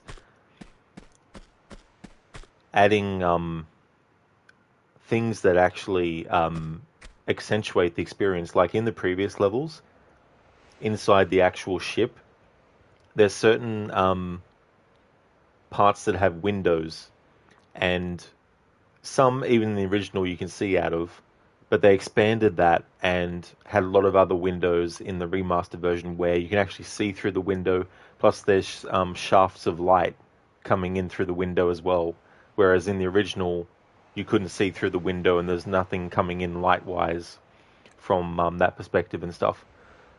But yeah, I really like how they've done that with the remaster, added so much stuff. Hey there, Seni. Welcome on in. Thank you so much for the raid. Welcome, welcome, welcome. How was your stream of Witcher 3? What did you get up to? Did you do the whole battle of Kaer Morhen?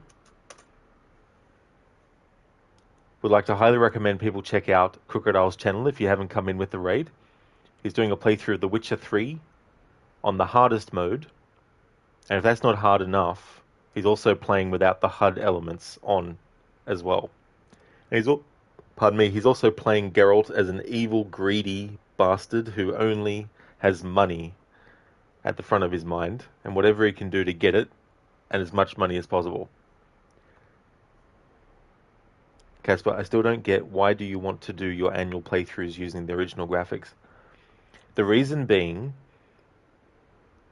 I want to play through the original versions, just like I normally do. Because whenever I do my annual playthroughs of Tomb Raider 1, 2, 3, I do them in the old school graphics because obviously they're the original versions. Last Revelation and Chronicles in the original graphics. Same with Angel of Darkness and all that. So the reason why I do that for the annuals is because they're a special type of playthrough for the series. And so when I do my annual playthroughs of Tomb Raider 1, 2, and 3 from now on, there's no point in me doing the PC version because I can just load up my PlayStation and start playing it without having to spend hours trying to get the game to work. Plus, in Tomb Raider 3 on PC, I never figured out how to make the patch to get rid of the deinterlaced lines on the FMV sequences to happen as well. So playing the old school versions through the remaster will mean that I don't have to worry about that because the scan lines won't be there and stuff like that. But yeah, I want to keep it traditional. So when it comes to my annual playthroughs, they will always be with the old school graphics. And other playthroughs outside of that will be with the remastered graphics.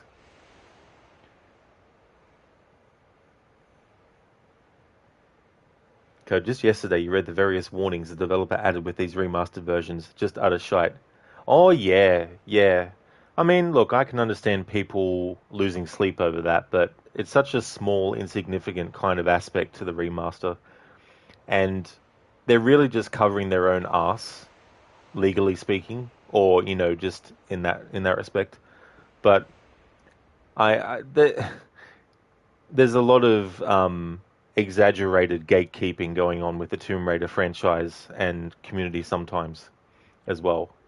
And things are blown way out of proportion than they actually are for clicks on YouTube videos and channels and stuff like that.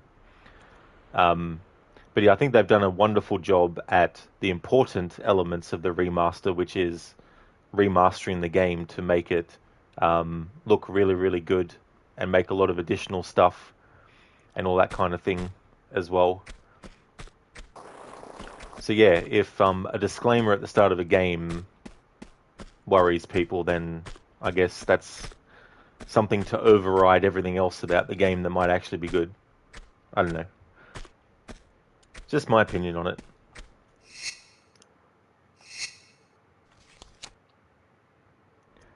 Crooked, hey Senny, how's Tomb Raider going today? It was good, thanks. Indeed, we found Ciri today and then done the Battle of Kaer Morhen. What an epic battle that is. It was interesting doing it with fewer allies this time around, and afterwards you delivered Ciri to the Emperor Emir so you could collect the coin. That scene kills you.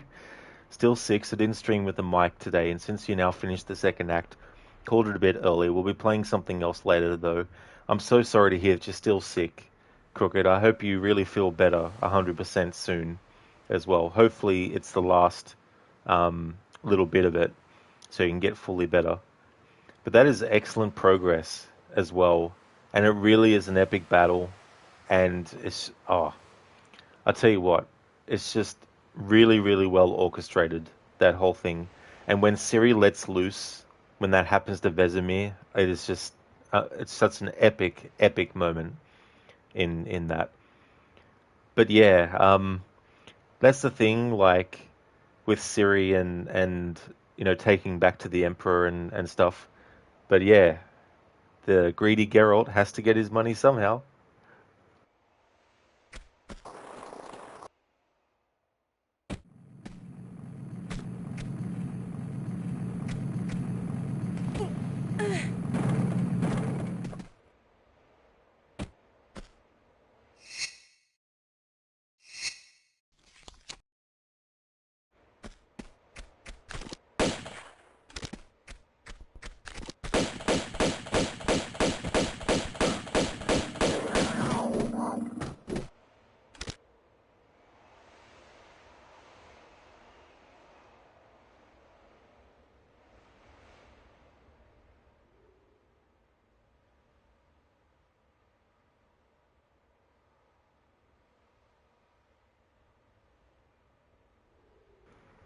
It really is so many epic scenes with the different characters. That's it. Like, I didn't have Kira there at Kaer Morhen in my playthrough, and I didn't have Letho there either. But apart from that, I had everyone else turn up. Uh-huh. I think I had Triss as well. Yeah, I think I had Triss turn up to Kaer Morhen as well. Crooked is even funny because Geralt is opening both hands like a beggar while he receives one coin at a time. Meanwhile, Ciri is giving him the biggest look of disgust. Ciri's like, Geralt, how could you? Why you do this for?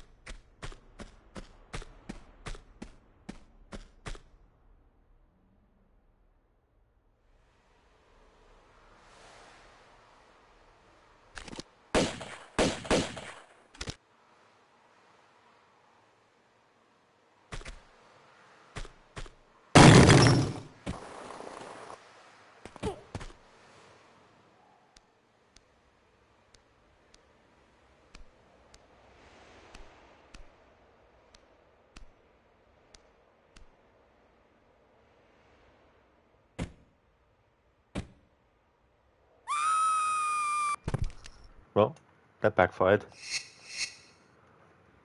Crooked, where are we currently in the game? So we're in the first of the levels in Tibet. We just got past the levels that were on a capsized ocean liner called the Maria Doria. And one of the levels in Tibet is a monastery. And this is probably my favorite part of the whole game, I would say.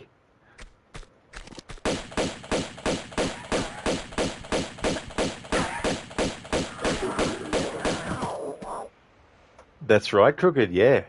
Yeah, in Uncharted 2, you go to Tibet as well. I think it's Tibet. Somewhere in that same region, I'm pretty sure.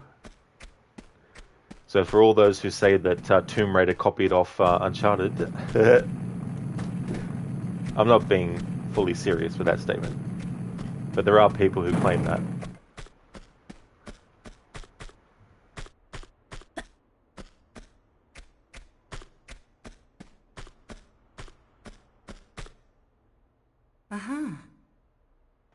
Actually, I think one of my favorite Tintin book / cartoon episodes was in Tibet as well, I think.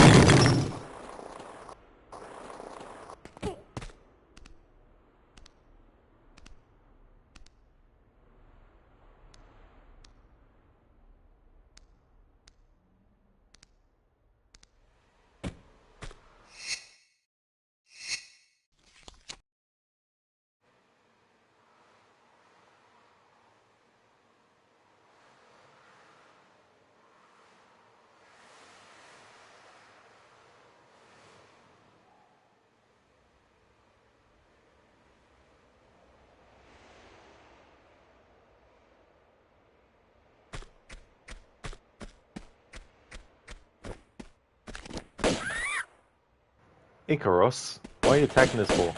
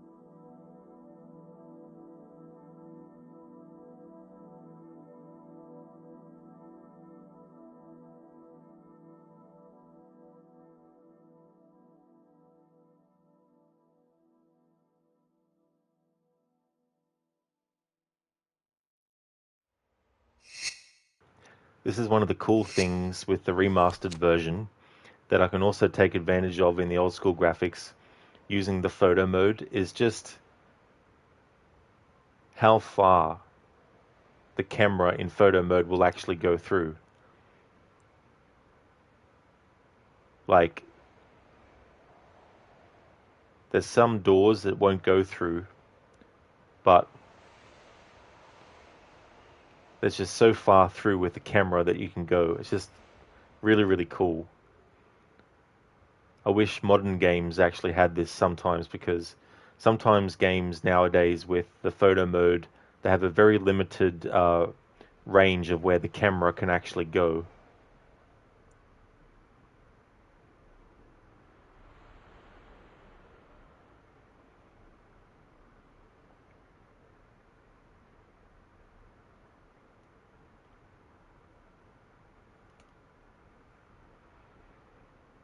Hey, Busted. Anything about snow and mountains is your weak spot, along with blizzards? Oh, nice, Busted. Yeah, I think there's so many different things that can benefit from being set in locations with that kind of weather and those things.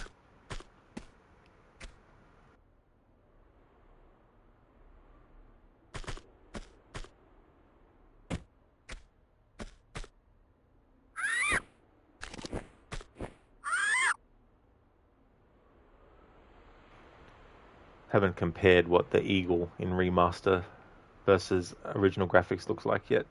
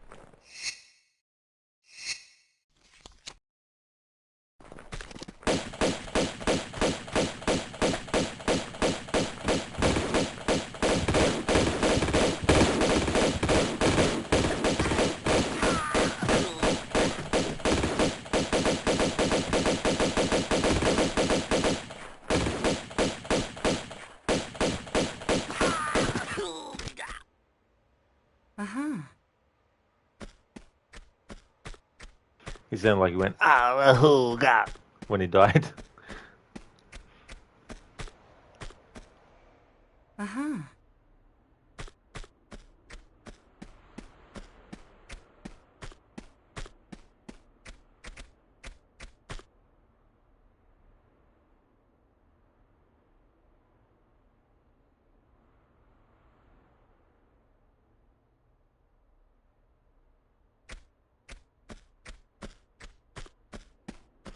I said this earlier in the stream, but I would like to see the first 3 Siphon Filter games get the similar treatment with the remaster to this.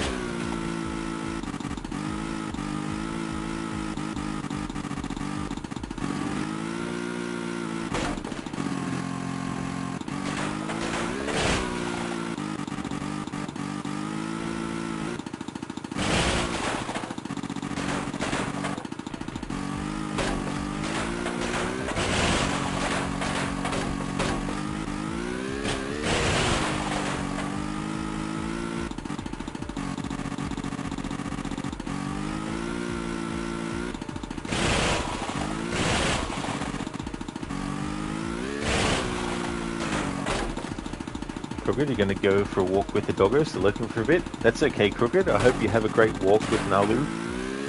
Thank you for leaving the lurk.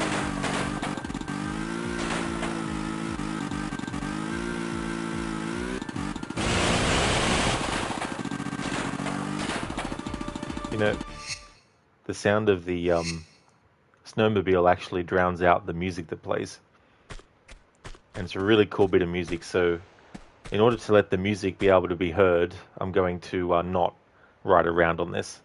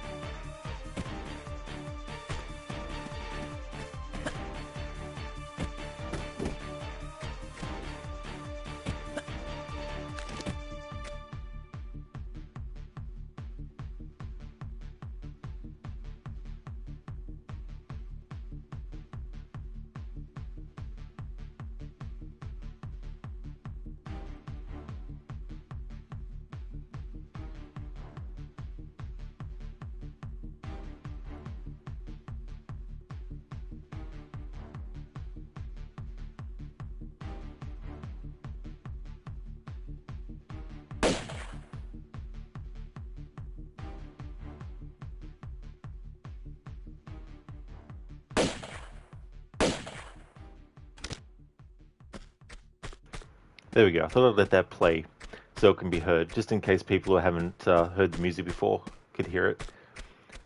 Because the sound effect of the snowmobile was drowning it out a bit, or quite a lot. You think some fresh air might do you good, Crooked? Hopefully so as well.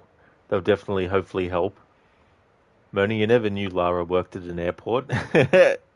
Welcome, Mona. Hope it's going well. Definitely a big jam there. That's for sure, the Cinder and Lizzie. I love that music.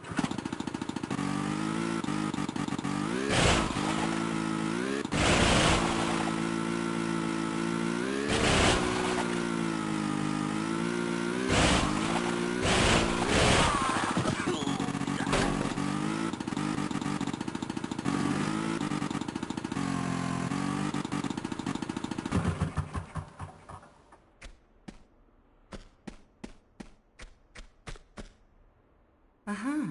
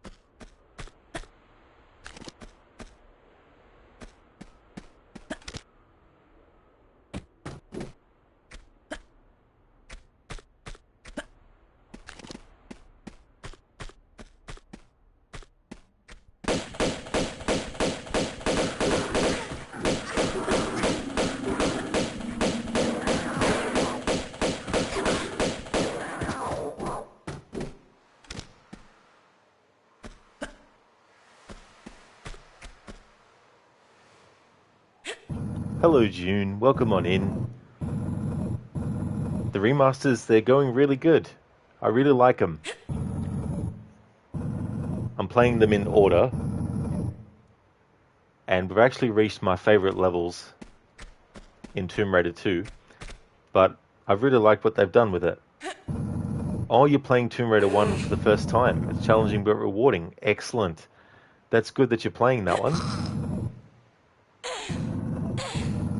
And you're definitely right. It definitely can be challenging. Especially too because there's no things like mini maps or anything like that to help sort of like guide you, or even a map and stuff. It's very easy to sort of like get turned around or get lost sometimes.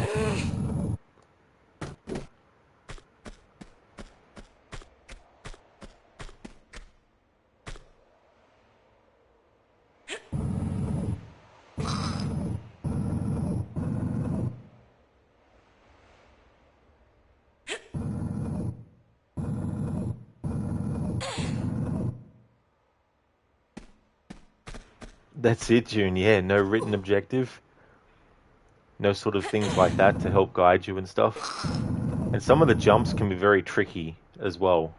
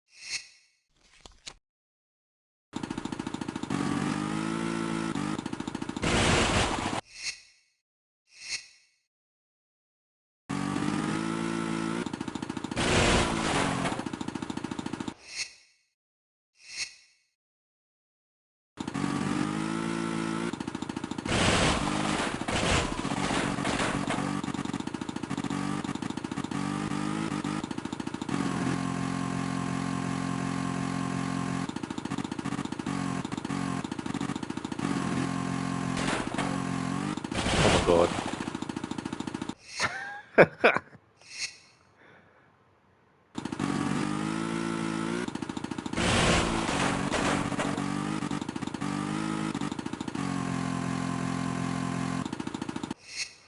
June, you reached Natla's Mines, you had to pull up a guide, you just want to finish it. I don't blame you, June, at all. That is definitely a very, very tricky area of the game as well. There's just so many hazards and things.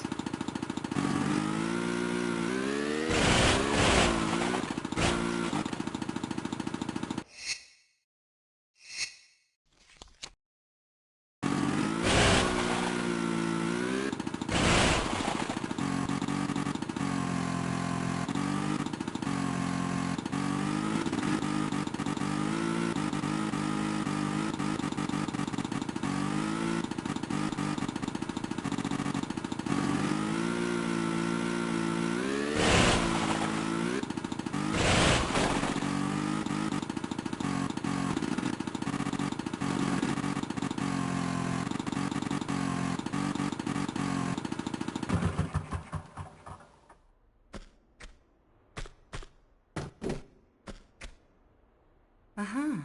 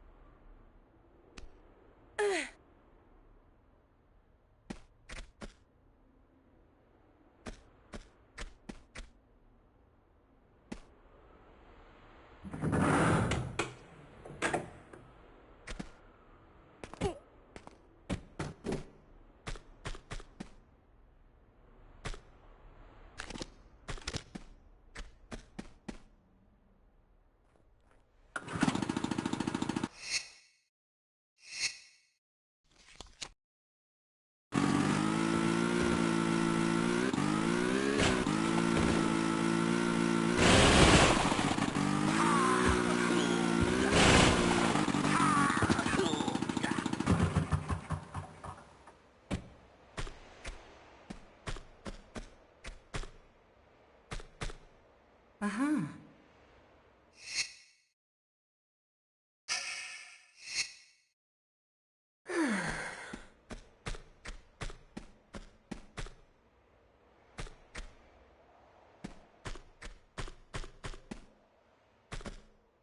Uh-huh.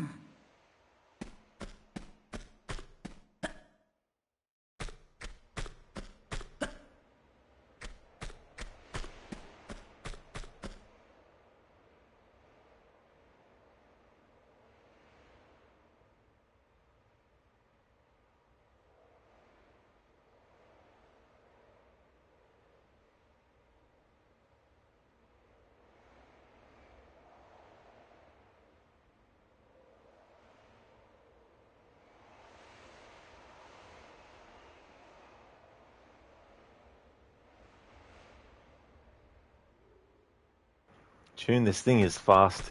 Yeah, it definitely is. Sometimes it's a bit too fast. I mean, you can go one speed and then faster,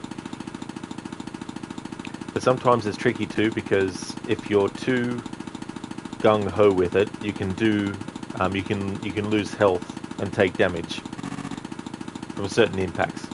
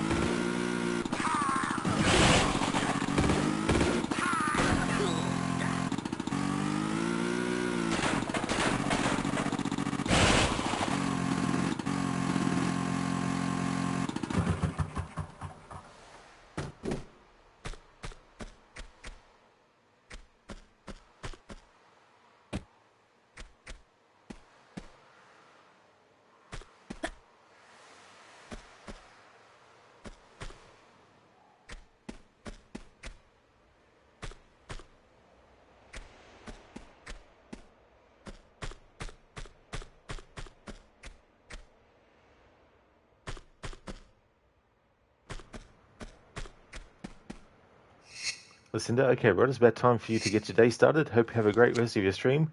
Thank you, Lucinda. I definitely will. Thanks for being here, and I hope you have a great start to your stream as well. Would like to highly recommend people check out Lucinda's channel. Lucinda is doing a playthrough of Assassin's Creed Valhalla, playing that for the very first time. The next game in the series that she'll be doing after that is Assassin's Creed Mirage. That's her primary game at the moment. In the during this week, she'll be playing Assassin's Creed Valhalla, and then next week she'll go back to her secondary game, which is the Dishonored series, playing through Dishonored, Dishonored 2, and Death of the Outsider as well. And she alternates from week to week between primary and secondary games. Also a big fan of the Last of Us series, as well as horror games like The Evil Within, the Dying Light series, and a whole lot more.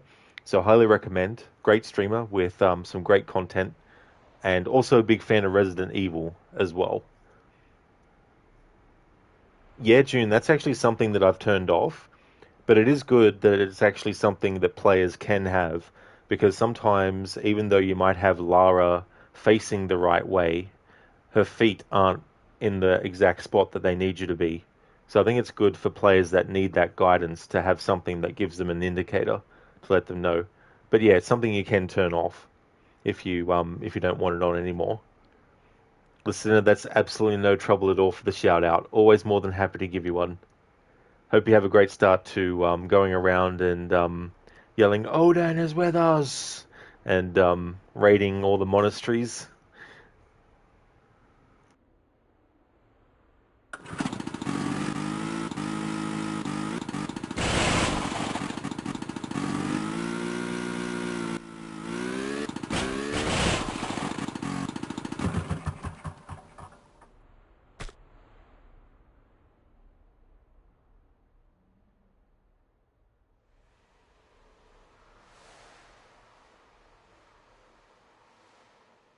Ah, it's just a secret over that way. Not going for the secrets in this playthrough.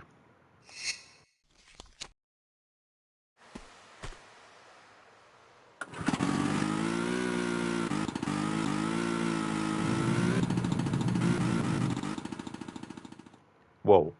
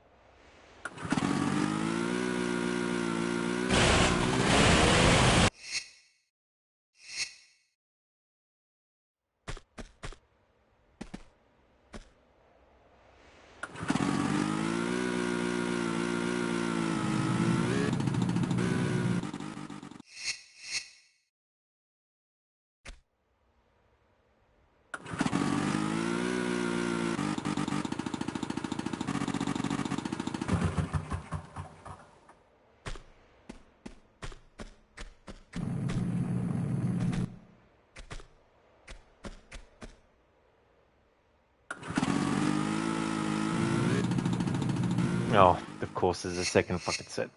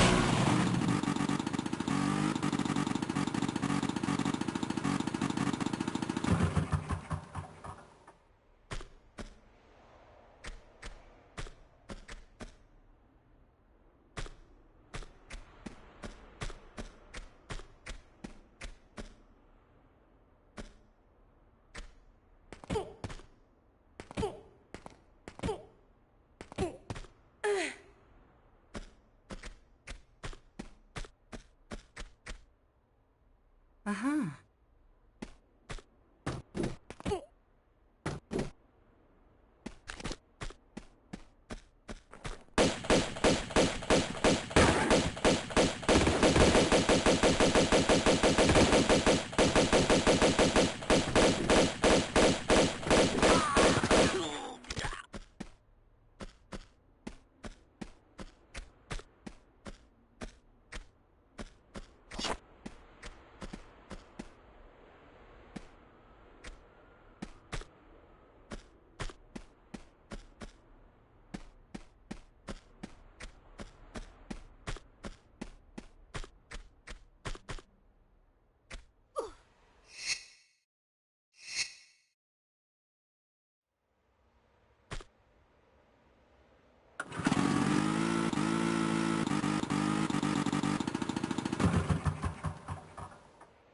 June, this key is big. Why in Tomb Raider Remastered they're tiny? Yeah, there's actually been some that camouflage into the environment that have been very difficult to find in the level that happened to me in, with all the water and all that kind of stuff. I spent half an hour going around the level thinking, now what have I missed? Where haven't I gone yet? And then I just so happened to change it to the old school graphics to have a look around, and then came across it. I was like, oh, here it is. So I hope they actually patch that and fix that.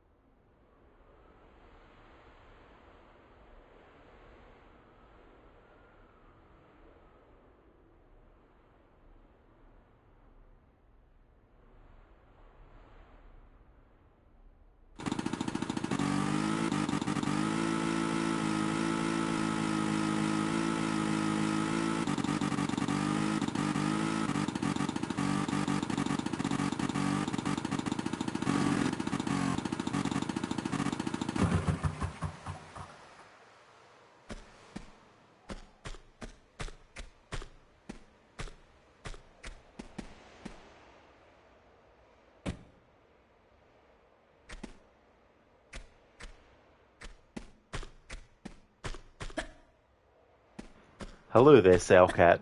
Hello, hello. How's things going?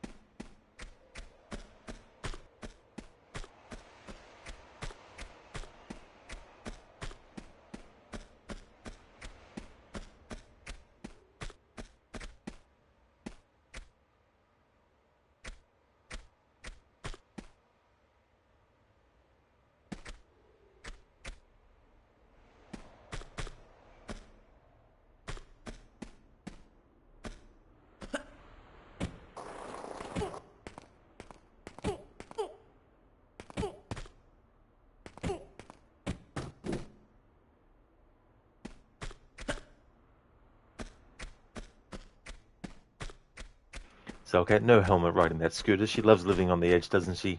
Exactly, Salcat. That is so true. It's like Lara, do you need a helmet? No.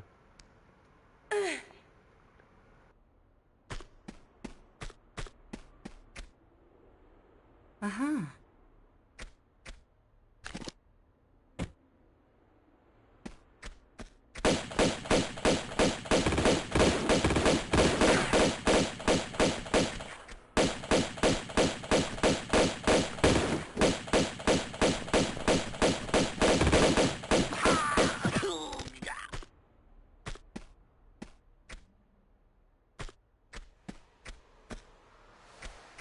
Hello, Kingslayer. Welcome. I'm doing really good, thank you. I'm in my favorite part of the game, the Tibetan... or Tibet. How's things going with you?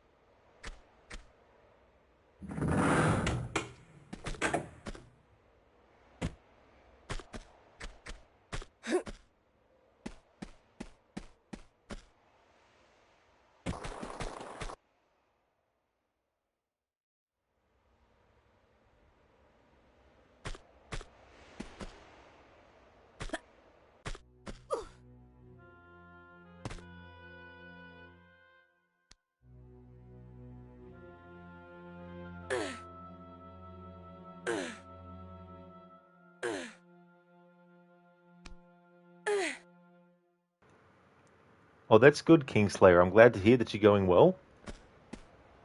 That's true, yeah. Yeah, there's a lot of really cool additions to the environment and lighting and stuff that they've added in the remastered version that wasn't in the original.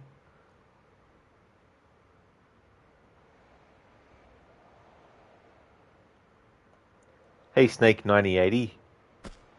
Oh, I don't blame you. I was very excited for them as well. I think it's a great idea, especially because if you're someone that only played like the console versions, you also get the ability to play the expansions that the console versions never got. PlayStation 1 was my first console that I played a Tomb Raider game on. And it was Tomb Raider: The Last Revelation back when it came out. But it's cool that on the console, the expansions are available for those who might not have played them before. I could have played them on PC version, but I never got around to it, and so when I do my annual playthrough, I'm going to do the expansions in the old school graphics for the first time. But yeah, it was really cool that they did this, and I hope other franchises that are basically, I mean, this game is over 25 years old now. Tomb Raider 3 celebrated its 25th anniversary last year.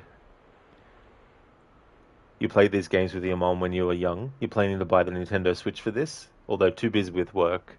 Same, PS1 was yours too, and LR was your favorite. Last Revelation, yeah. I don't blame you. I love the setting in that game. And it also came out in the same year that a movie that I really liked did as well, which was the Mummy remake with Brendan Fraser in it. But that's cool. I don't actually have a Nintendo Switch. I've wanted to get one, but mainly just for like Mario and Zelda and Metroid.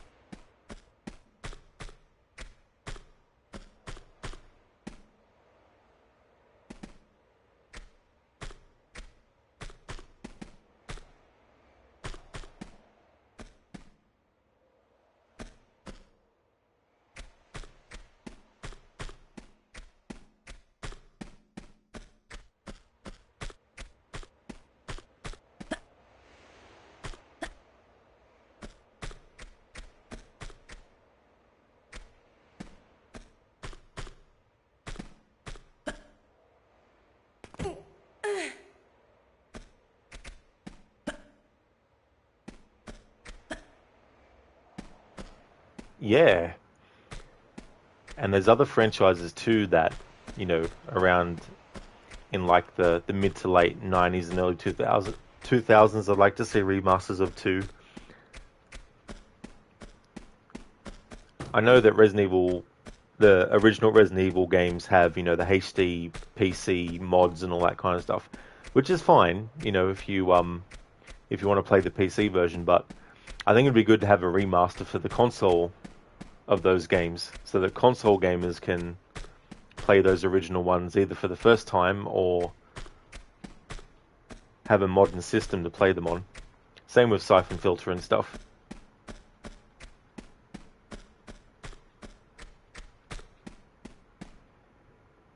Lizzie, the Switch has so many good games. Well, that's good too, as well. And being able to play it on the console itself or to take it with you wherever you go is a great idea as well. Oh yeah, me too, Snake. I really hope that they get remasters because it'd be good to have all of those on a console system and not have to, on a modern one I should say, and not have to worry about setting up all the things because it's been a nightmare on the PC versions of a lot of these games for me to set them up and keep them running properly, and sometimes I'll load them up the next year after playing them and then something else goes wrong and I'm like, how the fuck did this go wrong since the last time I played it? And then have to spend hours trying to figure out what it was and why, and it's like, ugh.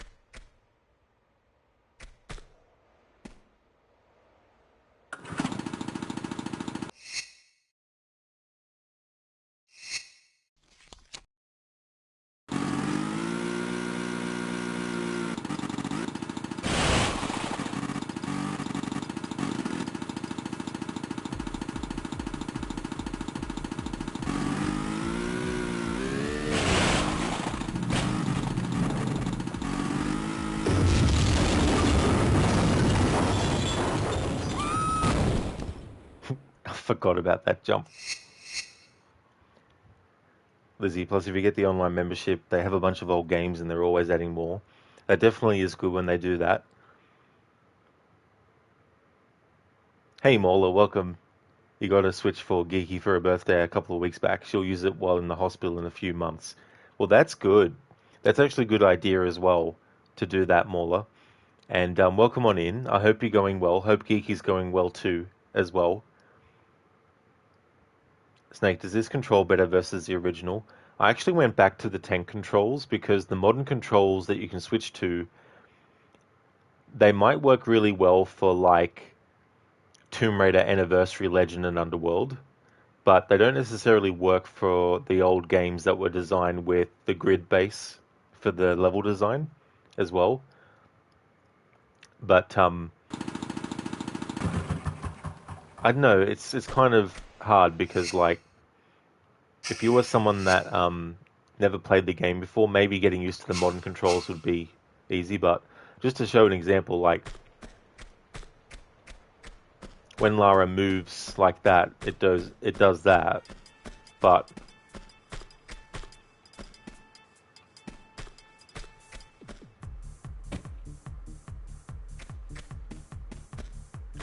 so the camera doesn't follow Lara if you go left or if you go right or if you go back. It will obviously if you have the camera like that, and you can move it too as well. But going like this, you have to move it around. Or you can just do the roll, I guess. But they change up how it works too as well. You can't strafe. And things like that. And you can't just do like a tap back and all that kind of stuff. But maybe after a few hours of using that, it might get better. But yeah, I just went back to the tank controls. So I'm like, I mean, you can definitely use your control sticks if you don't like using the D-pad with the tank controls.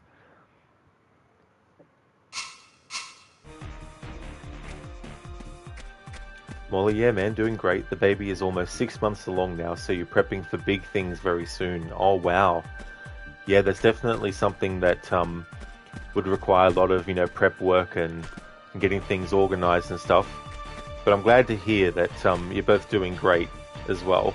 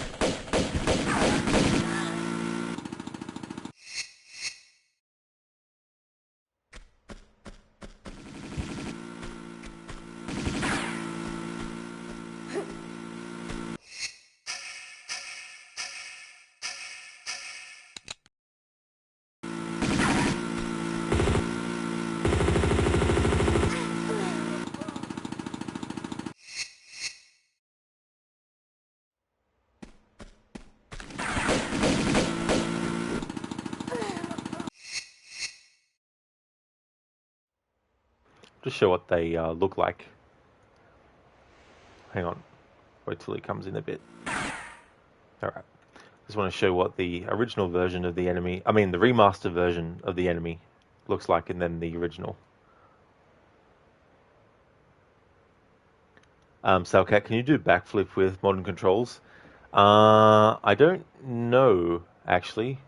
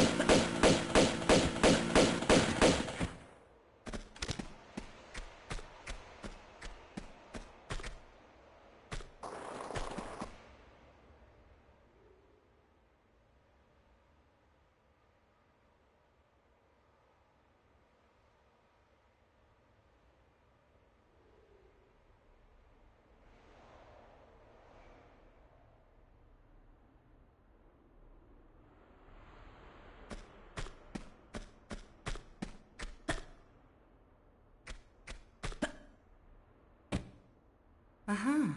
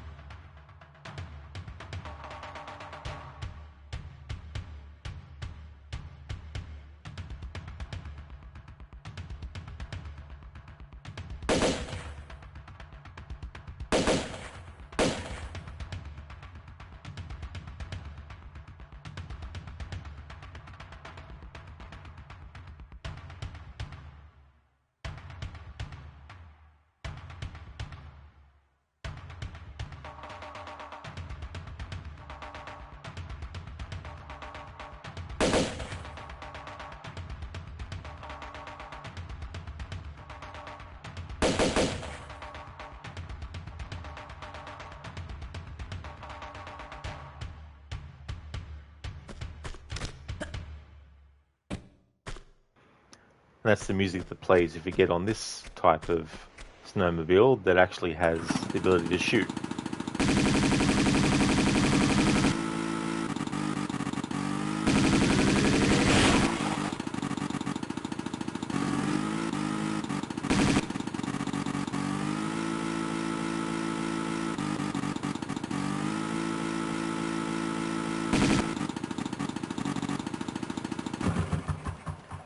However, with that one, the button that usually makes you go faster on the other snowmobile actually is the firing button on this one. Salcat, he's cold, frozen in the wall. It's that cold. He got frozen in the wall. Why didn't he use the guns? Why didn't he use the guns? Oh, that's what he was using. Yeah, he was using those. I'm pretty sure. Oh no, wait. He's got his own gun. Maybe a combination.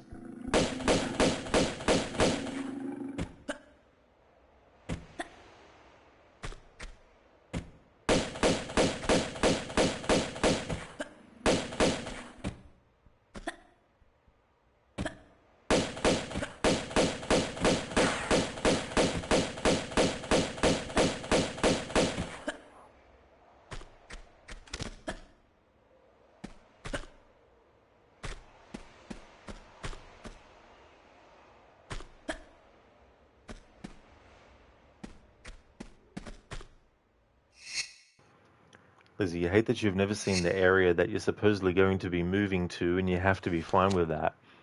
That is definitely not good. To not even know, like, to be given like a look at it, look inside and all that kind of stuff.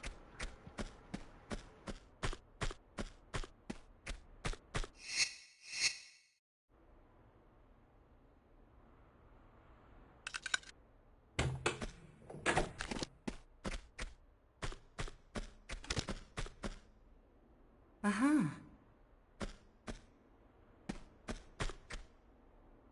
Uh-huh.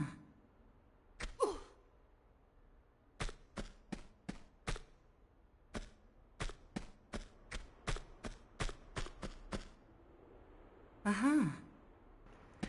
Yeah, I mean, you think that, moving to a new place to actually even see, shown a tour of it at least.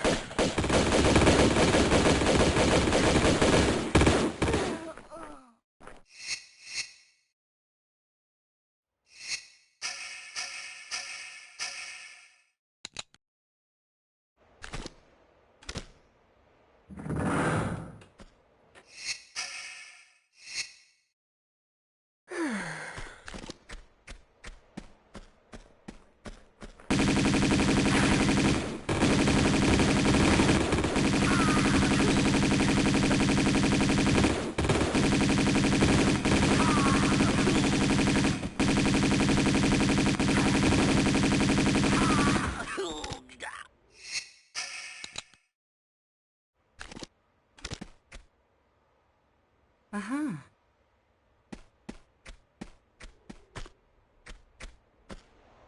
Uh-huh. Uh-huh.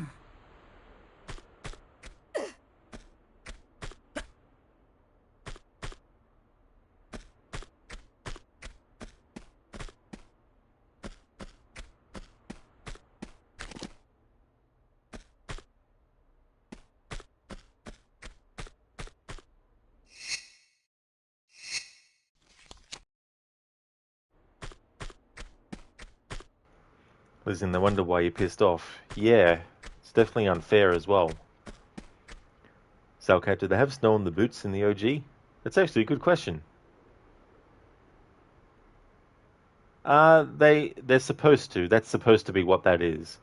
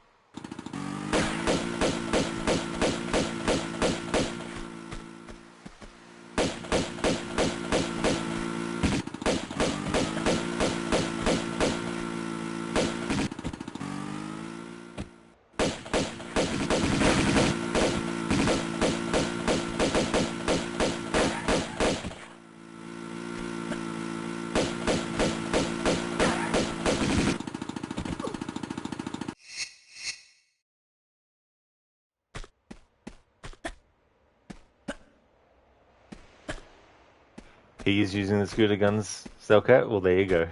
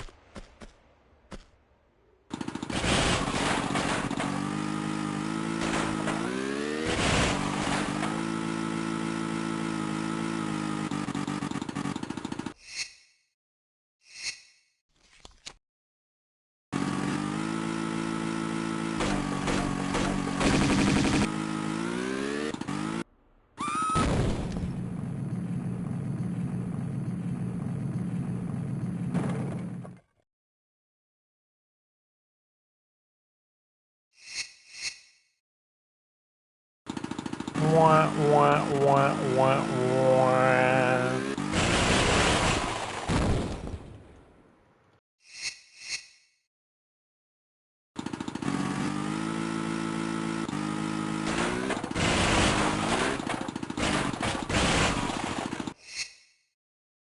Lizzie, you felt that in your soul. Yeah.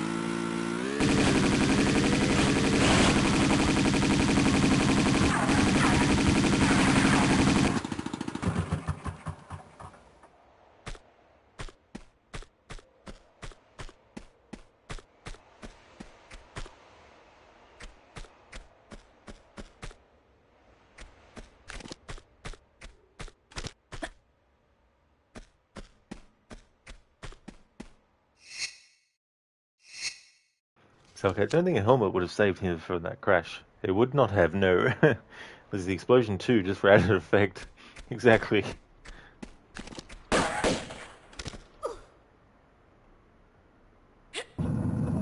Wrong way, wrong way, wrong way, wrong way.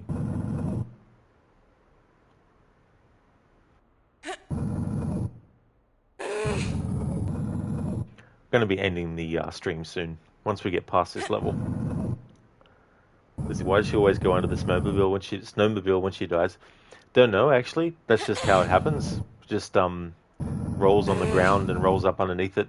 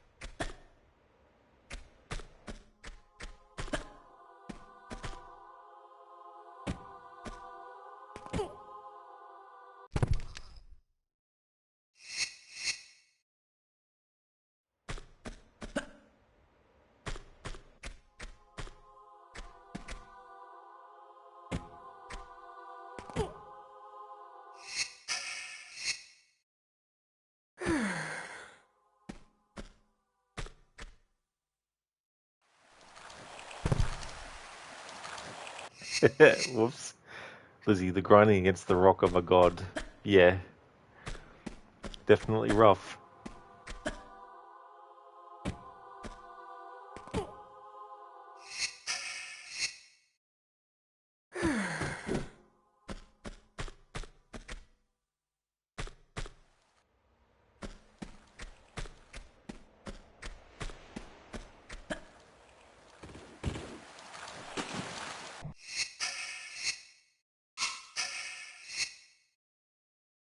It was Morley, yeah. It was really amazing swan dive.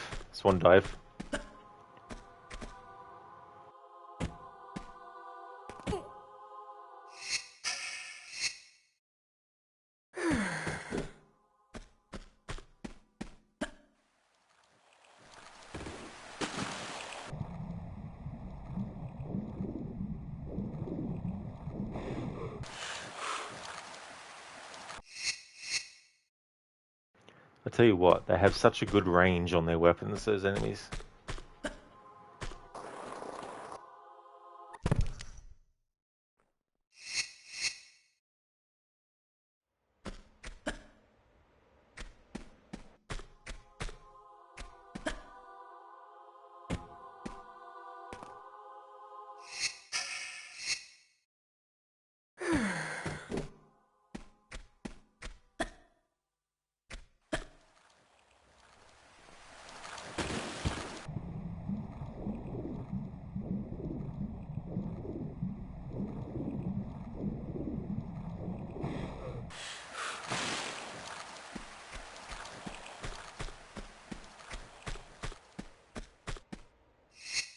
There we go.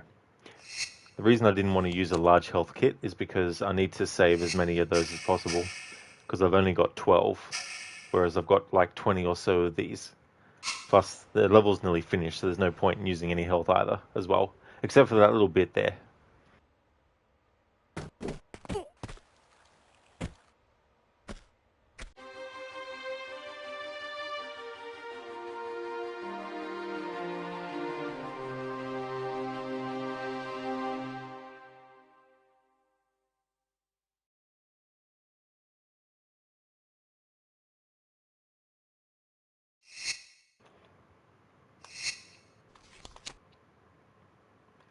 Make a save. And we're now at the Barkang Monastery. So that's where I will continue on in my Tuesday streams. Lizzie, hopefully you can live somewhat on your own in the future. Absolutely, Lizzie. It's definitely great to be able to, and to have a sense of independence, and not just a sense of it, to actually experience it and to live it as well. So yeah, hopefully whatever steps are needed to get to that point, that you're able to get to that point, Lizzie.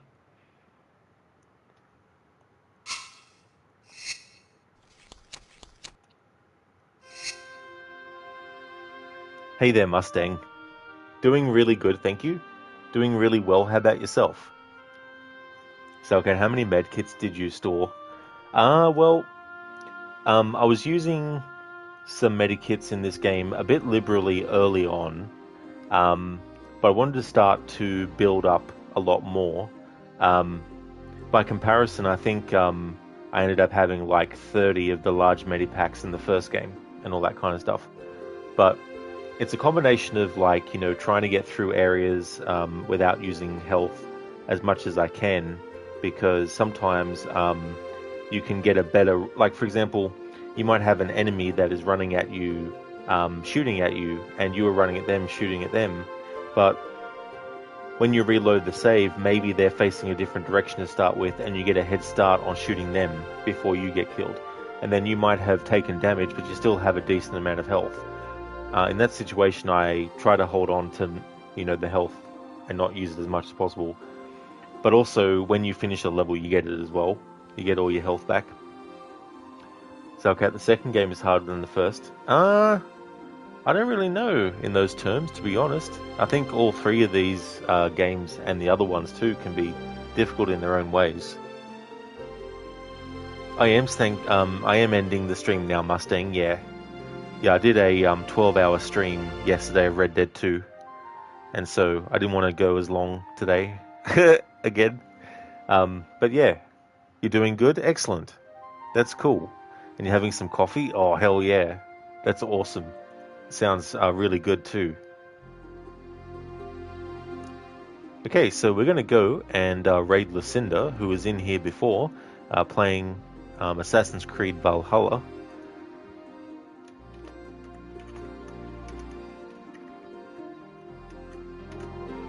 Mustang fair, got to have in mind the time difference. Have a good day, night. Absolutely, that's the thing, right? The time zone differences and also stream lengths and all that.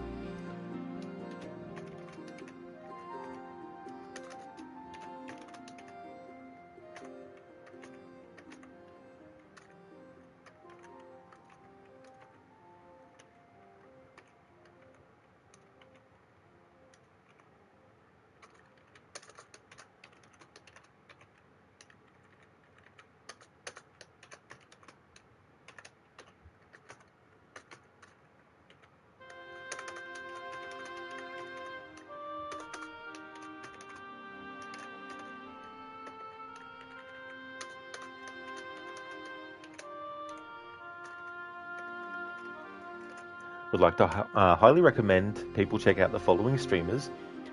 Crocodiles, who's playing through The Witcher 3 on the hardest mode without the HUD and playing Geralt as a greedy bastard. He just finished the Battle of Kaer Morhen in the story. He's also a fan of Assassin's Creed, doing a playthrough series where he can't fast travel, the HUD is off, and has limited looks at the map. The next game in that series that he's doing that with is Assassin's Creed Unity. AC has been doing some GTA 5. Lightus does a lot of retro stuff. He's a big fan of Resident Evil, Mortal Kombat series, Street Fighter, Tekken, Streets of Rage as well. Mr. Gote plays games like Mortal Kombat 11, the Outlast series, Dead Space, the supermassive horror games Until Dawn, their Dark Pictures series as well as The Quarry. Shillerlock, he's playing South Park The Stick of Truth. He's most recently did a second playthrough of Skyrim, getting all the achievements this time around. He's also a fan of Assassin's Creed, does challenge runs with those from time to time as well. Shaky is playing through Deus Ex Human Revolution, and Sherbot has been doing some Jackbox party packs as well. So highly recommend people check out those streamers if you haven't before.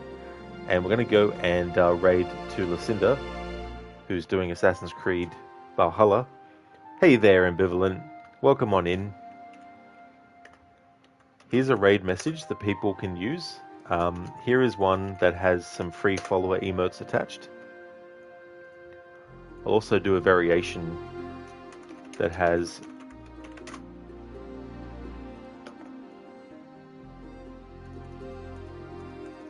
a Tomb Raider free follower combo one there, and also one for subscribers.